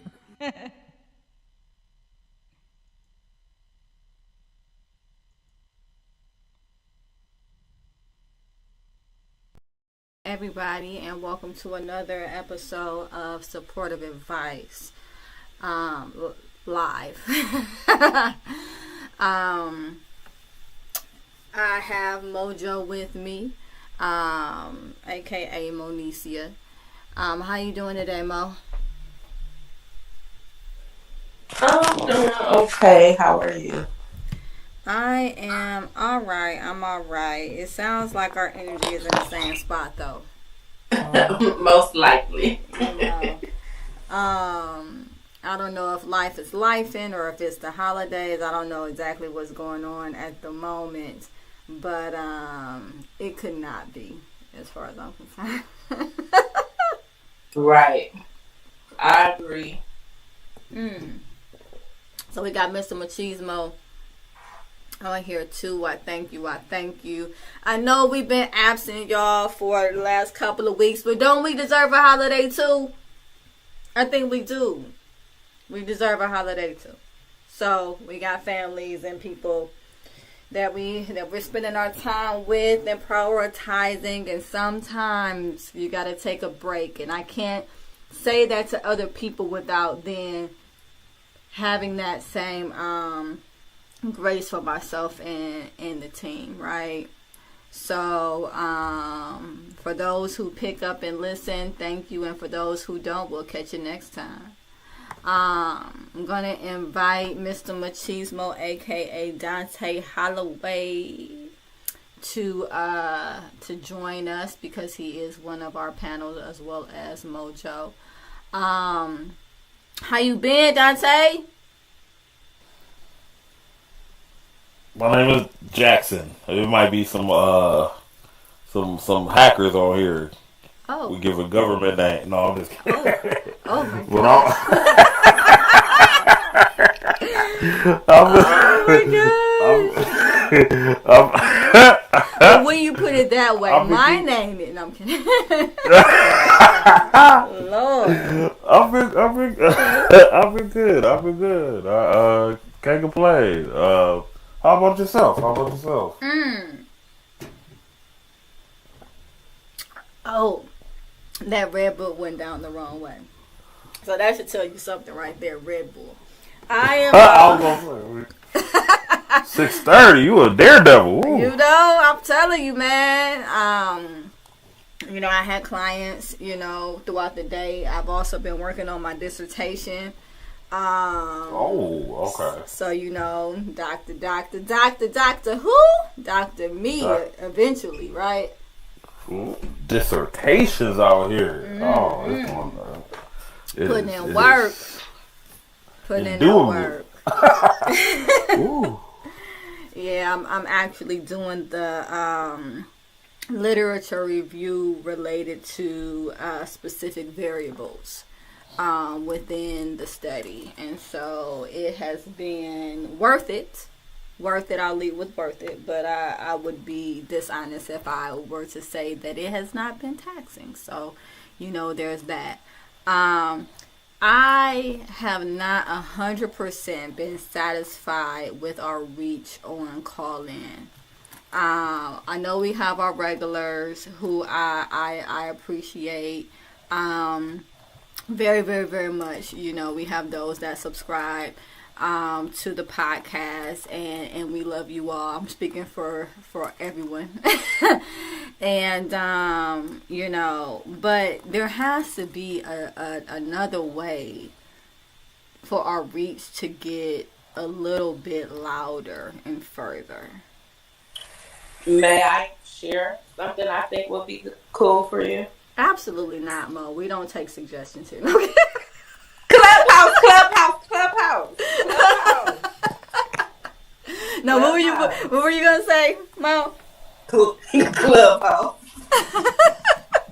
It's an app called Clubhouse. You get to do a podcast. It's internationally. Oh. And people join all the time. They come in and come out. You grow your audience. People can also find you by topic. Oh, nice.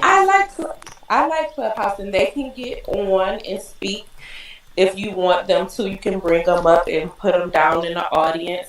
But I think that Clubhouse will be amazing for you. Okay, well, that is definitely something that I'm going to be considering. I was up at 6 this morning. Don't ask me why my eyes open, so I was like, heck, I might as well. And I was looking at a lot of different software and a lot of different apps that allow not only for us to be voices, but for all of our lovely faces to be seen by the public.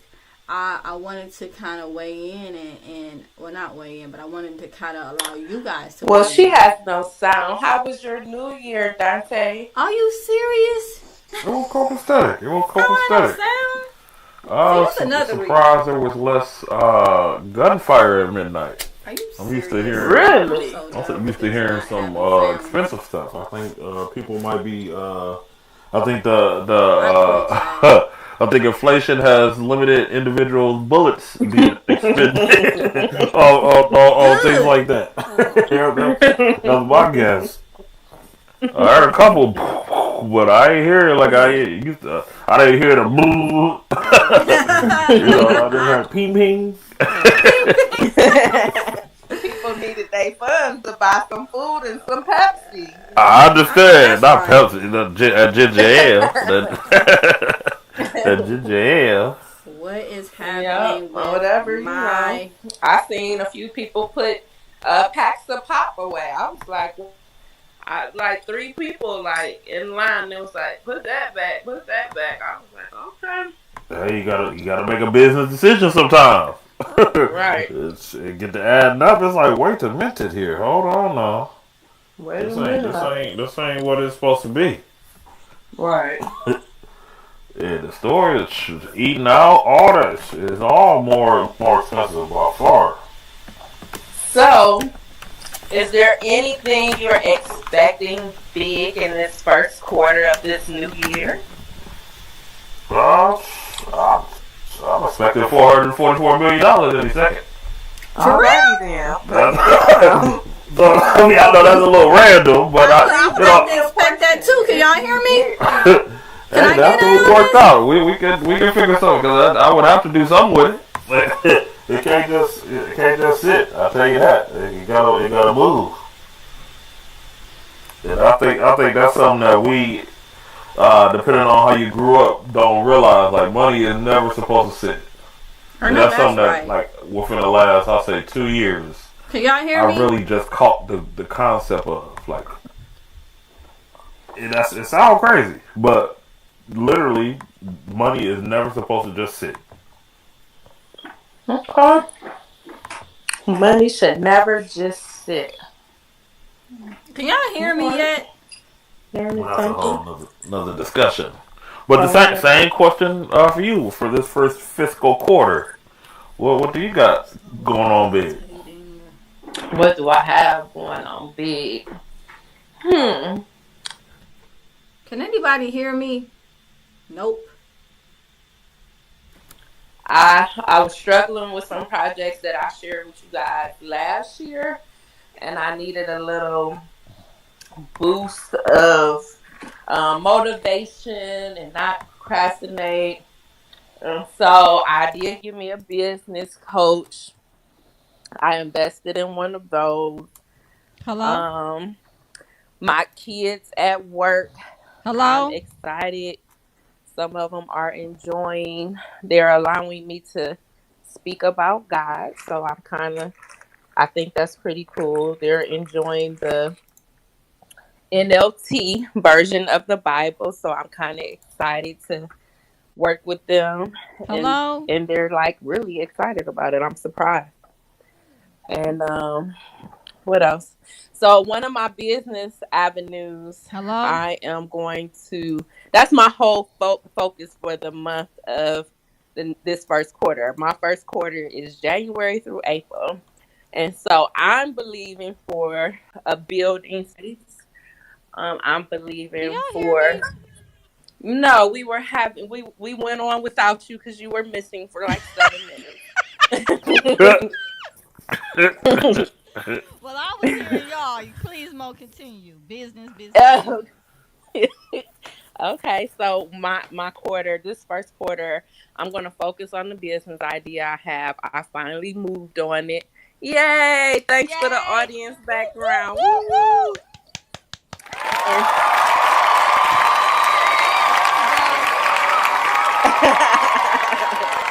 Thank you, bro. I don't mind waiting for the audience. Okay. So I started that, and that's my first quarter. So I broke down some goals for the year, and I did it quarterly. And my quarters is every 4 months. But my first goal is this business. Um, well, that's one of my goals in the business, to get everything done on paper, to apply for some grants this month, my website logo, all that. So that's one of the big things I'm doing, and I'm just so excited about it. That And of sounds course, amazing.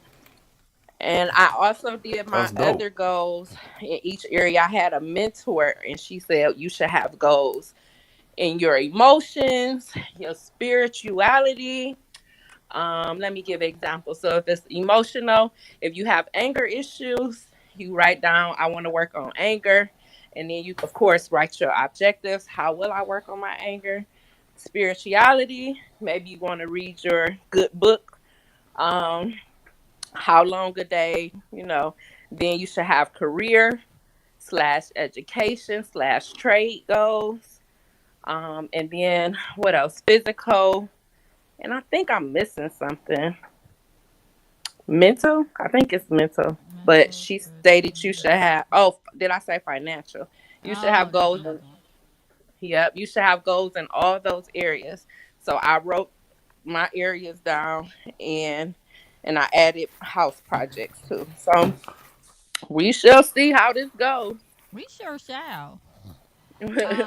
I hate to take y'all back, but I kind of was back left where I got dropped, and I wanted to ask you all about the yeah. I mean, hey, sometimes you get stuck where you get left. You know, that's a message all by itself. But I wanted to ask you guys about the platforms that allow not just for myself to be seen, but for you all to be seen and heard. I wanted to know how you guys felt about that. That would be cool, actually. Mo? Oh, wait a minute. Am I talking? Can Oh, can you anybody hear me? hear me? Can you hear me? Yes, Can you I hear can me? hear you, Mr. Oh, Deceitful. I can hear you. I can hear you. I can hear you. I'm down. I'm Okay. down now. You probably see some computer monitors, but I ain't got no problems because I'm over here multitasking. So Ooh. it's Can good I to see get you some to multi. create me a space? You said what? I need it. I'm gonna need a space created by Aquila. Okay.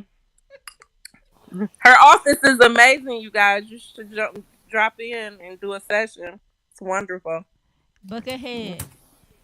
Book ahead. Supportiveadvice.com.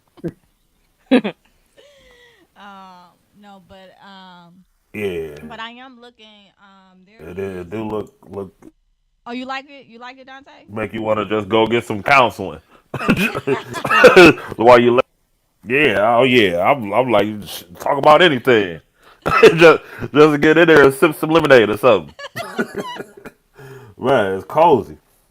One of my clients came in. It was like, "This is nice." I was like, "Well, thank you. Your dollar's at work."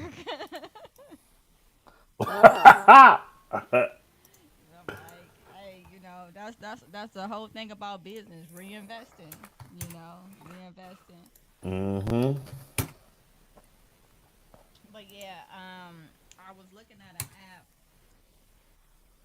called something or other. That's not helpful.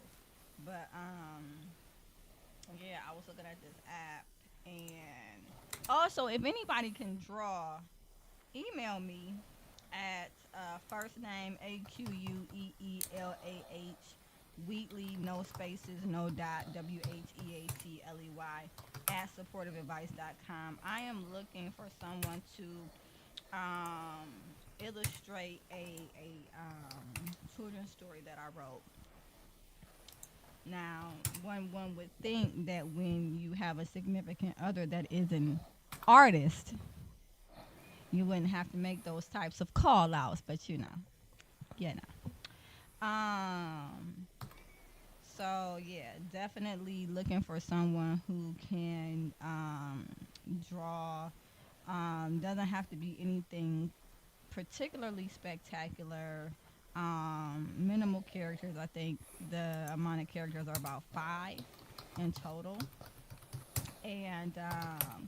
and so as it relates to storyboards, it probably have about about 10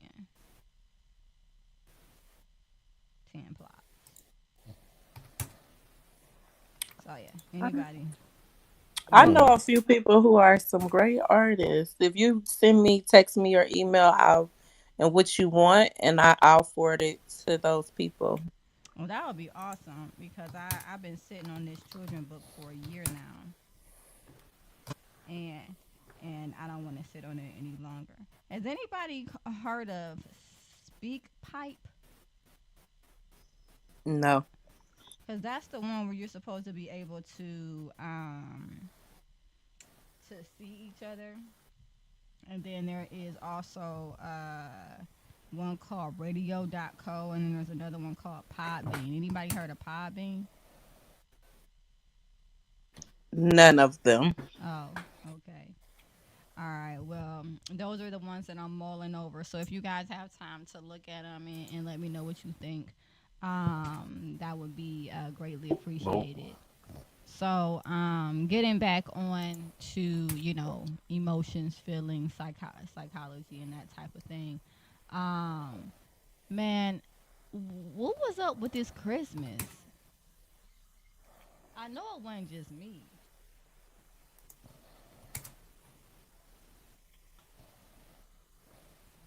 Hello. Well, I'll say for me, my Christmas, it wasn't it wasn't what I expected There wasn't a either. lot of people in the.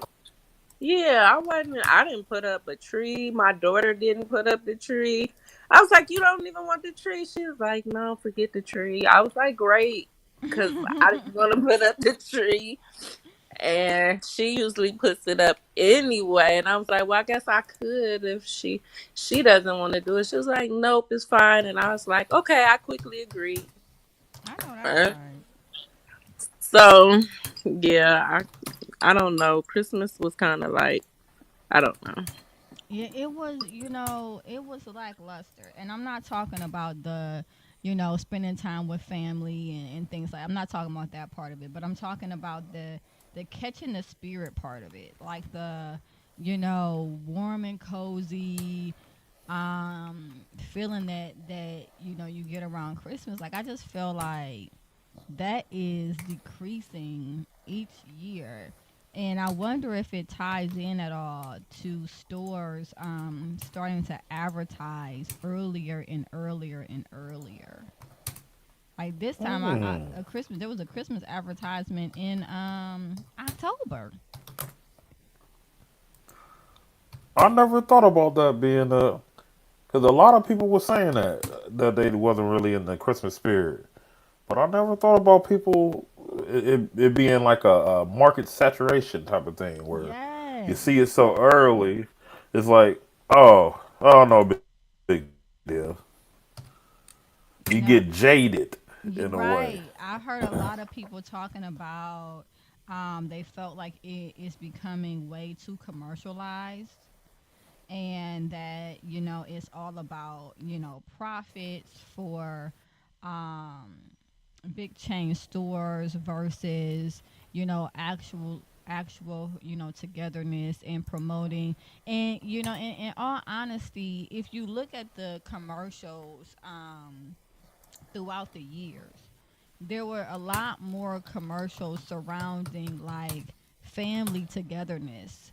And then like you might see a flash of the product, like this family is together and everybody's having fun, and then you might see like a Coca-Cola on the table or something like that, where it was just like a lot of um focus on the family and versus what it was being bought. And one thing that saw a lot with the commercials is that it was a lot of buy this person wants that person wants this, did you get this person that? And I'm like, nah, I didn't. And I'm not going to. I told my kids, I was like, don't give me no Christmas list. Do not give me a Christmas list this year. This first time since they knew how to write that I told them not to give me a Christmas list this year. I was like, I'm going to get you what I want to get you. Because, you know, I'm not going to go and check these things off the list that don't have any any significance to our bond or any significant value. I'm going to buy you things that actually mean something. And you can value that, or you can choose not to. And I mean, it went over well, but I was just like, no, I'm not doing. I'm like, I am not Santa Claus, man. Like, I'm not Santa. I mean, technically, we are Santa Claus, but my thought process was like, I'm not Santa. I'm your mom.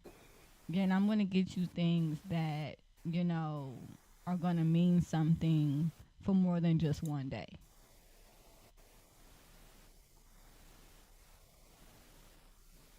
Did I go out again? Nope, we're just listening. Oh. We're being great listeners. But yeah, I had a lot of clients, that also were saying, that they weren't in the Christmas spirit either. And, and it let me know, like, because clients are, all different, as far as like social economic backgrounds, race, gender, and it seemed to be this shared miss me with this year type type type deal. People just weren't on it. Um, but I find that it's interesting because, not to get all, Bible or anything, but um, Christmas is pagan anyway, and maybe it's ran its course. Can y'all hear me?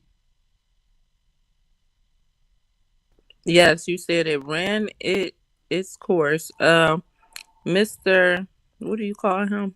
Dante. Machismo, Mr. Machismo. Machismo. He said he has no sound. You probably need to go back in and out, Dante. I hear her now. Yeah, Hmm. so I think that there is a possibility, right, that it's ran its course, like winter solstice, and I don't know if it's called Eden, the celebration that has a lot to do with the Christmas trees and the Christmas wreaths, and even the way that Santa Claus looks. Now, granted, the character was based on a real person named Saint Nicholas. However, the way that he's drawn, the way that he looks, the way that he's portrayed, um, is not based on the likeness of that person. More or less, it is based on um, the the winter solstice character. So, I'm wondering is if, like, it's getting to a point where that part of it is just is ran its course, and maybe we need to get back to something deeper.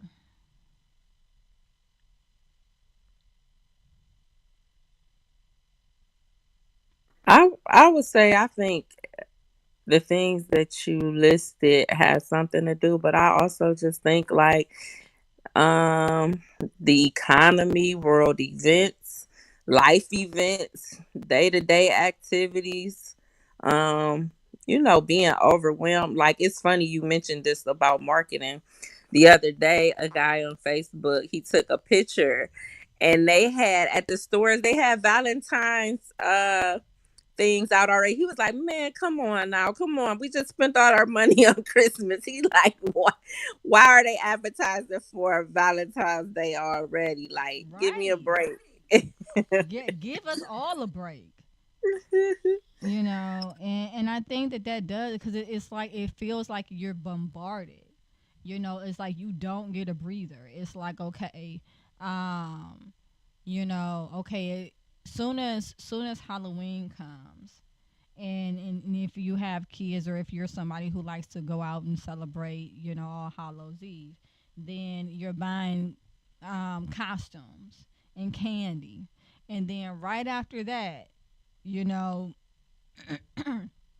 or even alongside that, they're putting out the stuff for Thanksgiving, and then it's almost like Thanksgiving ain't even a holiday no more. They're like, we're just gonna smush that on out the way, because like that lasts for 2 seconds, and then all of a sudden you see all these Christmas decorations. You're just like, can I get a breather? Like, come on, like you got people coming over and decorations and you're buying food, for people that's coming over, or people doing potluck and they're buying food, and I mean, it's like, I don't know. When I was a kid, I remember liking Thanksgiving. I remember liking the experience of family, coming together. But I also don't remember it being as commercialized, all the holidays. It just feels like just like bam, bam, bam, bam, bam, no breaks. Um, which is something that probably is going to really eventually, you can only take so much from people before they're tapped out. And not just tapped out financially, but tapped out mentally, tapped out emotionally, tapped out, in a bunch of different ways. And it seems like people are tapped out. Tap, tap, Tap, tap, tap, tap. Tapped out. That's the word. People are tapped That's the out. word. Tapped out. You know, um, I wanted to go look at the Christmas lights on Noble, and I didn't even go to see those. And but speaking of Mr. Machismo talking about he heard ping ping ping on New Year's, he said people couldn't afford bullets. There was actually a report that there was shootings downtown after the lighting of the town square Christmas tree, and it's just like, come on, like what is? I'm like, come on, like what's going on? So maybe they exhausted all they pop piles then, and they didn't have none left over. But I didn't hear any. I didn't hear any gunshots at all. I didn't hear none. And then again, I normally don't hear them over here where I am. The police, they don't play that. Where I am, I heard a few more pow pow pows than Dante stated.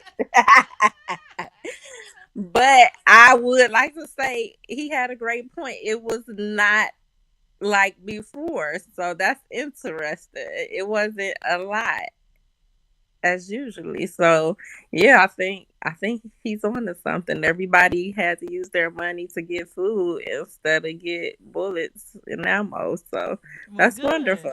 Yeah, I'm about to say, it's Right. like, no, we cannot hear you, Mr. Machismo. That's one good thing about inflation is that ammo apparently is also more expensive. But you know, I was talking to some colleagues about the job market, and that you know this is the first, not 2024, but 2023 was the first year. I think 20 I would say 2022, 2023 was the first years that I ever seen anybody close down due to lack of staff. I had never seen that in all of my years of living. I never seen like a restaurant saying closed due to lack of staff, or a McDonald's that's not taking no more orders, or you know The Dollar General closed at 4 o'clock instead of 10 o'clock because they had low staff, and I'm just like, what is happening? Am I the only one seeing this trend or what? No, me and my coworker was talking about that last week. I said, no, actually, I had one of the kids in the nurse's office, and I said, like, what are people doing since COVID? Because everywhere is short, from Aldi's to Walmart's to Finest to Kroger's to not Dillard's. not I'm finest. everywhere. I know, right? You knew what I was talking about. Oh yeah, I know. And so it's interesting because I would like to know what is everybody doing to make money? Like, I, what are they doing? Because I don't want to go to my job 5 days a week anymore either. I need to catch the new thing of what everybody else is doing, because I don't want to work there 5 days a week. And while we're talking about that, I think companies would do better off if they had, people work 3 days, off 3 days, on 4 days, allowing people to pick their schedules. That might assist with the workforce. So, oh, and the pay. They're not paying good either. So, there's a lot of companies that are paying like $14 an hour, $15 an hour, and and I told my eldest daughter, we were talking about this some years ago, actually. Some years ago. Nope, not now either, Mr. Machismo. Not no. See, now you know how it feel to get dropped, and then it's not fun. But no, I mean, I'm kidding. I appreciate that you guys don't stop whenever my sound stops, because then it would just be very boring, I'm sure. But I was telling my eldest daughter some years ago, she was like, they're trying to raise minimum wage, and I was like, And she was like, what do you mean? Don't you want them to raise minimum wage? I'm like, well, I don't know. Do you want to eat a $20 hamburger? mm, Because that's what's gonna happen. I'm like, because if you think that the companies are gonna take a loss, you got another thing coming. that's so true. They'll say, okay, well, we paying people $15 an hour, burgers $22. You want cheese, it's 25. You be like, it's just a burger. Well, that's what you asking for, and so $14 is gonna feel like $2 because everything is gonna go up because businesses still want to make a profit. It's not going to ever be, well, I won't say ever. I won't say ever. I don't like saying ever. But, a lot of times it's not going to be the business that eats it. It's going to be the consumers. And I think that's a lot of what we're seeing, because now you have places that are like, okay, yeah, I'm McDonald's, I'll start you at $14 an hour. But if somebody wants a value meal, it's $12.99. You're like, wait a minute, how's that a value? Like, you can't even call them value meals anymore. Just call it a meal. you know, because I'm like, at this point is not a value. And so the people are making more on paper. It looks like it, but the economy and the inflation is making it feel just as it was. And I told my daughter the other day, I said, you see what I'm talking about now? See, because she was giving me the side eye when I was like, she was giving me the side eye, like, why wouldn't you want, everybody to be making $15 an hour? I'm like, it's not that, but it's the fact that everything has a consequence, and nobody mm, goes into business to go bankrupt. that's true. Another thing I think that's taking many people. I know a lot of people who are driving now. They're doing a lot of driving. They're doing Mm. Yes. truck box truck deliveries, and they don't have to deal with having a supervisor, or they're doing it on their own time when they want to do it. And I was kind of surprised about, knowing how many people are driving or getting box truck businesses to deliver things, and it's making good money. I will say one thing that somebody said to me is everybody decided during COVID that they were going to be entrepreneurs. Yeah, I and think for real. and For I'm real. like, hey, real talk, me too.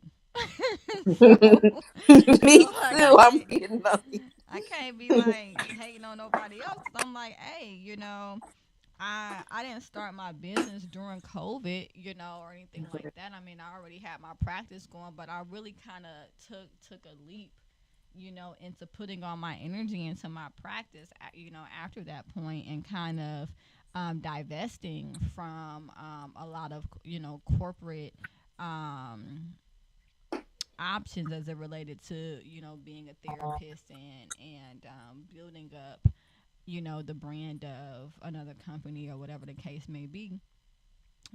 And so you're right, there's a lot of people doing box truck, there's a lot of people getting their CDOs, there's a lot of people doing DoorDash. Let's not even DoorDash, what is it, what's the other one, Uber Uber. Eats, Hmm. Ubering, not for the eating but for the cabbing. And then The there's Amazon Flex. Yep, Amazon Flex, Lyft. Like, there's just so many other options now where people are like, I don't gotta work for you. I could just do my own thing, Man, And I can't so wait to say that. I know that's right. But you just said like a little while ago that you're leaping into your own business, right? Yeah. Yeah, Yeah. but sometimes I think frustration. You can say you tired about something, but and keep saying you're tired about it, but you never really take action Hmm. in the area. And I was asking myself, like, well, Monique, are you really tired because you still not doing the ideas that you have that could take you away from a place, And so carving out that time to actually take the action steps or applying, not just having a thought, not just putting it on paper, but application, applying some of those thoughts and skills, and completing some tasks to get where I want to get to. So, And you I know. and I congratulate you on that because it's not easy. It does take um you know cojones to to step out and say, all right, I'm going to move forward with this, and and let it go where God's going to take it. Mhm. And so congratulations on making that move.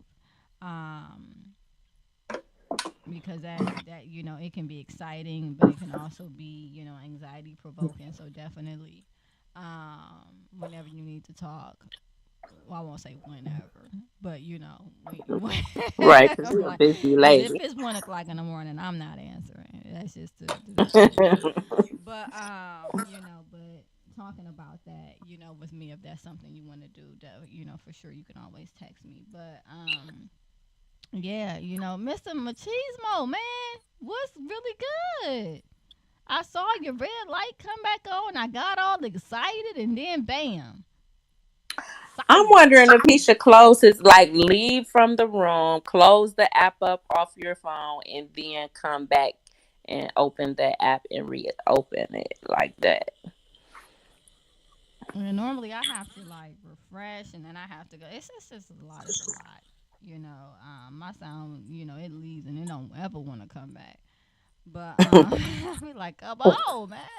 I be talking, I be saying stuff because I'm always saying something, you know. But I don't know. A lot of people pre-record their podcasts.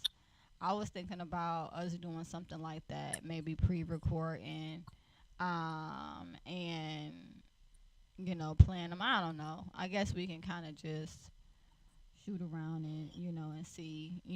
I like the live platform because I want to be able to meet people where they're at, in the moment, and kind of allow um, the podcast itself to be led based on the needs of the people, but that is only conducive if the people can find you. So, what was the what was the name of the cotton? What was the name of the? What you Cotton Club? What you talking about? It's called Clubhouse. Clubhouse app. Clubhouse. You talking about the Cotton Club? That been gone. It sure have. It has a long time ago, boy. I'm telling my age though. Um, I'm like, what? Sometimes things come up and you just be like, what was that? What was that? Cotton Club dads. What dads? What? Daddy-o. Oh yeah. Daddy-o's. The Mirage. Don't get me listening. The Not. mix. Don't I get remember the let me Mirage. stop. I remember Daddy O's. Oh, that was in the back of the mix on 141st. Oh, oh. All right, Dante, you back?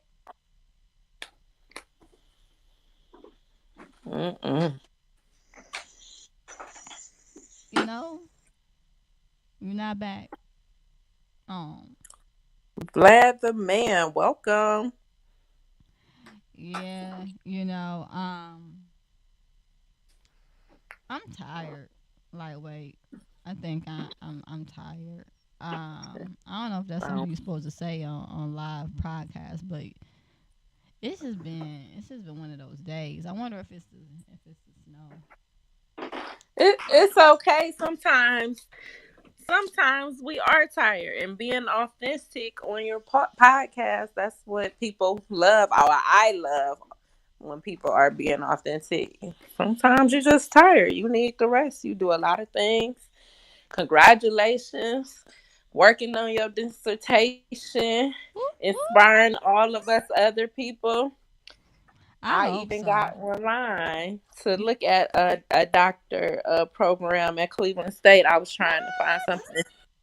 Yeah, I saw something for reentry for individuals who just got out of jail, like a study on community relations. And so I was like, "Ooh, that interests me." So I need to go back on there and look. But Jesus, ah, That that's is all I know. awesome. That is But awesome. I love the reentry population. For well, I know what reason, but I love the reentry population, and assisting those who really want help. And I feel like many systems fail the reentry population. And so I would love to do something with that population. Yep. I think that's awesome. My brother, he actually got his doctorate in 2022, Mhm. and I hope I get this right. He got his doctorate in ministry, Mhm. um Oh, and in apologetics. And apology. yeah, like really being able to debate the word of God. Mhm. Which we know there's going to be a place for that, for sure, for sure. Mhm. Um, but I had just talked to him recently, about considering being a. Don't tell me. Don't even tell me. It's the person that hospitals. Chaplain. Yes, yes, that. That's what I do. I know. That's why I was saying don't tell me because I was like, Lord, I know this what she do. A chaplain. Yeah, I was talking to him, and I was like, have you considered that? Because he has a hospital background, and he was in the army, and I know that there's chaplains that are through the army, and Mhm. and he has a very strong ministerial background as well, and he's an elder, at the church that he attends, and so I was like, these pieces can go together to do something, They all go. Yes, he can do. He could do reentry to prisons. He can work with the elderly in homes. He could do hospice. That's why I didn't go that route. My mentor again, back in the day, she was in the ministry, but she was a psychologist like you. And I said, well, I really don't want to do MDiv because I'm not really big on being in the church. Because I really prefer not to be.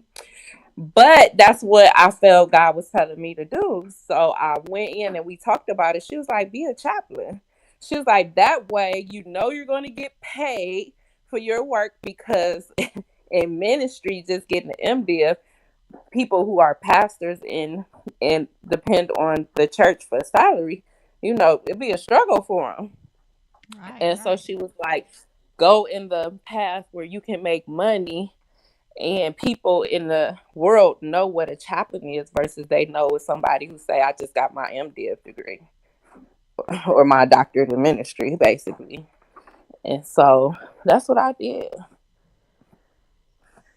Yep. And Yeah. he can also start his own business, like a consultation business, and assisting other people in those areas as well, whatever his expertise is in that.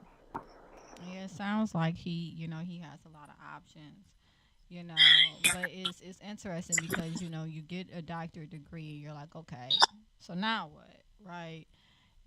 And then you know with what I do as a therapist, it's a PhD. It the pieces, they fit together. They're big pieces and they fit together. But with different degrees, sometimes the pieces are a little smaller. And you're like, okay, where was it? This one looks like this one, kind of looks like this one. Where does this one go? And so I just pray that he stays encouraged, and all the other people that have gone and gotten advanced degrees, and maybe they're not sure exactly what they're purposed for as it relates to using or expanding upon that degree, from a I don't want to say commercial, but from like an occupational standpoint. I just pray that individuals stay encouraged, and just remember there was something in you that knew that it was meant for you to get that degree, and that if you had the motivation to go forth and get it, then there's definitely something that it can be used for. um, yeah. So I don't know how I got to talking about that, but why not? Um, all right, Dante. Like, look, Mr. Machismo, I appreciate you so much, and I don't know what happened to your sound, and I was trying to hang in there with you, but it's 7:10, so me and Mo gonna have to jump off, and we appreciate you. But and I would like to tell you to get some rest, please. It's okay to get some rest. You are doing a lot. I couldn't imagine. You have your own business, you writing your dissertation, you have a family, and many other things that I don't know about. And so I would like to welcome you to rest tonight. well, thank you. Call my kids up. Tell them that you welcome me. Tell them you have instructed the. No, I'm kidding. Find a Um. TikTok and send it to them. Oh, They'll night night. understand the TikTok. Oh, Oh, night. did Mr. Machismo say go night night? Did I hear you? Yeah. I heard you. Oh, I'm back. Lazarus. I just had to hit mute and unmute. Man, this technology, boy. I tell you. Gee Williker. Gracious. I'm a host and I be blocked out. Good night. It's crazy, but I'm We so might have to do a glad. troubleshoot. So glad you're back. I'm so glad you're back. Welcome back. Welcome back. Welcome Welcome back. back. Yeah. All right. That was off key. But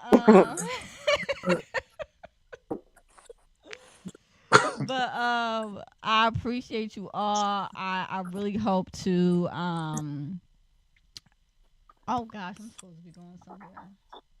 Anyway, I really hope to have you guys with me next week. Um if nothing comes up. Yes. Hey, how you doing? Um bye. All right. So, that was my significant other making an appearance and then, leaving.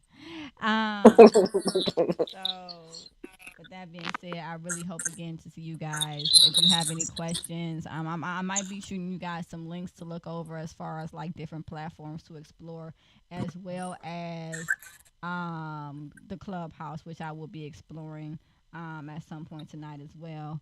And I'll see you guys next week. See you next week, and I welcome you to rest. Thank you, Mo. I welcome you to rest too. I am. I put on my PJs. I'm ready. I know that's right. I know that is right. Um, yeah. Got my candle lit. Hey, I feel you. yeah, I got this pumpkin cupcake candle right next to me. I might light it yeah, and get on it with the get on. Um, yeah. with that being said, I appreciate you all so much. Again, the world would be so boring with only one voice. It's diversity that makes this podcast work as well as it does. And I will see you all soon. Have a good night. Good night. Man, you gotta tell me where you finding those buttons. I done searched this Right is right. podcast. It's right up there Right with the where? music key. Where the what? Eh, It's a music. It's a music little note with a plus next to leave room. Not Nah, mine. I don't have that. Me either. Y'all got Androids? No. Oh, so that ain't it. I don't know. Oh, It's right I there. see it. It's It's at the right next to top. leave So look room at the right corner up at the top of your phone if you got an iPhone. And I see a little musical note right there. with a plus next to it. Yep, I see it. It wasn't there before. Oh Hmm. wow. I still don't see it because I'm on my computer. Oh, that might be Um, different. Yeah, that might be why. But you would think you would have more options.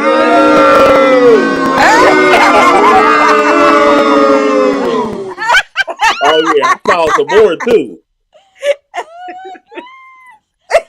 Hey, did y'all hear me pushing? Did y'all hear me sending sounds while I couldn't be heard otherwise? No, we no. ain't hear nothing. Really? Yeah. I could hear that, but I couldn't hear y'all. And I guess y'all couldn't hear. I went on a whole tangent about how I ain't believe in Santa Claus, and we live in apartments. So I'm like, how are you getting in the house? Like, Oh wow. like I'm That like, sounds like an I'm interesting story. I wish I would have heard it. man. I'm like, I don't practice for this. And being the only child, I can talk to myself now. You said make it make sense, Mom. Make it make sense. Oh yeah, that's the whole thing, man. Make it make sense for That's the real. I whole know that's thing. right.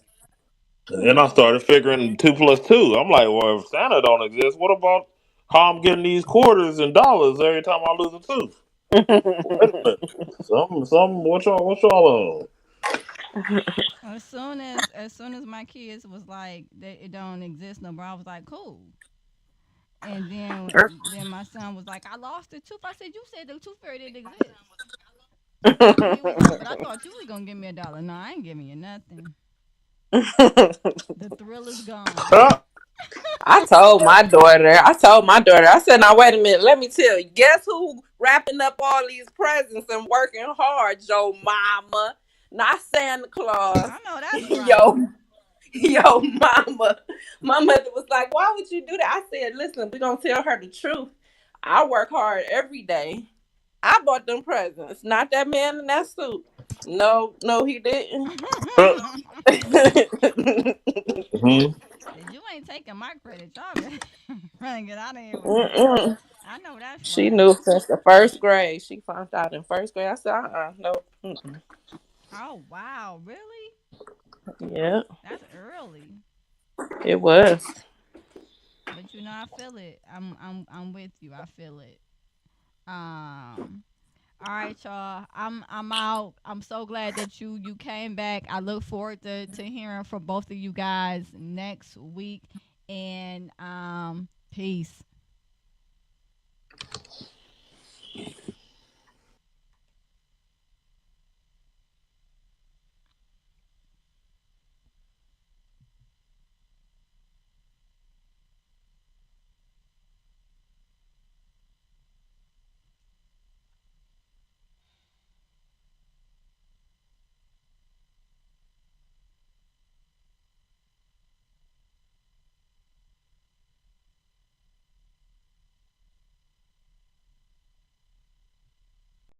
Avoiding me because he was ashamed of some things that he was doing. And so he basically was telling everybody he was going to talk to me when he got himself together. However, he died. And he was in the process of getting himself together. And so it's like I'm sad, I'm angry. It's a lot of things that I'm feeling. I didn't get to talk to him. How long had it been? How long had it been since you all talked? I want to say in October I got ordained as a chaplain. That was a text message, and he was like, "I can't come. I'm working this and that," and I'm like, "Well, you can watch the video." He was like, "Well, I want to come, but I don't look my best," and I was like, "It don't matter. Ain't nobody gonna say nothing to me." You know what I'm saying? Right. And, he was like, nah, but that was just through text. So I want to say the last time I talked to him probably was like maybe in May verbally. Oh, wow. Okay, so it had been a month. It's been longer than it was like a year. Oh, you mean last May? Last May, yeah. Oh, and then goodness. Not only that, I had trauma because I had a dream that my father was going to die. And so my dream came true. And so that was traumatizing too. Wow. When you had the dream, how did you deal with that? Did you tell anyone? Did you internalize that? I told his sister. And she was like, that's crazy because I had a dream, but it was about his blood on the ground or something. But that was 9 months prior to his death. And so, I was like, I think this is a warning. We need to get some insurance or do some things. But I just had a burden to talk to my dad. And I was so caught up in my emotions. I don't believe that I did my due diligence as like praying for him and things like that. But yeah, he ended up dying 9 months after the dream. When you say you don't think you did your due diligence, it sounds like you're taking some type of responsibility. Is that something that you're going through? Yeah. So there's some. I was reaching out. Yeah, I felt like maybe I should have prayed for him, or maybe I should have fasted for him, or something like. And I know mentally and emotionally I can't control anything, but I feel as though I didn't do my best as in interceding for him. So that's how I feel about it. Sometimes when we are in a scenario where we have no control, right? At that point, we will create avenues of control. We will create avenues of responsibility. And it sounds like in this way, that's a part of what you've done, where, if I would have, then this would have been different. Had I ever, then this would have been different. Sometimes a part of grieving is accepting that some losses are inevitable. Is that something that you've thought about? Yes, but I still struggle, as in I could have did more. I could have went searching for him or something. Like when I tell you I had this heavy burden to speak to him and wasn't able to speak to him, it like really bothered me. Yeah. And I did reach out, but yet I did do something. I did reach out. I was the one who was rejected and ignored. Okay, so what I'm hearing you say is that you did do something. Yeah, you I did did reach out. But he wasn't in a place, the way that you describe it, he wasn't in a place to receive you because he still had some guilt and shame about some things that he had done in his past. Correct. And, oh, go ahead, I'm sorry. No, but we've had conversations, and, I told him, I forgive him, and it is what it is, because I still have conversations with him. So it was kind of hard when I heard everybody saying, like, the day he died, actually, I had got a on-call position at my job as a PRN, and that day, his first cousin, my first day down there as a PRN, I arrived to a room, and my cousin, she was getting her, they was pulling the cord on her, and I was on my father's side. Now, this is like one of my father's favorite cousins. The next day, while I'm at church, well, actually, after I leave church and go home, I got a call like, Monicia, your father did. And I'm like, huh? Like, what? I was just praying for him at church, and I'm like, I don't even, like, is this y'all for real? Right. So it was my cousin on my promotion, the day of promotion of my job. They pulled the cord on her. I haven't seen her in a long time, but I remember her. She was around when I was younger more. And then the next day it was my father. And it was unexpected. Gosh. Oh my goodness. And I'm so sorry to hear that. While we are in this conversation, I do want to invite any listener that has any questions to call in. Press that call button, and I will be more than happy to speak with you as well. Before I let you off the line, Onicia, and I hope that you still stay around to listen, I do want to get into the task of mourning with you, so that I make sure that you don't leave empty-handed. Is that cool? Okay. My grandma hear me coughing. She talking about, spray your room with Lysol. Oh, God.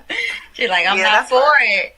I understand. I'm not for it. So the task of mourning, there's 4. Okay, and it says, after death, survivors are left to face the pain of grief in a new world without their loved one. Mourning is the process of adapting to loss through the completion of 4 tasks. Keep in mind that adapting doesn't mean forgetting. It means finding a way to cherish the memories of a loved one while continuing to move forward in life. It means adjusting to the world without the person that is no longer with you while holding a place for them in your heart. So that is what this is influenced by. The first task is to accept the reality of the loss. After a death, it's common that the reality of the situation is minimized or denied. To complete this task, the reality of the loss must be fully accepted, both intellectually and emotionally. The second task is process the pain of grief. Grief involves painful emotions such as sadness, anger, and guilt. It can be tempting to avoid these feelings, bury them rather than facing them. However, working through grief means confronting, naming, and making sense of these emotions. The third task is adjust to a world without that person.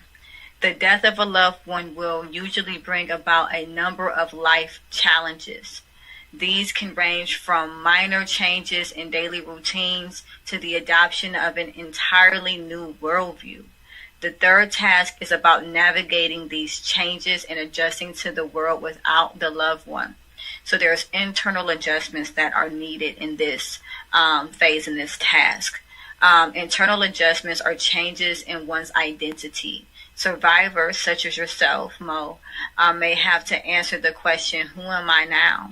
They may also experience changes in their self-esteem. There is external adjustments that also need to be made. And these external adjustments include taking on new roles and developing new skills.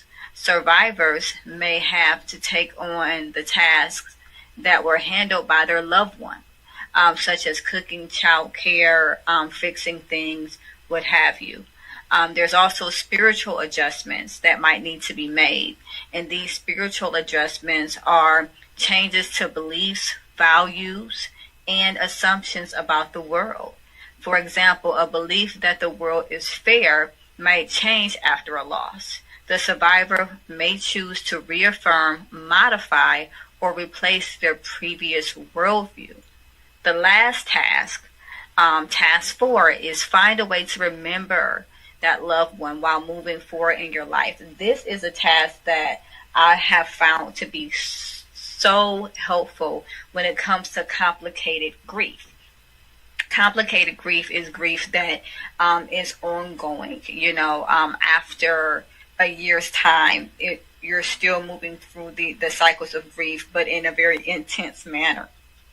And so finding ways to involve, that person's memory, putting your energy on remembering them versus putting your energy on forgetting them.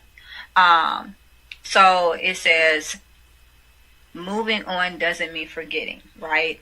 It means finding a place for the loved one in your thoughts, a place that is important but still leaves room for others. So that means not ruminating, right? Completing this task means finding a healthy balance between cherishing their memory and moving forward with life. Sometimes it can look like incorporating them in your Christmas or holiday tradition. It can look like, celebrating their birthday. It can look like, talking about them, telling stories about them, remembering them on purpose and making sure that a part of them stays with you. So I hope these 4 tasks of mourning will be helpful to you, Mo. And I also hope that you continue to listen as I take the next caller. Thank you. You are welcome. So I do have another caller here. Remember, I am taking callers, so definitely feel free to press that call button. I am a licensed therapist, and I am giving away advice on Supportive Advice Live, so feel free.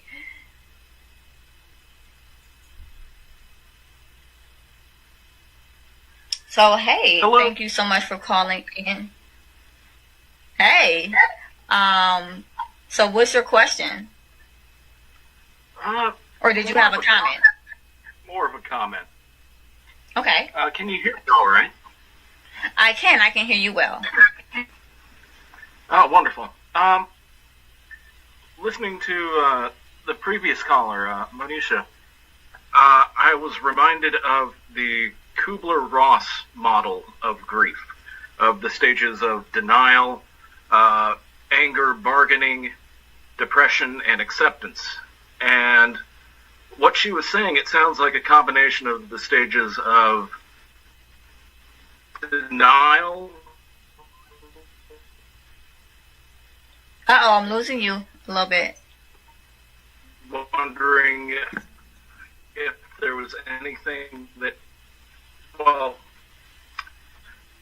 combination of bargaining. I'm sorry. I'm not sure if you're in an area of poor reception. I'm having a hard time hearing you. Let me get a little closer to the microphone.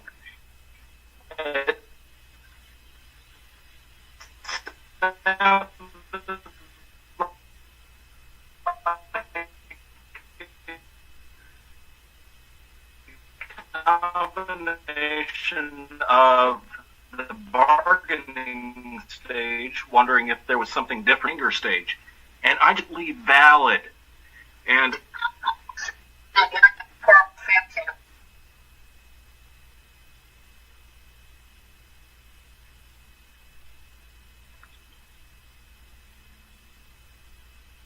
I think that your comment is amazing. Unfortunately, I'm only hearing bits and pieces of it. I definitely would love to continue to hear what you have to say. It just doesn't sound like you're in the best area because it is breaking up pretty bad. I did hear you say a combination of bargaining, I believe, and it sounds like that you were going to do some validating, which I think would be absolutely amazing. Please feel free to continue. And everyone, again, I am taking callers, so feel free to press that call in button. Are you still with me? I think you might have lost reception. Please feel free to call back in.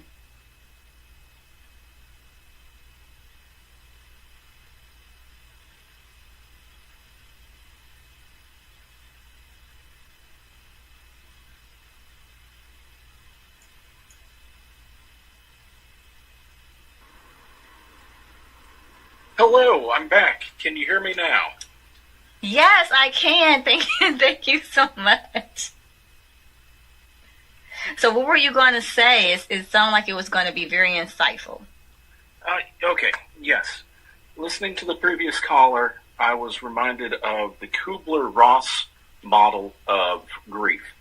That includes the stages of denial, anger, bargaining, depression, and acceptance. And listening to Manisha talking, it sounded very much like she's going through the stages of bargaining, wondering if there's anything that she could have done, and also a little bit of the stage of anger.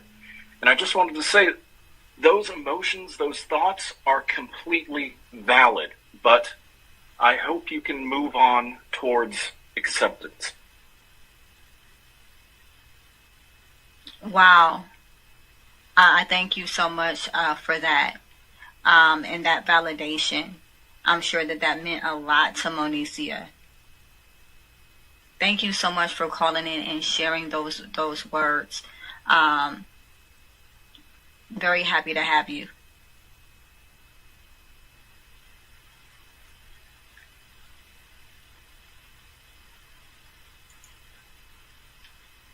Monicia, you still there? Yes, I'm back. So what do you think about that comment, those kind words? For me, I didn't hear nothing he said. The reception was bad. I heard a little bit about denial and I heard a little bit about. He said, I can't think of the other word he used. Bargaining. But He used the word bargaining. he used bargaining, and then I didn't hear nothing else after that. It was just a lot of bad reception. So, so what he was saying, and I hope you don't mind me paraphrasing, as you said it so well. But what he was saying is that it sounded as though you were in a bargaining phase where you were wondering if there was anything else, that you could have done to change the situation. And he was saying that he was that all of those feelings are valid, but he really hopes that you find acceptance as it relates to the loss of your father. I do want to point out that Monicia just recently lost her father, so she is definitely going through the stages of grief. When I think bargaining, I think my perspective and what I've learned through my studies is that it is wishing or trying to make a deal to get that person back, and wanting that person essentially to return. You're not you're definitely not accepting the loss at all. You are going through this conversation, for lack of any other wording here, with God, if you will, to bring that person back, or to stop the pain that you're going through, or whatever the case may be. If you had to go look at the stages of grief, Monicia, where do you think you fall from your own perception? I would say I am, at times I'm sad, at times I'm angry. Maybe I'm misunderstanding the bargaining part. I don't feel like, I guess I feel as though I wish I could have done something different on my behalf, even though I know consciously there's nothing I could have done different. And that's more or less guilt. If you were my client and you were in my office, I would definitely lean more towards feelings of guilt, or even regret, which is a lot of what we feel after someone has passed. We ask ourselves, did we take every opportunity? Did we do everything that we could have done? And all of these feelings are absolutely valid, because it's kind of like the hindsight of, if I had known that they were going to pass, what would I have done differently? And there's always something that we feel like we would have done differently had we known. Not only that, like in the process of my father dying, I also received, I guess I'm traumatized too in some ways. Talk to me about that. I received a message from a stranger saying, we could have probably saved your dad, but they robbed him. They took his gun and some money. And what? I took her screen. Yeah. If I told you the few things that happened during that time, oh God. So I screenshot that. When I go back to Messenger to see it, they unsent the message, but I already had the message. After seeing that message, like 2 days later, I had my grandmother lives with me. I had a dream that I got a phone call that she died. And strangely, maybe some people may not believe, but some of my dreams do come true. And so I was traumatized receiving that dream after that. And so that's basically my process or the things that I've been hit with during the time of my father's death. The funeral was recently, and so I want to say that because there is no thought process from myself or anyone else, especially those who have suffered a loss, to think that you would be through the stages of grief, already, and again, I want to point out that the stages of grief are not linear. They're not linear. It is a cycle, and you can feel different things in tandem. You can be sad and angry. You can feel as though you have come to a stage of acceptance and then get angry again. I have a lot of clients that have taken on grief, because of the losses that they've had. And in working with them for years, one thing that is so important is that you give them the space to feel what they're feeling. There is no time limits on grief. Not at all. And I think that one of the things that's missing for you, Mo, is self-compassion. That's one of the things that I can hear, that you're not giving so much to yourself. You're saying, well, I wish, that I was further along by now. I feel like I should be over it by now. Or not even over it, but maybe in another phase. I'm doing all of these things, but I'm not feeling any better. You are correct. Because of our relationship being on and off, I did not think that when my father did pass away that it would affect me the way it's affected me. So like many of us, you weren't prepared. Yeah, and I thought I was prepared. Yeah. I somewhat thought I would be prepared and it wouldn't be a struggle for me, but today it's been a roller coaster. And and that's something right there, because it is presumptuous for us to assume, right, just because we don't have an ideal relationship with someone, or that we are estranged from someone, that if they were to pass away, it wouldn't bother us as much. Sometimes we feel like because we processed a loss while they were still living, that the grief, if they pass away, won't be as bad. But as you gave the example of, it hit you just the same, except for there was more regret because of the strain.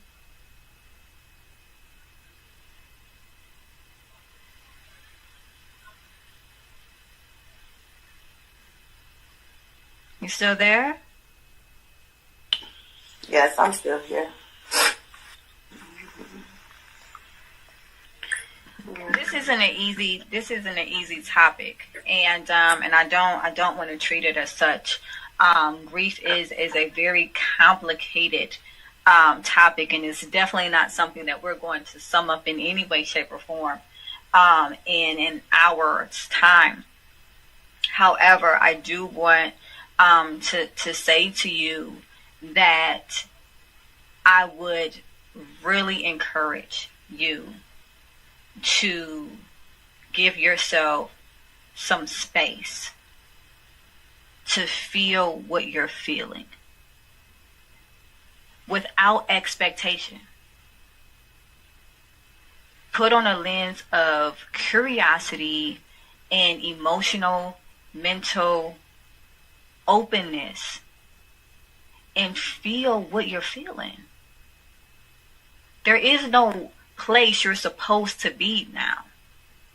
There is no way you're supposed to feel right now, except for how you feel.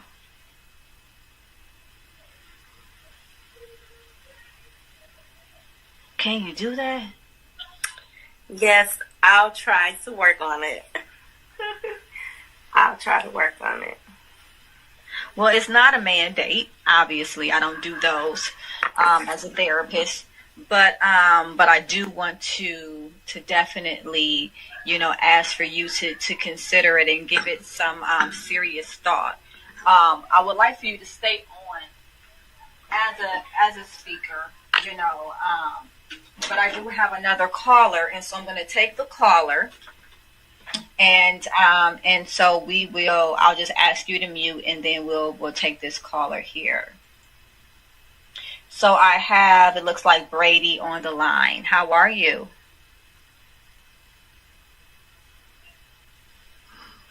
You're on mute. Just checking on my bunny. He looked a little hot and tired. I think he's taking a nap. But so you're just giving free advice today, huh? Yeah. How about that?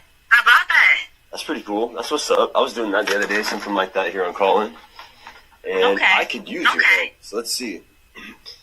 What I'm going through is that I've been trying for like decades to get Dr. West to run as a presidential candidate. And now he's finally doing it. But he's doing it for a political party that's kind of problematic. So I've been trying to start my own party since 2016. And nobody's really on board. Like, no one really likes the idea. But now that Dr. West is running for this problematic party, it's kind of becoming clear to everybody that we need a new third party. And everyone's kind of talking about it, but no one wants to help with the idea. So how do I get people to, I don't know, how do I get people to become politically active? That's hard. And Right. And the reason and the reason why that's hard is because it's such a personal topic. People's political views and values are so personal to them, and it's hard to influence that. And so it can be hard to get people on board without offending or individuals not wanting to be a part of that topic, because it's a hot topic that easily offends individuals. I think that it's just important that you allow people to know that the information is out there. Put it out there, let them know that it exists. If you're an influencer and you make videos, great, do that. And then allow the people to come to you. The individuals that are actually interested, give them avenues to locate you and come to you, or donate, or whatever it is that you need from them. You can go and get whatever licensure needed to start getting signatures and stuff like that, or permit, I think is the word, needed to get signatures.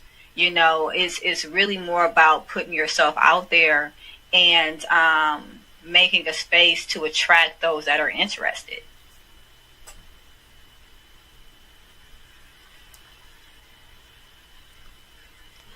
That's cool. Much appreciated. I'll just keep putting myself out there. And I'll just ignore the screams and the complaints. The screams and the complaints, are those coming from people that are against or for what you're Against. Okay. And I mean, and in all honesty, Brady, that's with everything. You put yourself out there, and there's going to be positive and there's going to be negative. And the negative can be a motivation, right? And the positive, is a motivation. Absolutely. But you keep on going. You keep on putting yourself out there. And you make the information available. You put out platforms for individuals to reach out to you so that you can get the feedback you need. Right. So we could all work together, get some kids some food and some health care. I'll get food and healthcare for everyone taken care of, you know, so we can have a little more vacation time, you know. That's the end goal. I like that. We just got to do a little bit of work first. We just got to do a little bit of work first. So I know that's a lot to ask for some people, but you know too, it's a big ask. So let's see. How do you make friends with somebody who's already decided you're the devil? That is a loaded question that you just said there. I think we can go to the next person if you want. Yeah, no pressure on that one. Well, I did want to address it because I'm interested as did the person tell you or tell that hypothetical person that they think they're the devil, or is this an assumption?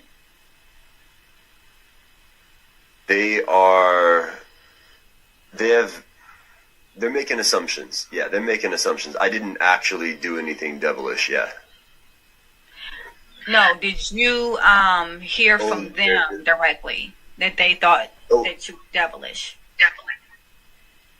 I'm sorry, what was that? I said, did you hear from them directly that they thought you were devilish? Oh, yeah, they think that the thing that makes me too devilish is that I love myself too much, and apparently I ruin conversations. Oh, wow. Okay. Well, all you can do is continue to be yourself. And if that person, whoever this person is, if that person has made up their mind, you know, on who you are, you know, that can't determine how you behave and how much you love you and how much you know, continue doing positive in your everyday life. I don't know what would be the motivation behind making friends with them if there's someone who clearly says that they have no interest in being friends with you. But there's definitely ways to be cordial, which is not feeding into you know, any type of defensiveness or anything like that, and just living your best life no matter what they're thinking or saying about you. Right, and that's a good point. Like, I don't necessarily want to be friends with these people. I just want them to stop harassing and trying to abuse me while I'm just trying to do my thing. Wow. I mean, I think that's a fair ask. And when it comes to wanting people to stop targeting you or whatever the case may be, the one thing that we have control of is our boundaries. Who we let in, who we don't let in. Every social media website has a block button. Every phone that I'm aware of has a block button. We don't have to be involved in this. Here's the problem I'm facing right now is that let's pretend, for example, that Monica has me blocked right now, and you allowed her to be the speaker on your platform.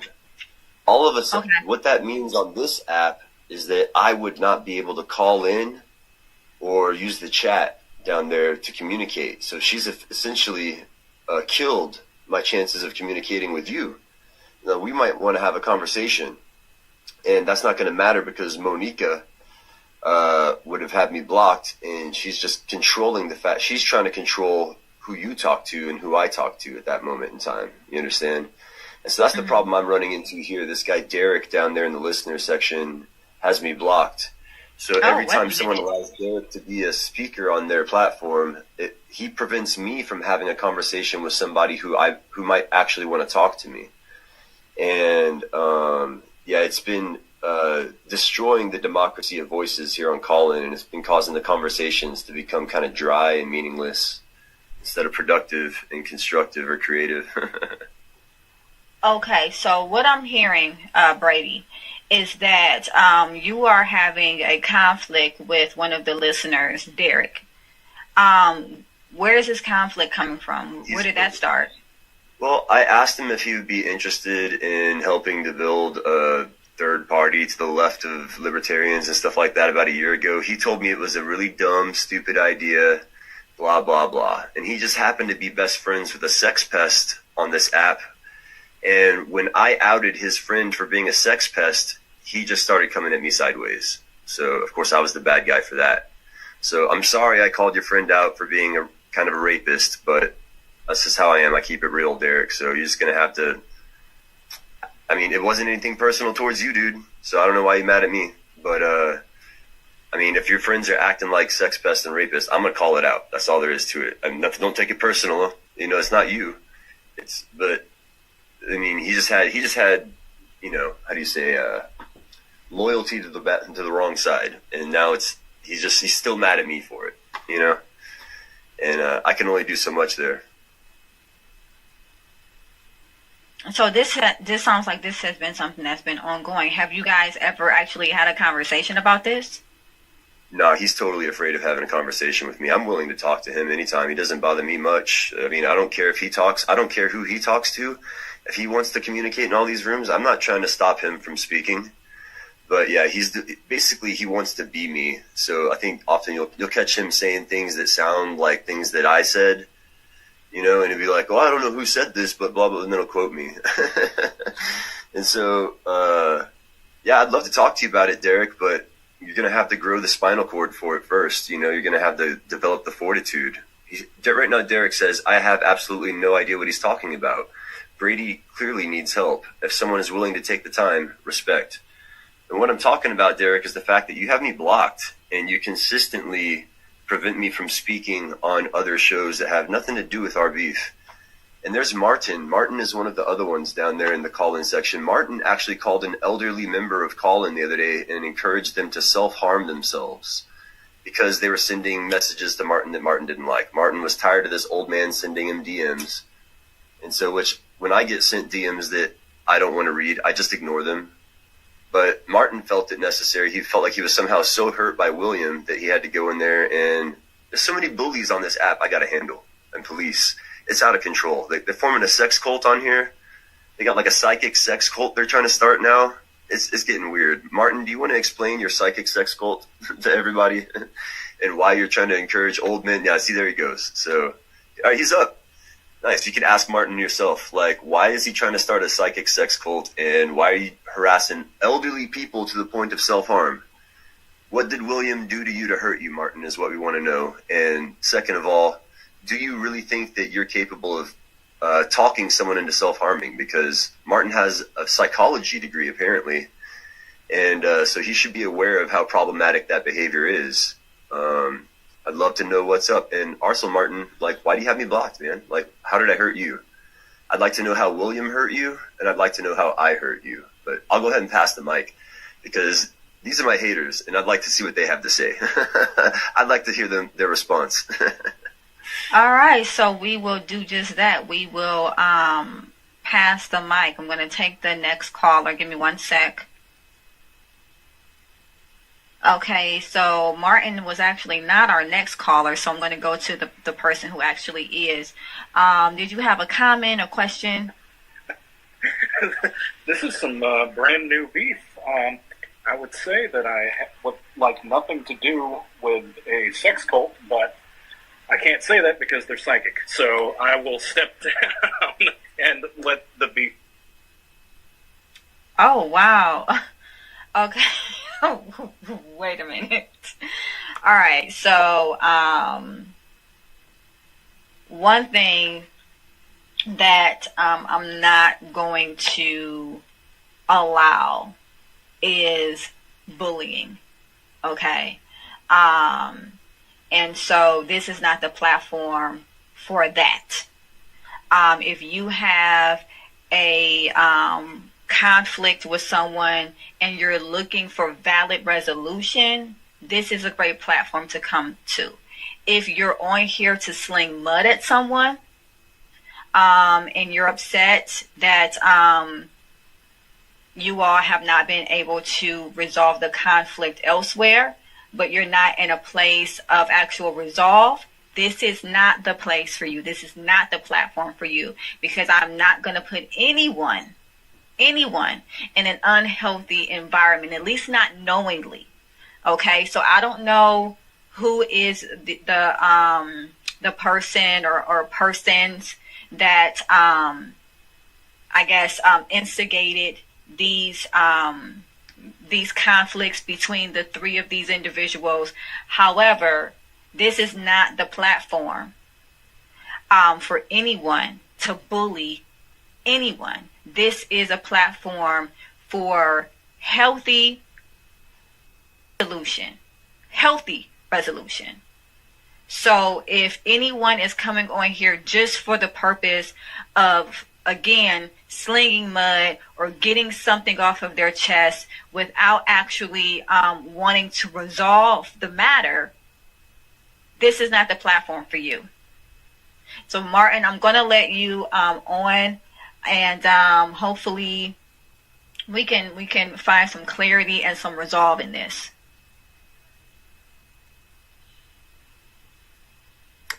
Hi. Thank you for taking. Hi, Martin. Thank you for taking my call.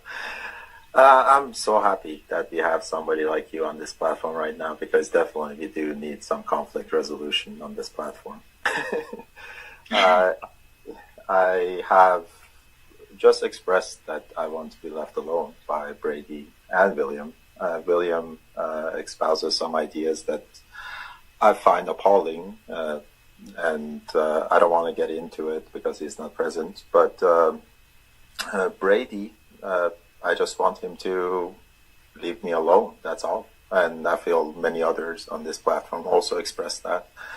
He wants to put himself in spaces that he's not welcome, and that's what we have expressed.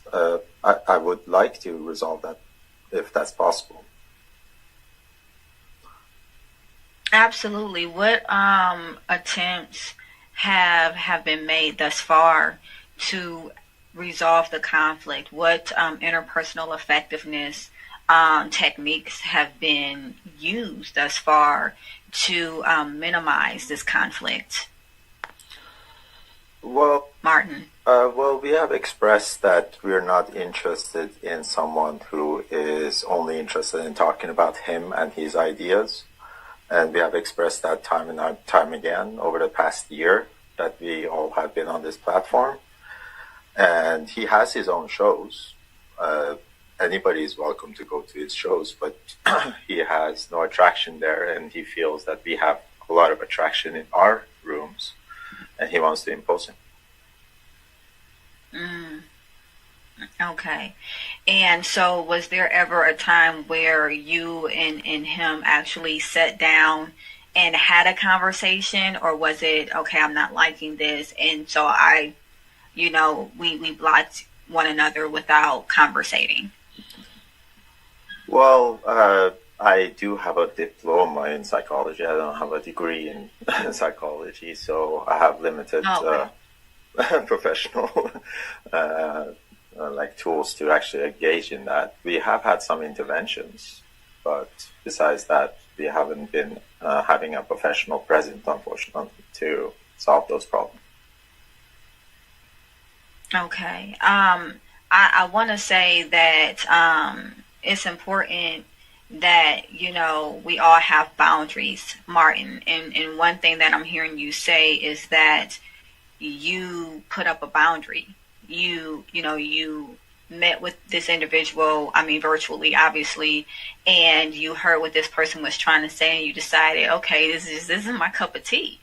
And so you express that, I'm sure, or I'm assuming, and you can correct me if I'm wrong, in a professional manner, and it was not respected. The boundary was not respected, and so it led to blocking. Now, Brady, I don't know you. This is my first time ever speaking with you. However, I did hear a lot of aggression in the things that you were saying. You sounded very angry, and there was a lot of defensiveness. There was a lot of instigative conversation, comments, calling individuals out, and things of that nature. Now, I haven't heard from the other person that you were talking about. One of the callers that I had looks like possibly They became pretty uncomfortable, and so they didn't want any type of involvement in that. But Martin has come on, and he sounds like he is more than willing to resolve the matter as long as his boundaries are respected. Now, I'm not going to put you on right now because I'm talking to Martin, but you seem to be using the chat pretty vigorously. Are you willing to resolve the conflict? Can you put that in the chat?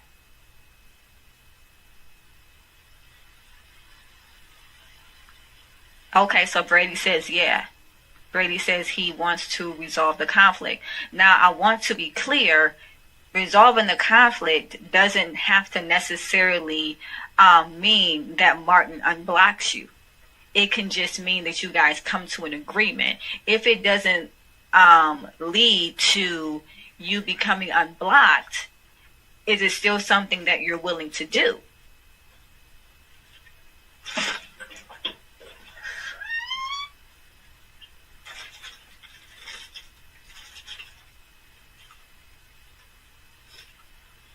Okay, and again, we're deflecting.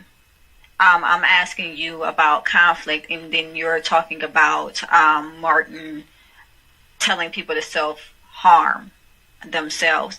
Martin, can you let us in a little bit onto what that is about, so we can have some clarity about that comment or whatever it is that Brady is talking about?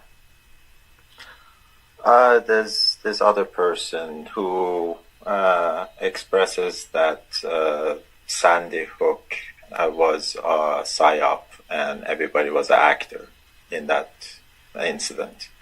And I found that appalling. And I tried to make him stop sending me materials that would support his ideas about that, and I just told him that just do whatever you'll do and just leave me alone and leave me out of it. But he keeps harassing me with messages all the time, and unfortunately I expressed that if it comes to the point that I have to go to the length of actually encourage him to do stuff, but that didn't seem to work. It was just a threat to hopefully get him to stop harassing me, but that didn't seem to work either, unfortunately.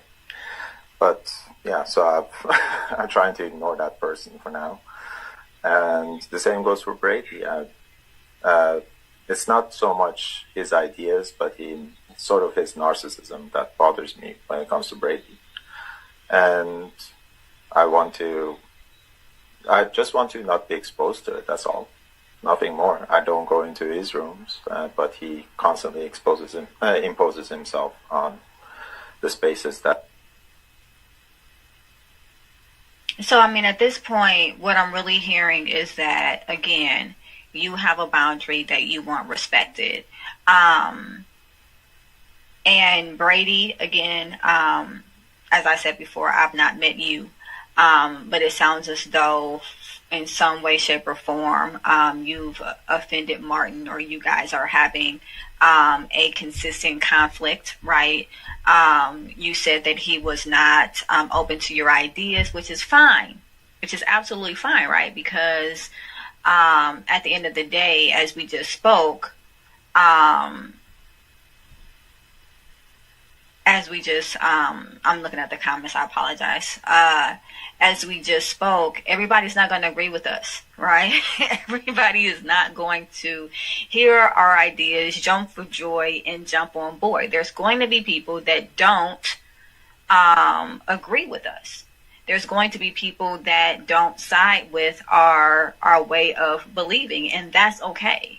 If it's something that we want to continue to do, we continue to do it. And if not, we don't. We don't need everyone on board to do what it is that we feel like we're supposed to be doing. The only person who needs to be on board is ourselves. And then we find the avenues that are open, and we take the opportunities available to make it happen. And if Martin is someone that did not agree with your idea, or maybe he, as you said, thought it was stupid, Martin is a representation of a lot of people that you're going to run into that's going to say the same thing. And you move on. you move on. Do I have any other callers? Anybody else? Anybody else? Martin, Brady, I thank you both for your time so much. I definitely appreciate your time. And Martin and Brady, I thank you for coming on and at least attempting to resolve the conflict. It doesn't sound like Brady, like you're open to resolve right now. It sounds like you're still very angry and you're looking for a fight. And if that is where you are, that's absolutely fine. But the fight will not take place here because this isn't the platform for that. Any other callers? Anybody else? Going once? Going twice? Okay, so we got another person. All right, so let me... Boom, boom, boom.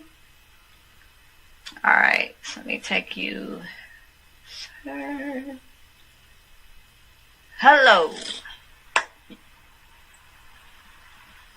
Can you hear me? I can. How you doing? Oh, pretty good. So, I would like to talk about going back to Bo's father. Thank you. I appreciate you. As we digress, right? So please go back to Mo's dad. Well, my point is that he said that he wanted to do it alone, and whether or not that was the right action, it doesn't really matter. I mean, that was his decision. And to second guess it and say, well, what if I could have stepped in his behalf? That's not what he would have wanted, I don't think. And I don't think that he would want you to feel the burden that you're feeling now. So I'm not sure if that completely fits with the situation. That's just my opinions on it. And also, I'd like to talk a little bit more generally about especially men, and I wouldn't say mental health, but more of like emotional hygiene. My father lost his father not too long ago, my grandfather. And my father told me that when he was growing up, his father, my grandfather, did not show love physically. My dad never got hugs. And my dad told me that he knows that his father loved him, but his father was not able to show that. So you have to admit that sometimes men feel the need to put themselves in a bubble, and if that's the way they feel, it's the way they feel. And it's not something that you could just turn on or turn off. And second guessing it, I believe, might be causing you more pain. I think that is a great point of view that you just brought to the table, right? There is a lot of emotional suppression as it relates to males. It is taught as a form of masculinity, right? Not to cry, is a part of the gender, role to, oh, you have to be strong, suck it up, keep it moving, and to show love has been deemed soft, for lack of a better term. And so you will have a lot of households where the father never hugged his son, or didn't say, I love you. And that is typical. That is not outlandish. That is something that is culturally normal, and something that we are breaking out of, thank goodness. But I definitely hear your point of view when you say, if that is what he wanted to do and those were his wishes, part of what might be putting a burden on Mo is that she felt like it was her responsibility to relieve him of those wishes. But I do still have Mo. Thank you so much, Mo, for staying with us throughout this process. Mo, what do you think? Feel free to chime in. I thought that was a great topic. He brought up about men and their emotions. Actually, I was like, "Ooh, that's something I want to talk about next week when I come on." You don't get tired of me. Speaking of next week, I do want to thank everyone who was a part of this show, and I mean everyone. This show is on every Thursday, 6 o'clock p.m. Eastern Standard Time. Supportive Advice Live. Tune back in. It's unpredictable, and unpredictable is great because that's life. It's not scripted. You get what you get, and you leave the rest, right? And so come back, listen in, and I hope to get to talk to all of you again next week. Again, thank you so much for joining. I appreciate every single one of you. Don't be afraid to press that call button, and I will be back next week at 6 o'clock. Bye, everybody.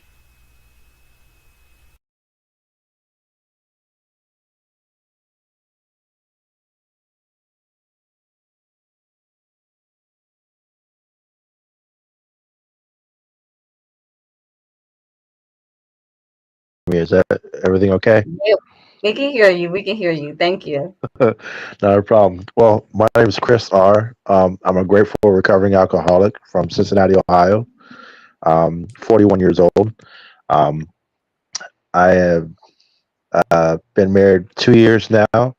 I have 5 children and 4 grandchildren, and I'm an inventory control analyst for that company named Wayfair. Yes, I said their name. It's okay. I'm allowed to say it. Okay. And my sobriety date is January 1st, 2021. I got sober on New Year's Day. Out of all that was, I guess that's my New Year's resolution from now on for the rest of my life. Wow. But that is my sobriety date, and that's from alcohol. I didn't. Drugs really was not my thing per se. But they say alcohol is a drug, which it is. So I do both programs. I do AA and NA. Oh, wow. Okay. Yeah, I do both. So, Chris, tell me about your life in the pre-contemplative stage. Now, that's the stage where you don't know anything is going on. You're just living life as usual. Um, before my of course my drinking and stuff like that. I had a very good childhood up until I was like probably say about 8 or 9 years old. And then that's when my dad started bringing alcohol in the house, and my mom started bringing drugs inside the home. So it's kind of like a double-edged sword, where it's like I had nowhere to run, had nowhere to go to. My grandma was, she, and I'm not trying to say this in a bad way, but she was old. She didn't know that my parents were doing what they were doing. It was just basically a place where I could go to, lay my head, get some food, and then that was it. I couldn't really run to her and say, hey, you know what, my mom and dad are going through a thing, because of course I would get told, oh, you wouldn't say that about your mom because your mom's this, or you couldn't say that about your dad because your dad's this. So there's like no one to run to. So basically for me, running was just like going to school or playing that sport or going to a friend's house or going somewhere to escape that abuse from the home life, because once that abuse started for them, the drug abuse and alcohol abuse, that's when the physical abuse started, the sexual abuse started, the mental abuse started, the emotional abuse started, all this stuff started taking place. And I was one of 6 children. So there was 4 girls and 2 boys in a home, so I wasn't the only one that was being stuff was happening to. So, and I was the baby out of all of them. So go figure. You know, oh, you got the baby, you got the, the not the short end of the stick, but you got this or you got that. No, not in my household. So Chris, let me ask this. As the baby, did you notice your siblings having a level of protective capacity over you? Were they able to help out more with um, you? my sisters, not per se, because my sisters, and I know I'm on a program to speak truth, so my sisters are really promiscuous, if you per se, because of course they saw my mom going through what she was going through, so they were sleeping with whoever and whatever. But my brother, oddly enough, he was in a gang, and that just took off. Once I found out my brother was in a gang, I was like, okay, well, can I join? You know, it's just like kind of like, you got those Michael Jordan tennis shoes. Can I have a pair? And Yeah. that's all it took. You know, my brother said, okay, you sure you want to do this? And I was like, well, absolutely, because mom and dad aren't there for us, so who else is going to be there for me? And obviously you're not, because you're doing this, and our sisters aren't doing anything because they're not doing anything with their life besides going to school and, like I said, sleeping with whoever and whatever. Um, so I joined the gang with my brother. So yeah, my brother. So I'm going to fast forward. When I talk about the pre-contemplative stage, I think I'm more or less talking about your life while you were drinking before you realized that it was a problem for you. Okay. Well, I started drinking. I want to say when I was like 9 or 10. I went to a football game with my dad. And it was actually a Dallas Cowboys football game, so it's actually my favorite team. Don't shoot me. Okay. Um, but at the end of the day, that was my first game I went to as a Cowboys game with my dad. He just told me, take a sip and shut up. And so I did. And he gave me some big red gum to chew it off. And my mom really didn't care because, of course, she was doing her thing. But I still felt bad for lying to my mom and saying I didn't drink anything. But I'd probably say when I was like 9, and I'd fast forward a little bit, like you said, I just on and off, on and off, on and off, on and off. And it didn't really stick till I was actually able enough to buy it. Once I was able to buy it and I was legally to buy it, all bets are off. I was buying with cases and quarts and you name it. It was like the liquor store in my house 24/7, and I was a functional alcoholic. I would bring it with me to work. I would go to church with it. I'm not gonna lie. It just, no matter wherever I could go, I brought it with me. Everybody's, oh, that's Sprite. Yep. That's Sure. that's apple juice. Yep. So there's no need to fabricate anything. If I could get my hands on it, and if I was able to buy it, guess what? Chris was going to get it, and a lot of people we used to refer me when I was little as Red from Shawshank Redemption. If you ever saw it, when he was able to get anything and anything, that's how Oh yeah. that's how I was with the alcohol. If you wanted it and you couldn't get it, trust me, I could get it for you. And yeah. Describe to me what, in your eyes, it means to be a functional alcoholic. In my eyes, it's like, just getting up, taking a sip right away, not even brushing your teeth, going to work with it, putting in your locker, going to break, drinking some more, going back to the floor, drinking while I'm on the floor, doing my job, taking another break, drinking some more, driving home, drinking some more. Yes, I was driving and drinking. I don't recommend it. No, no, no. But this guy did. And then going and just repeat, hardly ever eating. I remember going to the grocery store, buying all this food and all this alcohol, and I remember just stuff would get freezer burnt, stuff would get molded, stuff would get curled, stuff would get out of date because I was more consumed about drinking than eating. Like the only Right. thing I could really eat was just bread.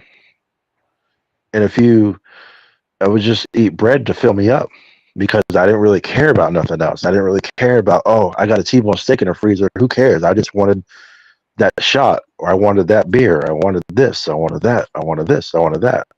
I didn't care Right. about eating. All I wanted was to do was drink. Right. Right. So And that that makes sense. So going from the pre-contemplative where we don't know that anything is wrong, we're just kind of living life as it is. What happened in your life that switched you from pre-contemplative to contemplative where you realize, okay, maybe I have an addiction to alcohol? two things. One is when I went to the liquor store, my I went to go check. I went to go to my old liquor store I used to go to, and my card. I want to go use my card, my debit card, and it said insufficient funds. I had literally ran my credit card over like over $2,000, like literally no, just boom. And the guy, the owner said, you can't use your card here no more. And I'm like, well, why? He's like, because it said you don't have no money. You can't, you know, it's not going to work. You remember if you had, now if it was clear, of course you could buy some, but if my card was not taken, I was in a negative, like almost 2 grand. And then I went back to the hotel room I was at, and I actually detoxed myself. I don't recommend it. I didn't go through a doctor. I didn't go through no facility. I didn't go through nothing else. I did all the shakes, the throwing up, the going to the bathroom myself, all that stuff by myself for like almost a week. And then once I got come to, I was like, I think, I think I need some help because, one, I don't have nowhere to go. Two, my card is insufficient. Three, I need to figure this out. And of course, the Passages of Malibu commercial came on TV, and I'm like, oh, I could probably go there. But I was like, I'm not gonna, no program is gonna be like playing pool, or not pool, but playing, waking up every day by the ocean and stuff like that. So my friend had recommended me the Salvation Army, Okay. and so I actually went there here in Cincinnati. That's where I went. But before I went and pulled up on the door, my daughter's the one that gave me a wake up call and said, "Dad, this is your life, not mine. Mm-hmm. And I need you to grow up. And if you can't grow up, then I'll see you from afar." And she hung up the Yeah. phone. And she hung up the phone. So Wow. that's what made me like, oh, okay, I need to do some work because I can't. I got to meet my higher power, which is God for me. Right. I gotta meet him halfway. I know he could do everything, but I gotta do some work.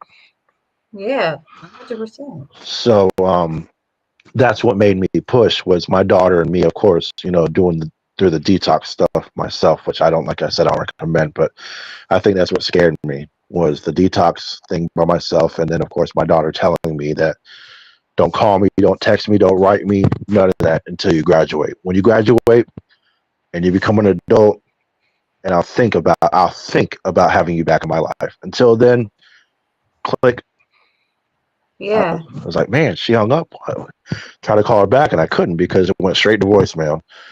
And of course, I Yeah. had to turn my phone in. I couldn't have a phone while I was there, so I was without a phone for almost a year.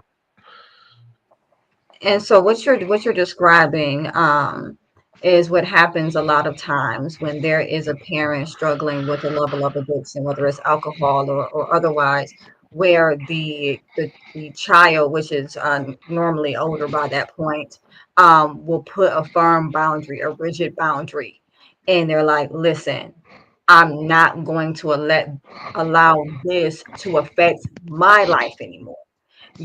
I want to be, be around you and all of that, but I'm not going to do it you as you are." They set an expectation and they say you have to either rise to this expectation or this relationship is no more. And so that is what Chris is describing. Now I want to go back to this detox because I want to be clear.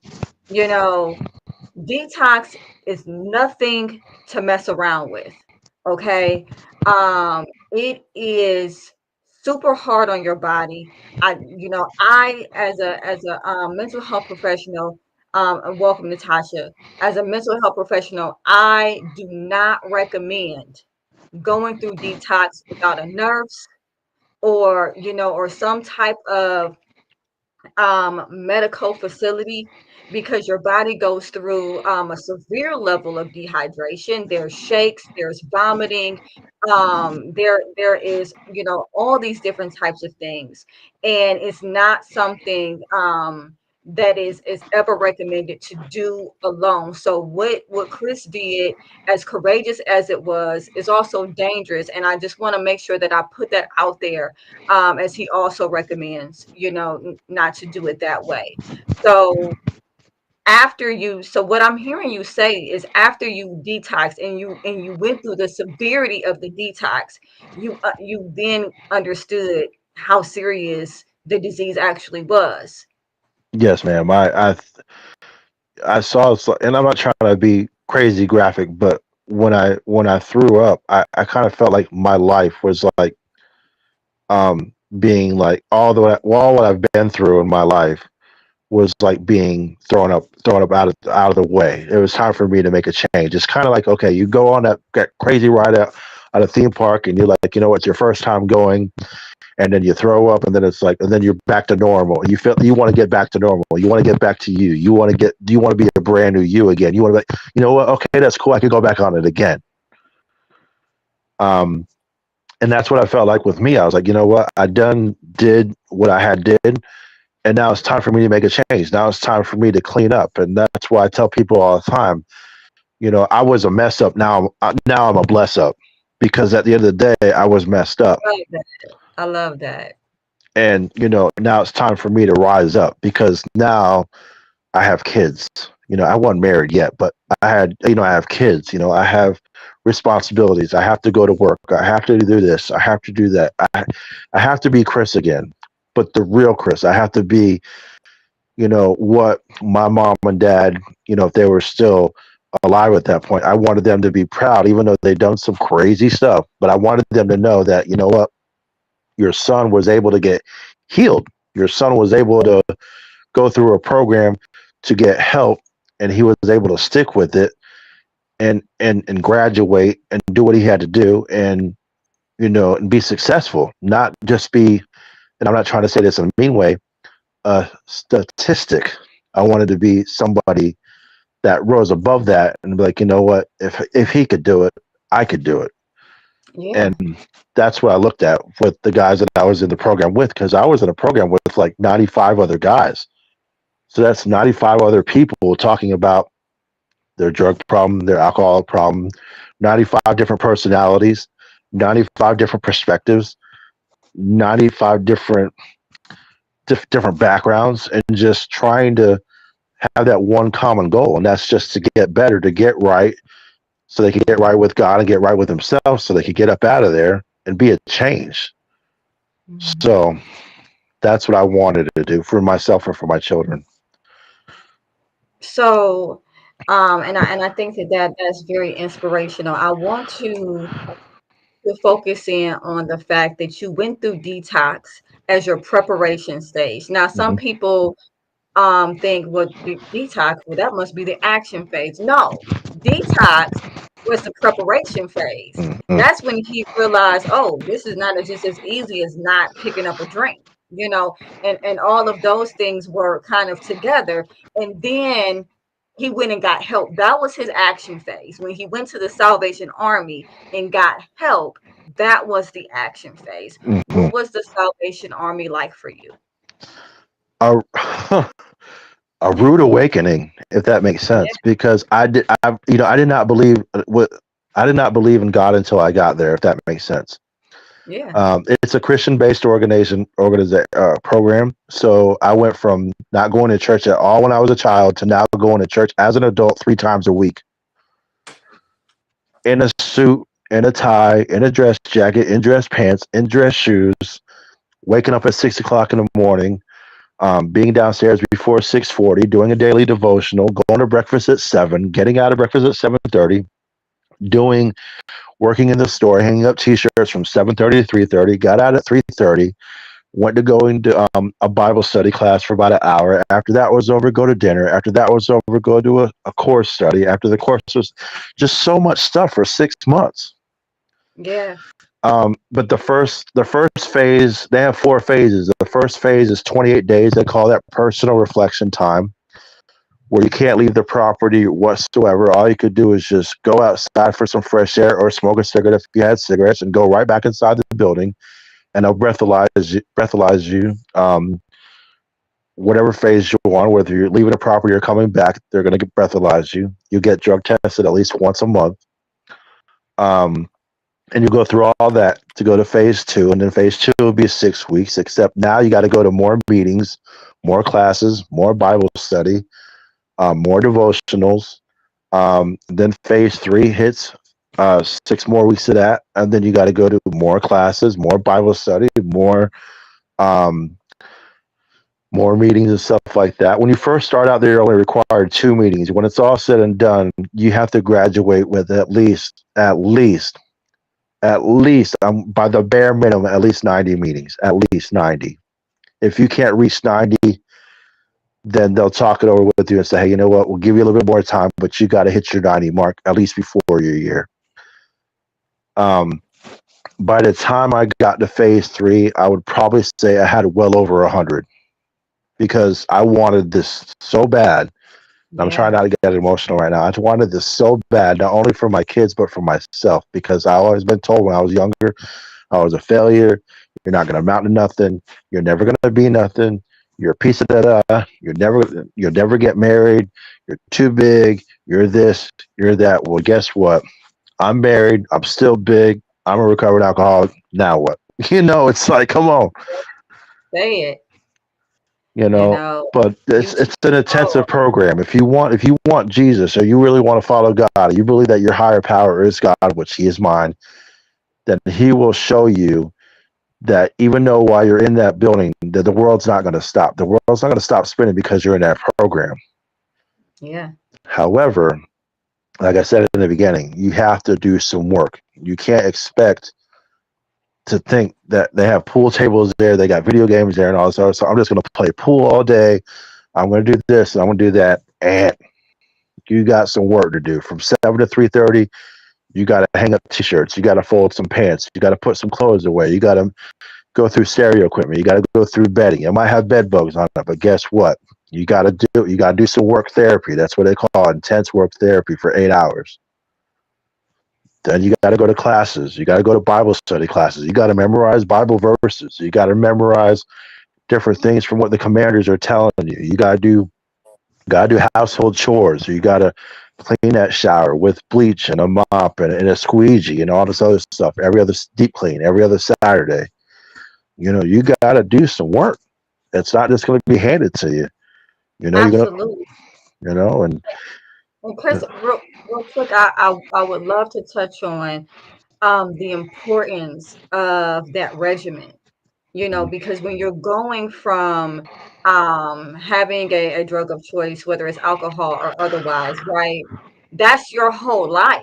And so one of the main things that happens once you stop drinking or once you stop using is all of a sudden you have all this idle time.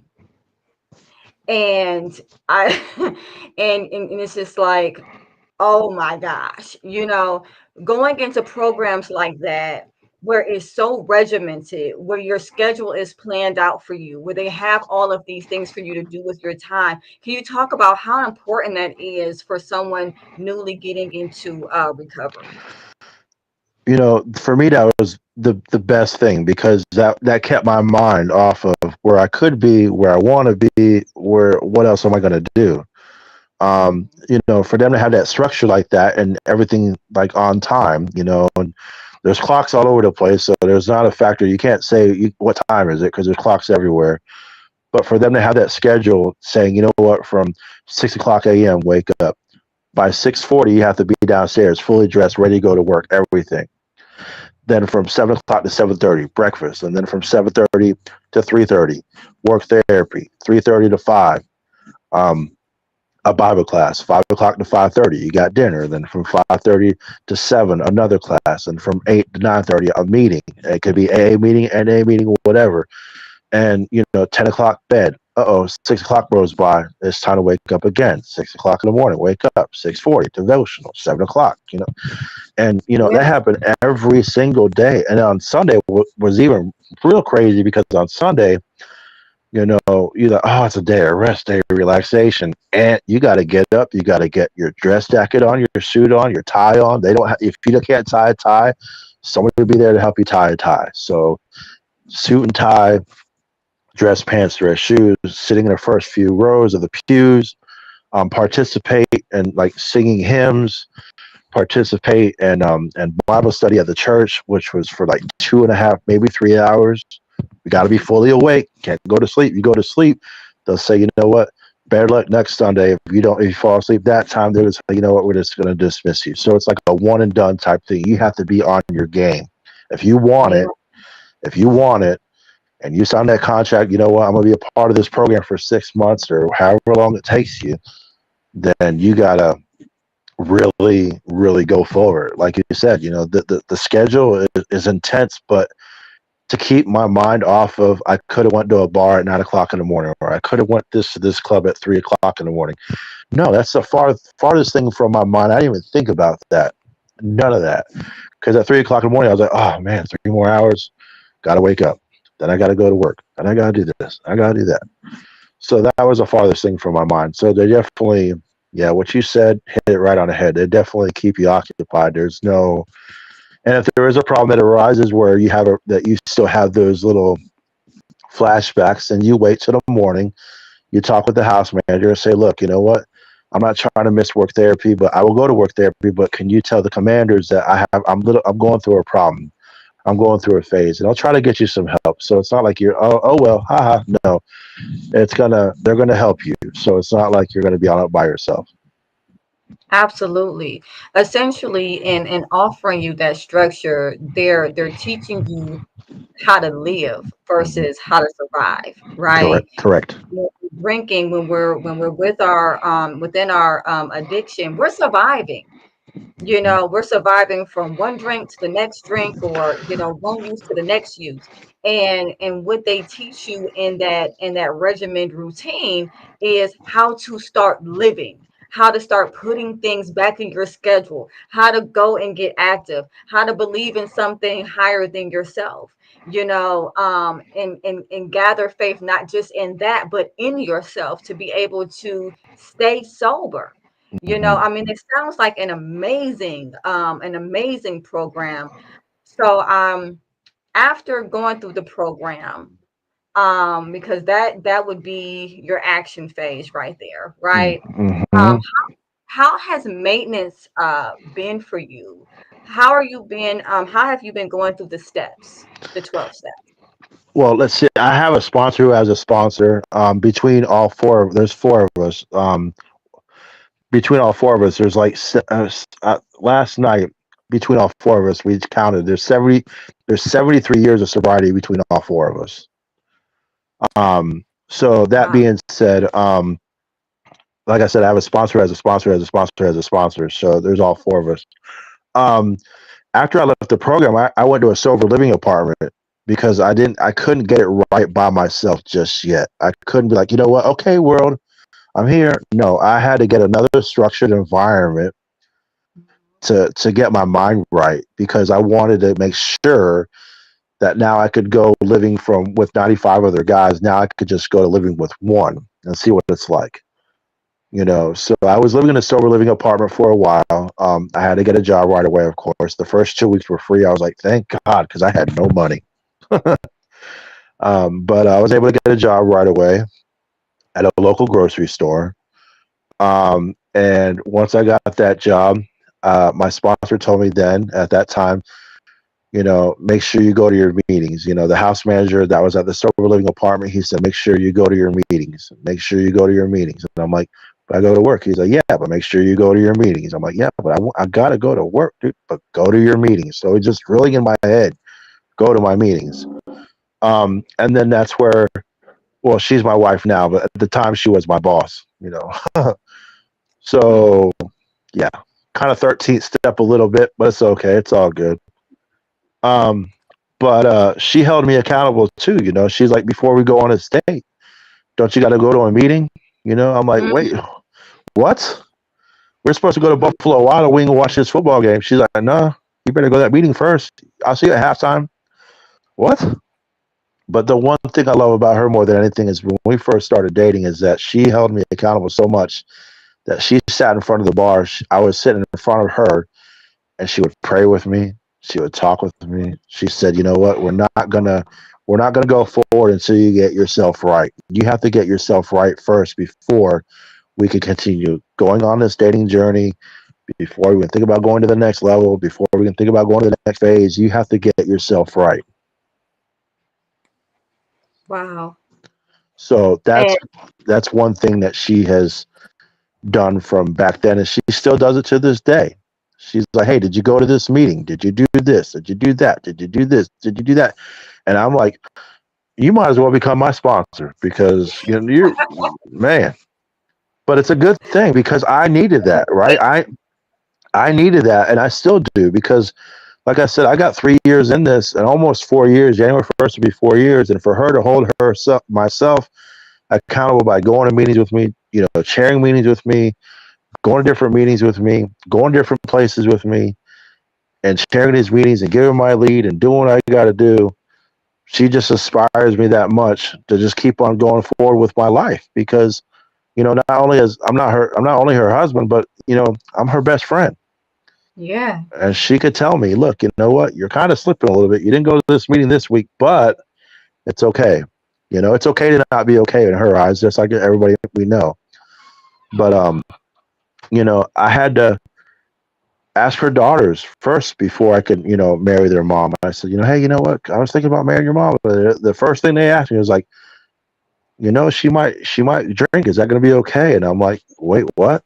She might have a drink in front of you. You're going to be okay with that? Are you going to throw a fit? Or are you going to get into an argument with her? Are you going to drink with her? What are you going to do? So her daughters had to ask questions, and those questions got answered really quickly. Look, she drinks. She drinks. I don't care. All I want to do is put a ring on it. That's all I care about. I don't care about nothing else. But So you brought up a very good point, right? Because we go through the sobriety journey, and we go into our maintenance phase, right? Which I love the fact that you took it a step further and went into sober living, because a lot of people will end it right at the Salvation Army and then mhm, just kind of go out into the real world which has pretty much no structure again, mhm, and then fall back into old habits. So I really encourage individuals that go through that Salvation Army program or any program to try to get into sober living if you can, because that helps give a new perspective to life without drinking, and it still holds you or using, and it holds you accountable. But I really want to dig into having a spouse, because this could be a spouse, this could be friends, this could be family, right? mhm, That still drinks, because like you said before, the world still turns. mhm, Whether we're detoxed, whether we're sober or not, the world is still going to turn. Everybody in the world is not going to become mhm. sober because we're sober. You True. know what I mean? And so we have to learn how to live in a world of individuals who may not have the problem with alcohol that we had, or they might be in the pre-contemplative stage if they're using other addictive drugs and things like that. How has it been being in a relationship, in a marriage, with someone who drinks casually? It's been at first it was challenging, but then I was like, you know what? I gotta see. I gotta. She understands that. She asked me before anything. Look, you know what? I might take a drink. I might get one. You gonna be okay?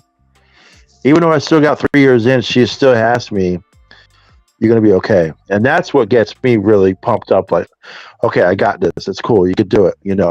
But for her to ask me, we've been to concerts before. We've been to different places. We're getting ready to go on vacation pretty soon to Florida for a week.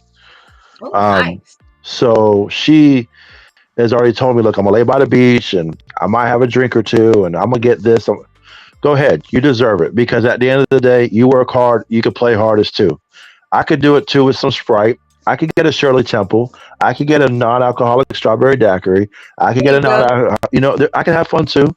And at the end of the day, as long as she gives me that heads up, look, you know what, I'm gonna take, I'm gonna get this. Then it's not a problem. Even if she had did it without me knowing, she'll still tell me, look, by the way, I just want to let you know, I did drink with such and such, but all I had was one. Or you know what, I took a sip of such and such, and that's all I did. So for her to hold herself accountable for telling Yeah. me, you know what, by the way, yeah, so it's perfect. I mean, I know a lot of things aren't perfect, but with her coming to me and asking me, I did this or I did that, or would you mind? What? I have no problem. That's been perfect the whole way through. So I couldn't ask for a better life partner, a better what the Fast and the Furious would say, ride or die. I couldn't ask for a better person. I mean, she sounds absolutely awesome. She really, really does. Um, so part of recovery, right, is making amends. Hmm. And so I know that you at some point mentioned your daughter and the rigid boundary that she had set while you were going through that process, right? And hi Sarah, by the way, thank you for watching. And I would like for you to go back to that relationship and talk to me about the amends process and where you are with that and your daughter. Well, for me, it was first before I made the amends to her, I had to make the amends to my parents, which both of them had passed away. So I got a balloon. I took an envelope. I wrote a letter to both my parents, and I sent them off twice. And I don't know where it's at, but all I know is I wrapped up with an envelope, and it just went up. I just went up in the air. And then I made an amends to my sponsor right away because I wanted to tell him I'm sorry for taking his time, for him, coming to see me on the Salvation Army 3 times a week when he was just recently, a new husband and a new father, taking away time from him, making amends to his wife and saying, I'm sorry for taking your husband away, but I really needed some help. Making amends to all these people. I mean, I have my amends list is like super long. If I showed you, you'd be like, wait, what? I'm still doing it. But for my kids, because like I have three stepchildren and I have 2 biological children, but I might as well say I have 5 children. I don't say step, I say 5. So it was really difficult. But I was glad they accepted that apology, and I was glad they could tell me, you know what, Dad, I'm glad you got the help. I'm glad I could call you. My wife's children, they call me Dad. Um, and so for that aspect, that's awesome. And just getting that respect back. The amends process is painful. And it is not some walk in the park. Like I can't just say, I'm just gonna say her name's Vicky, even though her name's not Vicky. I can't just say, I'm sorry, Vicky, love Dad. No. Right. Vicky got 3 or 4 pages, and then she got, I'm sorry, love Dad, and that's everybody. Everybody at least got 2 or 3 pages. I even made an amends to my wife. You know what? I'm sorry for not being that clean husband. I'm sorry for not being that husband that was not right away pure. I was sorry for not being not that good for you. And there was a time where, like, what do we do? What are you talking about? Divorce? I'm like, wait, well, no, no, no, no, no, no. What I was saying was, but in her mind, because she's not an alcoholic, she didn't understand the concept of an amends. She thought I was writing a letter telling her, you know what, this is it. We're not going to be together no more. She thought it was going to be that kind of letter. So the amends process is really, really painful. Like I said, I do these steps Monday through Sunday, every single day. Right now I'm on step I'm on step one now. I just finished 12 2 weeks ago. So now I'm on step one where I realized that I was powerless over my alcohol. So yeah, I do them every day and every night. And I work with my sponsor like twice a week over the phone, 2 hours every Tuesday and Thursday. And I just get into it. We're like, you know what? Let's knock this out because we both need it. Not only is he helping me, but I'm also helping him because I have to also reach out to him and ask him how he's doing because guess what? He took the time to come out and reach out to this alcoholic. Now it's time for me, this alcoholic, to go reach out to him and say, hey, you know what? You're good? Okay, let's get to work. So, yeah. Part of the amends process, and you mentioned that it's painful, and it definitely can be. Part of it though is actually listening to the hurt that we've caused other people. Mm-hmm. Some individuals that go through the 12 steps might use that as a time to acknowledge just what they feel they've done wrong, and and then say, well, I'm sorry about that, or apologize for that, or write a letter for that. But they don't want to sit and listen to their children or their family talk about the actual hurt that they went through. um how was that process for you, or did that process happen for you? I was able to take first before I did any kind of amends. I told everybody right away from the get go. Look, if you guys have a problem with anything I'm going to tell you, then you need to stop. You need to let me know ahead of time. You need to let me know that excuse me. You need to let me know that I've either pushed a boundary or I pushed a button or they pushed your feelings or something like that. You need to let me know because I don't want to get started in something and pour my heart out to you and keep on telling you that I'm sorry, and all of a sudden it's just going nowhere. It's going to a dead end road. You got to help me, help you, help me, help you. It's a two-way street. It's not. I can't do everything 100, and you just reciprocate and only give me 25%. You got to give me back 100, just like my relationship or my marriage. I got to put 100% in. She's not. If I put half-ass in, excuse my French on your show. If I put half tail in, then I'm going to get half tail results. I got to give 100% of myself, my full undivided attention to my wife at all times, 24/7. When I leave this household, not only am I a father, I'm also a husband, a grandfather. Yes, I have grandkids. I have 4 of them. I'm a grandfather. I'm an employee. I'm a son. I'm a son-in-law. I'm a brother in Christ. I'm a brother-in-law. I have all these titles, but ultimately, I'm still Chris, and that's what I want to stick. I want Chris as that title. Chris has all these titles, but that for what you just said, I had to have all of them tell me, look, you know what?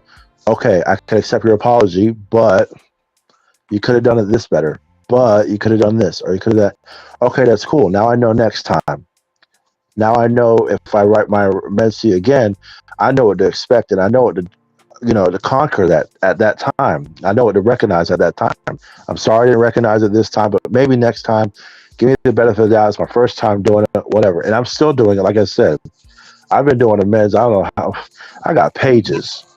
I got like almost a book full of amends from people from back when I was a child. So what? Like I said, I'm 41 now, and that's like I want to say like over 30 years of people that I done hurt, stole from, lied to, cheated on, disrespected. Where I got into a fight with somebody. All this stuff. And like my mom used to tell me when my brothers and sisters when we were kids, less messes. So come on, because at the end of the day, I'm proud to say I am a blessed mess, and that's why I tell people all the time in this recovery. If one thing I could tell anybody, whether it's a newcomer or someone that has 20 years, there's 3 things that I challenge you to do. And if you could do these 3 things, then you can make it in this recovery world. And that is to chill, be still, and do God's will. If you do all 3 of those, I can guarantee you that you will go far in your recovery without a shadow of a doubt. Still, be still. And do God's will. And I'm glad that you brought this up because I did have a question, right? Hmm. Um, Now, for you, your higher power, was God, and you Hmm. went to church in the Salvation Army. Did you see anyone, coming in that may not have, I don't know, been Christian, or maybe they were atheists or Mm. whatever the case may be, but they still wanted recovery. Maybe they didn't believe in going to church, but they still wanted recovery. Did you see anyone's journey similar to that? I've met a lot of guys in that program. And July 18th of this year will be 3 years since I graduated from there. So I've met a lot of people. But I would say, you said the atheist. I know a guy. He totally transformed. This guy walked in with some stuff on his chest, and him saying this and him saying that. And now he works at a church. He's actually working with the youth pastor at a church here locally by where I live at. And this recovery turned his life around. Like, this guy is not. When I first met him, he was wearing all black, dyed black hair, black fingernail polish, big old silver chains. Now this guy's wearing a suit every single day to work. Catching a bus, clean fingernails, no more jewelry. Getting married pretty soon. Got twin daughters that have just been born, like I think like 3 or 4 months ago now. Totally transformed. Like this, you would not, if you had seen what I seen almost 2 years ago to what you see now, you like, man, God really did a total 720 on this kid. And I say kid because he's 27. I'm 41. So yeah, I got some age on him, but I still call him a kid.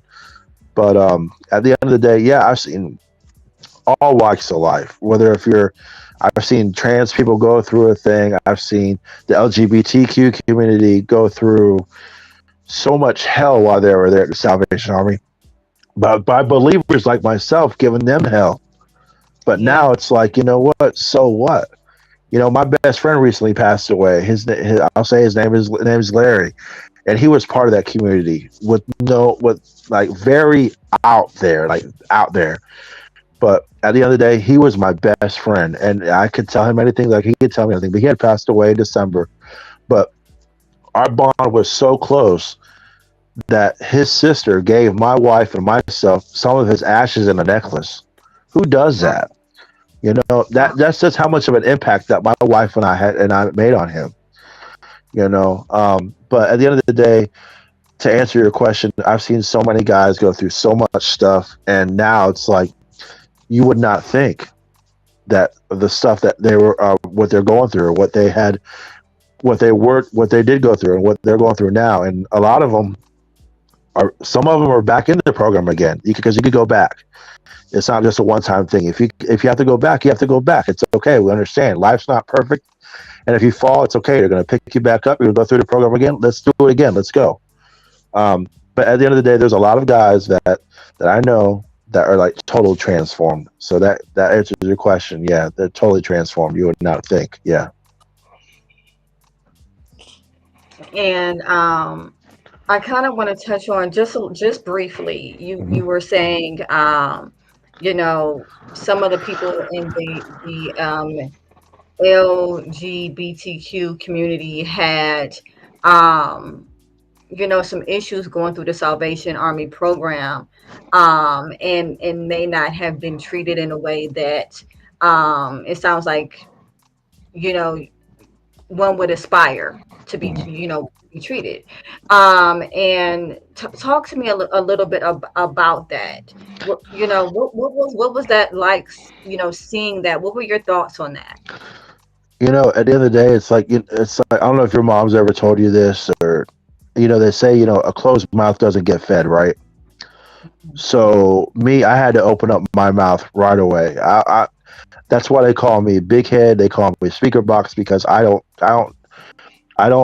My tolerance for crap like that is real thin. Now that I'm sober and I'm clear and I'm sober minded, I had to speak up. I was like, who are you to judge somebody? Who are you to tell this person that they can't get this recovery? Or who are you to tell them that they're not accepted? Because guess what? Guess where they're at? They're sitting right next to you. They're eating right next to you. They're sleeping right next to you. They're taking a shower right next to you. They are a person. They have a heart. They're an individual. They are a brother in Christ. If you can't accept that, then you're in the wrong spot. Because you can't be all telling me, "Oh, I'm praying for you," God bless you, and all this other stuff. And then all of a sudden, the same guy, which was like I said, my best friend, would walk right next to him, like, "Oh, devil's gonna get him." And so my friend would be like, "Okay, well, the devil's gonna get you too because you just judged me. So we're both go to hell together." So at the end of the day, I've seen a lot of people get hurt in that community, but I've also seen a lot of people in that community didn't give up. They still put their shoes on. They still put their pants one leg at a time, and they were able to graduate. And now it's like full-fledged recovery, just like I am. That's awesome. So yeah. That is so awesome, and I thank you so much for coming on and sharing your story and letting me use it as an example to walk through the stages of change. Mr. Machismo, you have been so patient as we went through this process. Did you have any questions for Chris or anything that you wanted to say? I appreciate you. Uh, I just want to say, I don't know you, Chris, but I am uber proud of you, Chris, for just really taking that thing by the horns and really just having a passion about your change, having a passion about your betterment, and that's something that I'm sure that's something that one day it's gonna be all over, the social media, and it's gonna be something that somebody that you may never know that is gonna change there forever. And that's tell that story as much as you can because people need to hear it. I definitely appreciate that, brother. It's funny because now I used to go to like the 6 meetings a week, and I've counted how many meetings I've actually been to, and as of last night, I've been in like 2,700 meetings in 3 years. So got to put some work in, and not working yet. I got to on a daily and nightly. I just can't, just like it was. Oh, praise God! I gotta praise Him during the daytime and the nighttime. I can't just, I have to put God first, my recovery second, and everything else will roll off that. Amen. Amen. Yeah, That's man. good. So I definitely, and it's funny you say the story online. I actually went on a Zoom meeting last weekend, and the Zoom was in New Zealand, so I was able to talk to some people in a prison in New Zealand, telling my story. Like over 1,000 inmates were watching me on TV in New Zealand on a TV. So yeah, Wow. I love it. I love telling my story. There's some stuff I left out because it's like kind of really, really messed up. But at the end of the day, if I could go through what I went through to that new person that says, you know what, I can't do this. I can't drop that apostrophe, drop that T and put I can. Where there's a will, there's a way. So that is so good, man.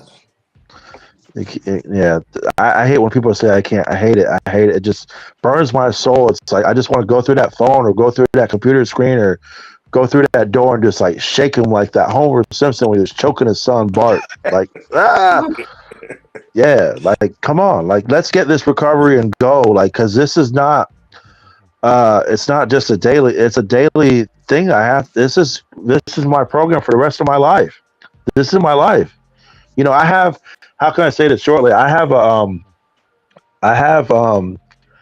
let's see, I don't have another recovery in me. I don't have another 3 years to say, you know what, I can do this again. I don't have it. I've already told my wife that. I told my kids that. I even told my higher power that. Look, if I went back out there, it's over. There's no coming back. They're anywhere but backwards. I get it. I'm not going to go back, but I'm just saying I can't go back to that lifestyle because if I went back, y'all be reading me in the papers for sure, because I don't have that in me to do it again. I don't have the energy and I don't have the time. The resources are there, yes. But as far as me going back out there and coming right back to, oh, I could do another 3 years. I could do it. That ain't gonna happen. Mm-mm.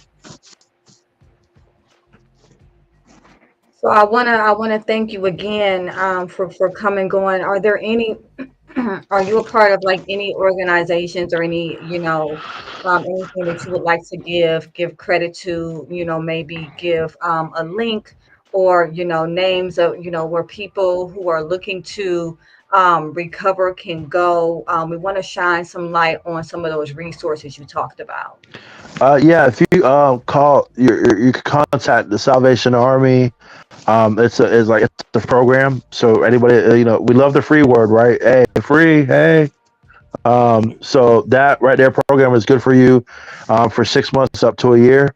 And it's in different cities. So if you're a woman or a man, because they have some cities that have women, they know they're good for women and men. Different cities vary by of course, there's different cities in different states, but you got to call your local Salvation Army to see if they have. It's called an Adult Rehabilitation Center, the ARC.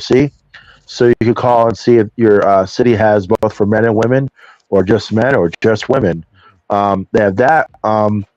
And if you're an Alcoholics Anonymous, like myself, they have an app that you can go on Google Play Store. It's called Everything AA, and they have anything from, you could put the time and it will show the time you have in the program, like how many days, how many hours, how many minutes, how many seconds. It will show you about the big book. If you can't read, it's okay. Press the audio button and they'll be able to tell it to you. You'll be able to hear it, whether it's the 12 and 12 traditions, the AA big book, or if you can't find a meeting, excuse me, if you say, well, I don't want to go to an in-person meeting, that's okay. They have Zoom. Download Zoom, and there's a link. It's called Online Meeting Finder. You can go to meetings all over the world, all day and all night. Like I said, I was in New Zealand last week, and I'm sitting right here in Cincinnati on my couch. So everybody keeps saying, I can't go to a meeting because it's impossible. If you got a smartphone, like 98% of us all do in this crazy country. Yeah, I said it, in this crazy country. Then you could get to a meeting. There's no excuses. They'll do email verification. They'll do court verification. And there's some meetings that are on it for 24 hours. I've been to a meeting one time. I was on it for 6 hours. I was tired, but you know what? I needed it because I got to do some work.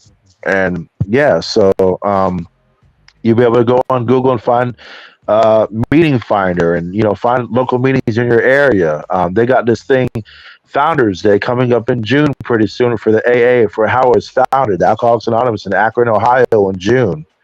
I wish I could go to that, but I gotta go to work. But they have that coming up. They got different things around, probably around your city.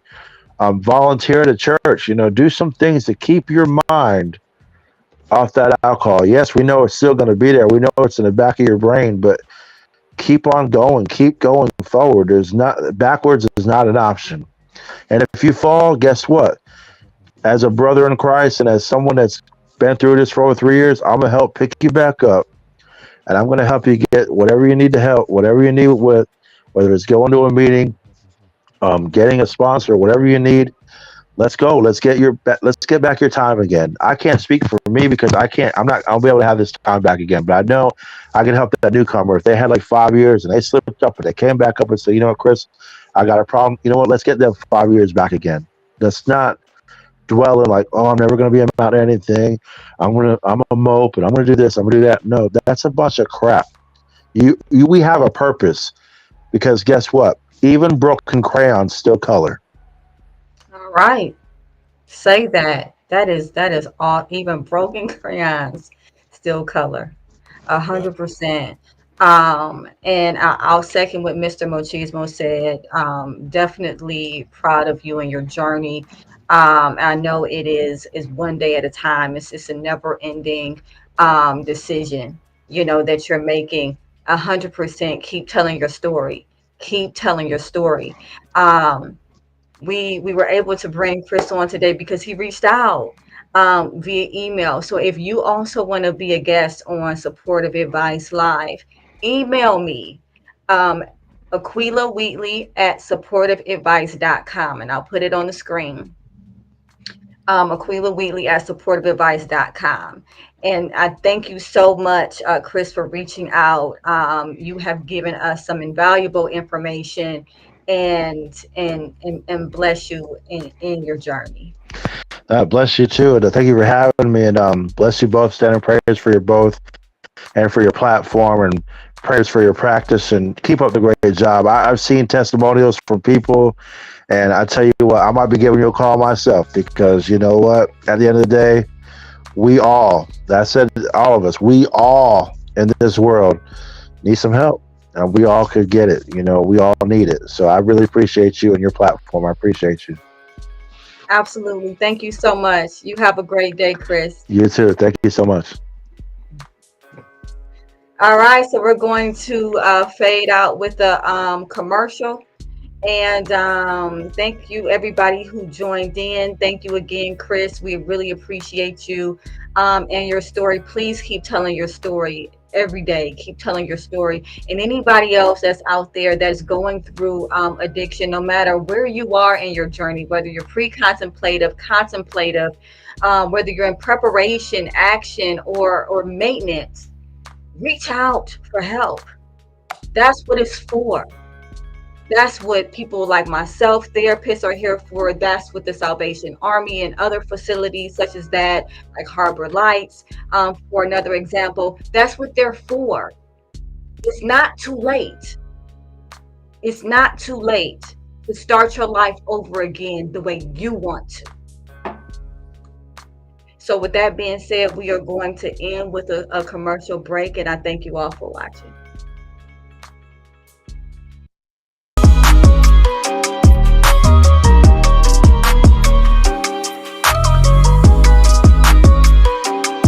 Let me be a part of your journey.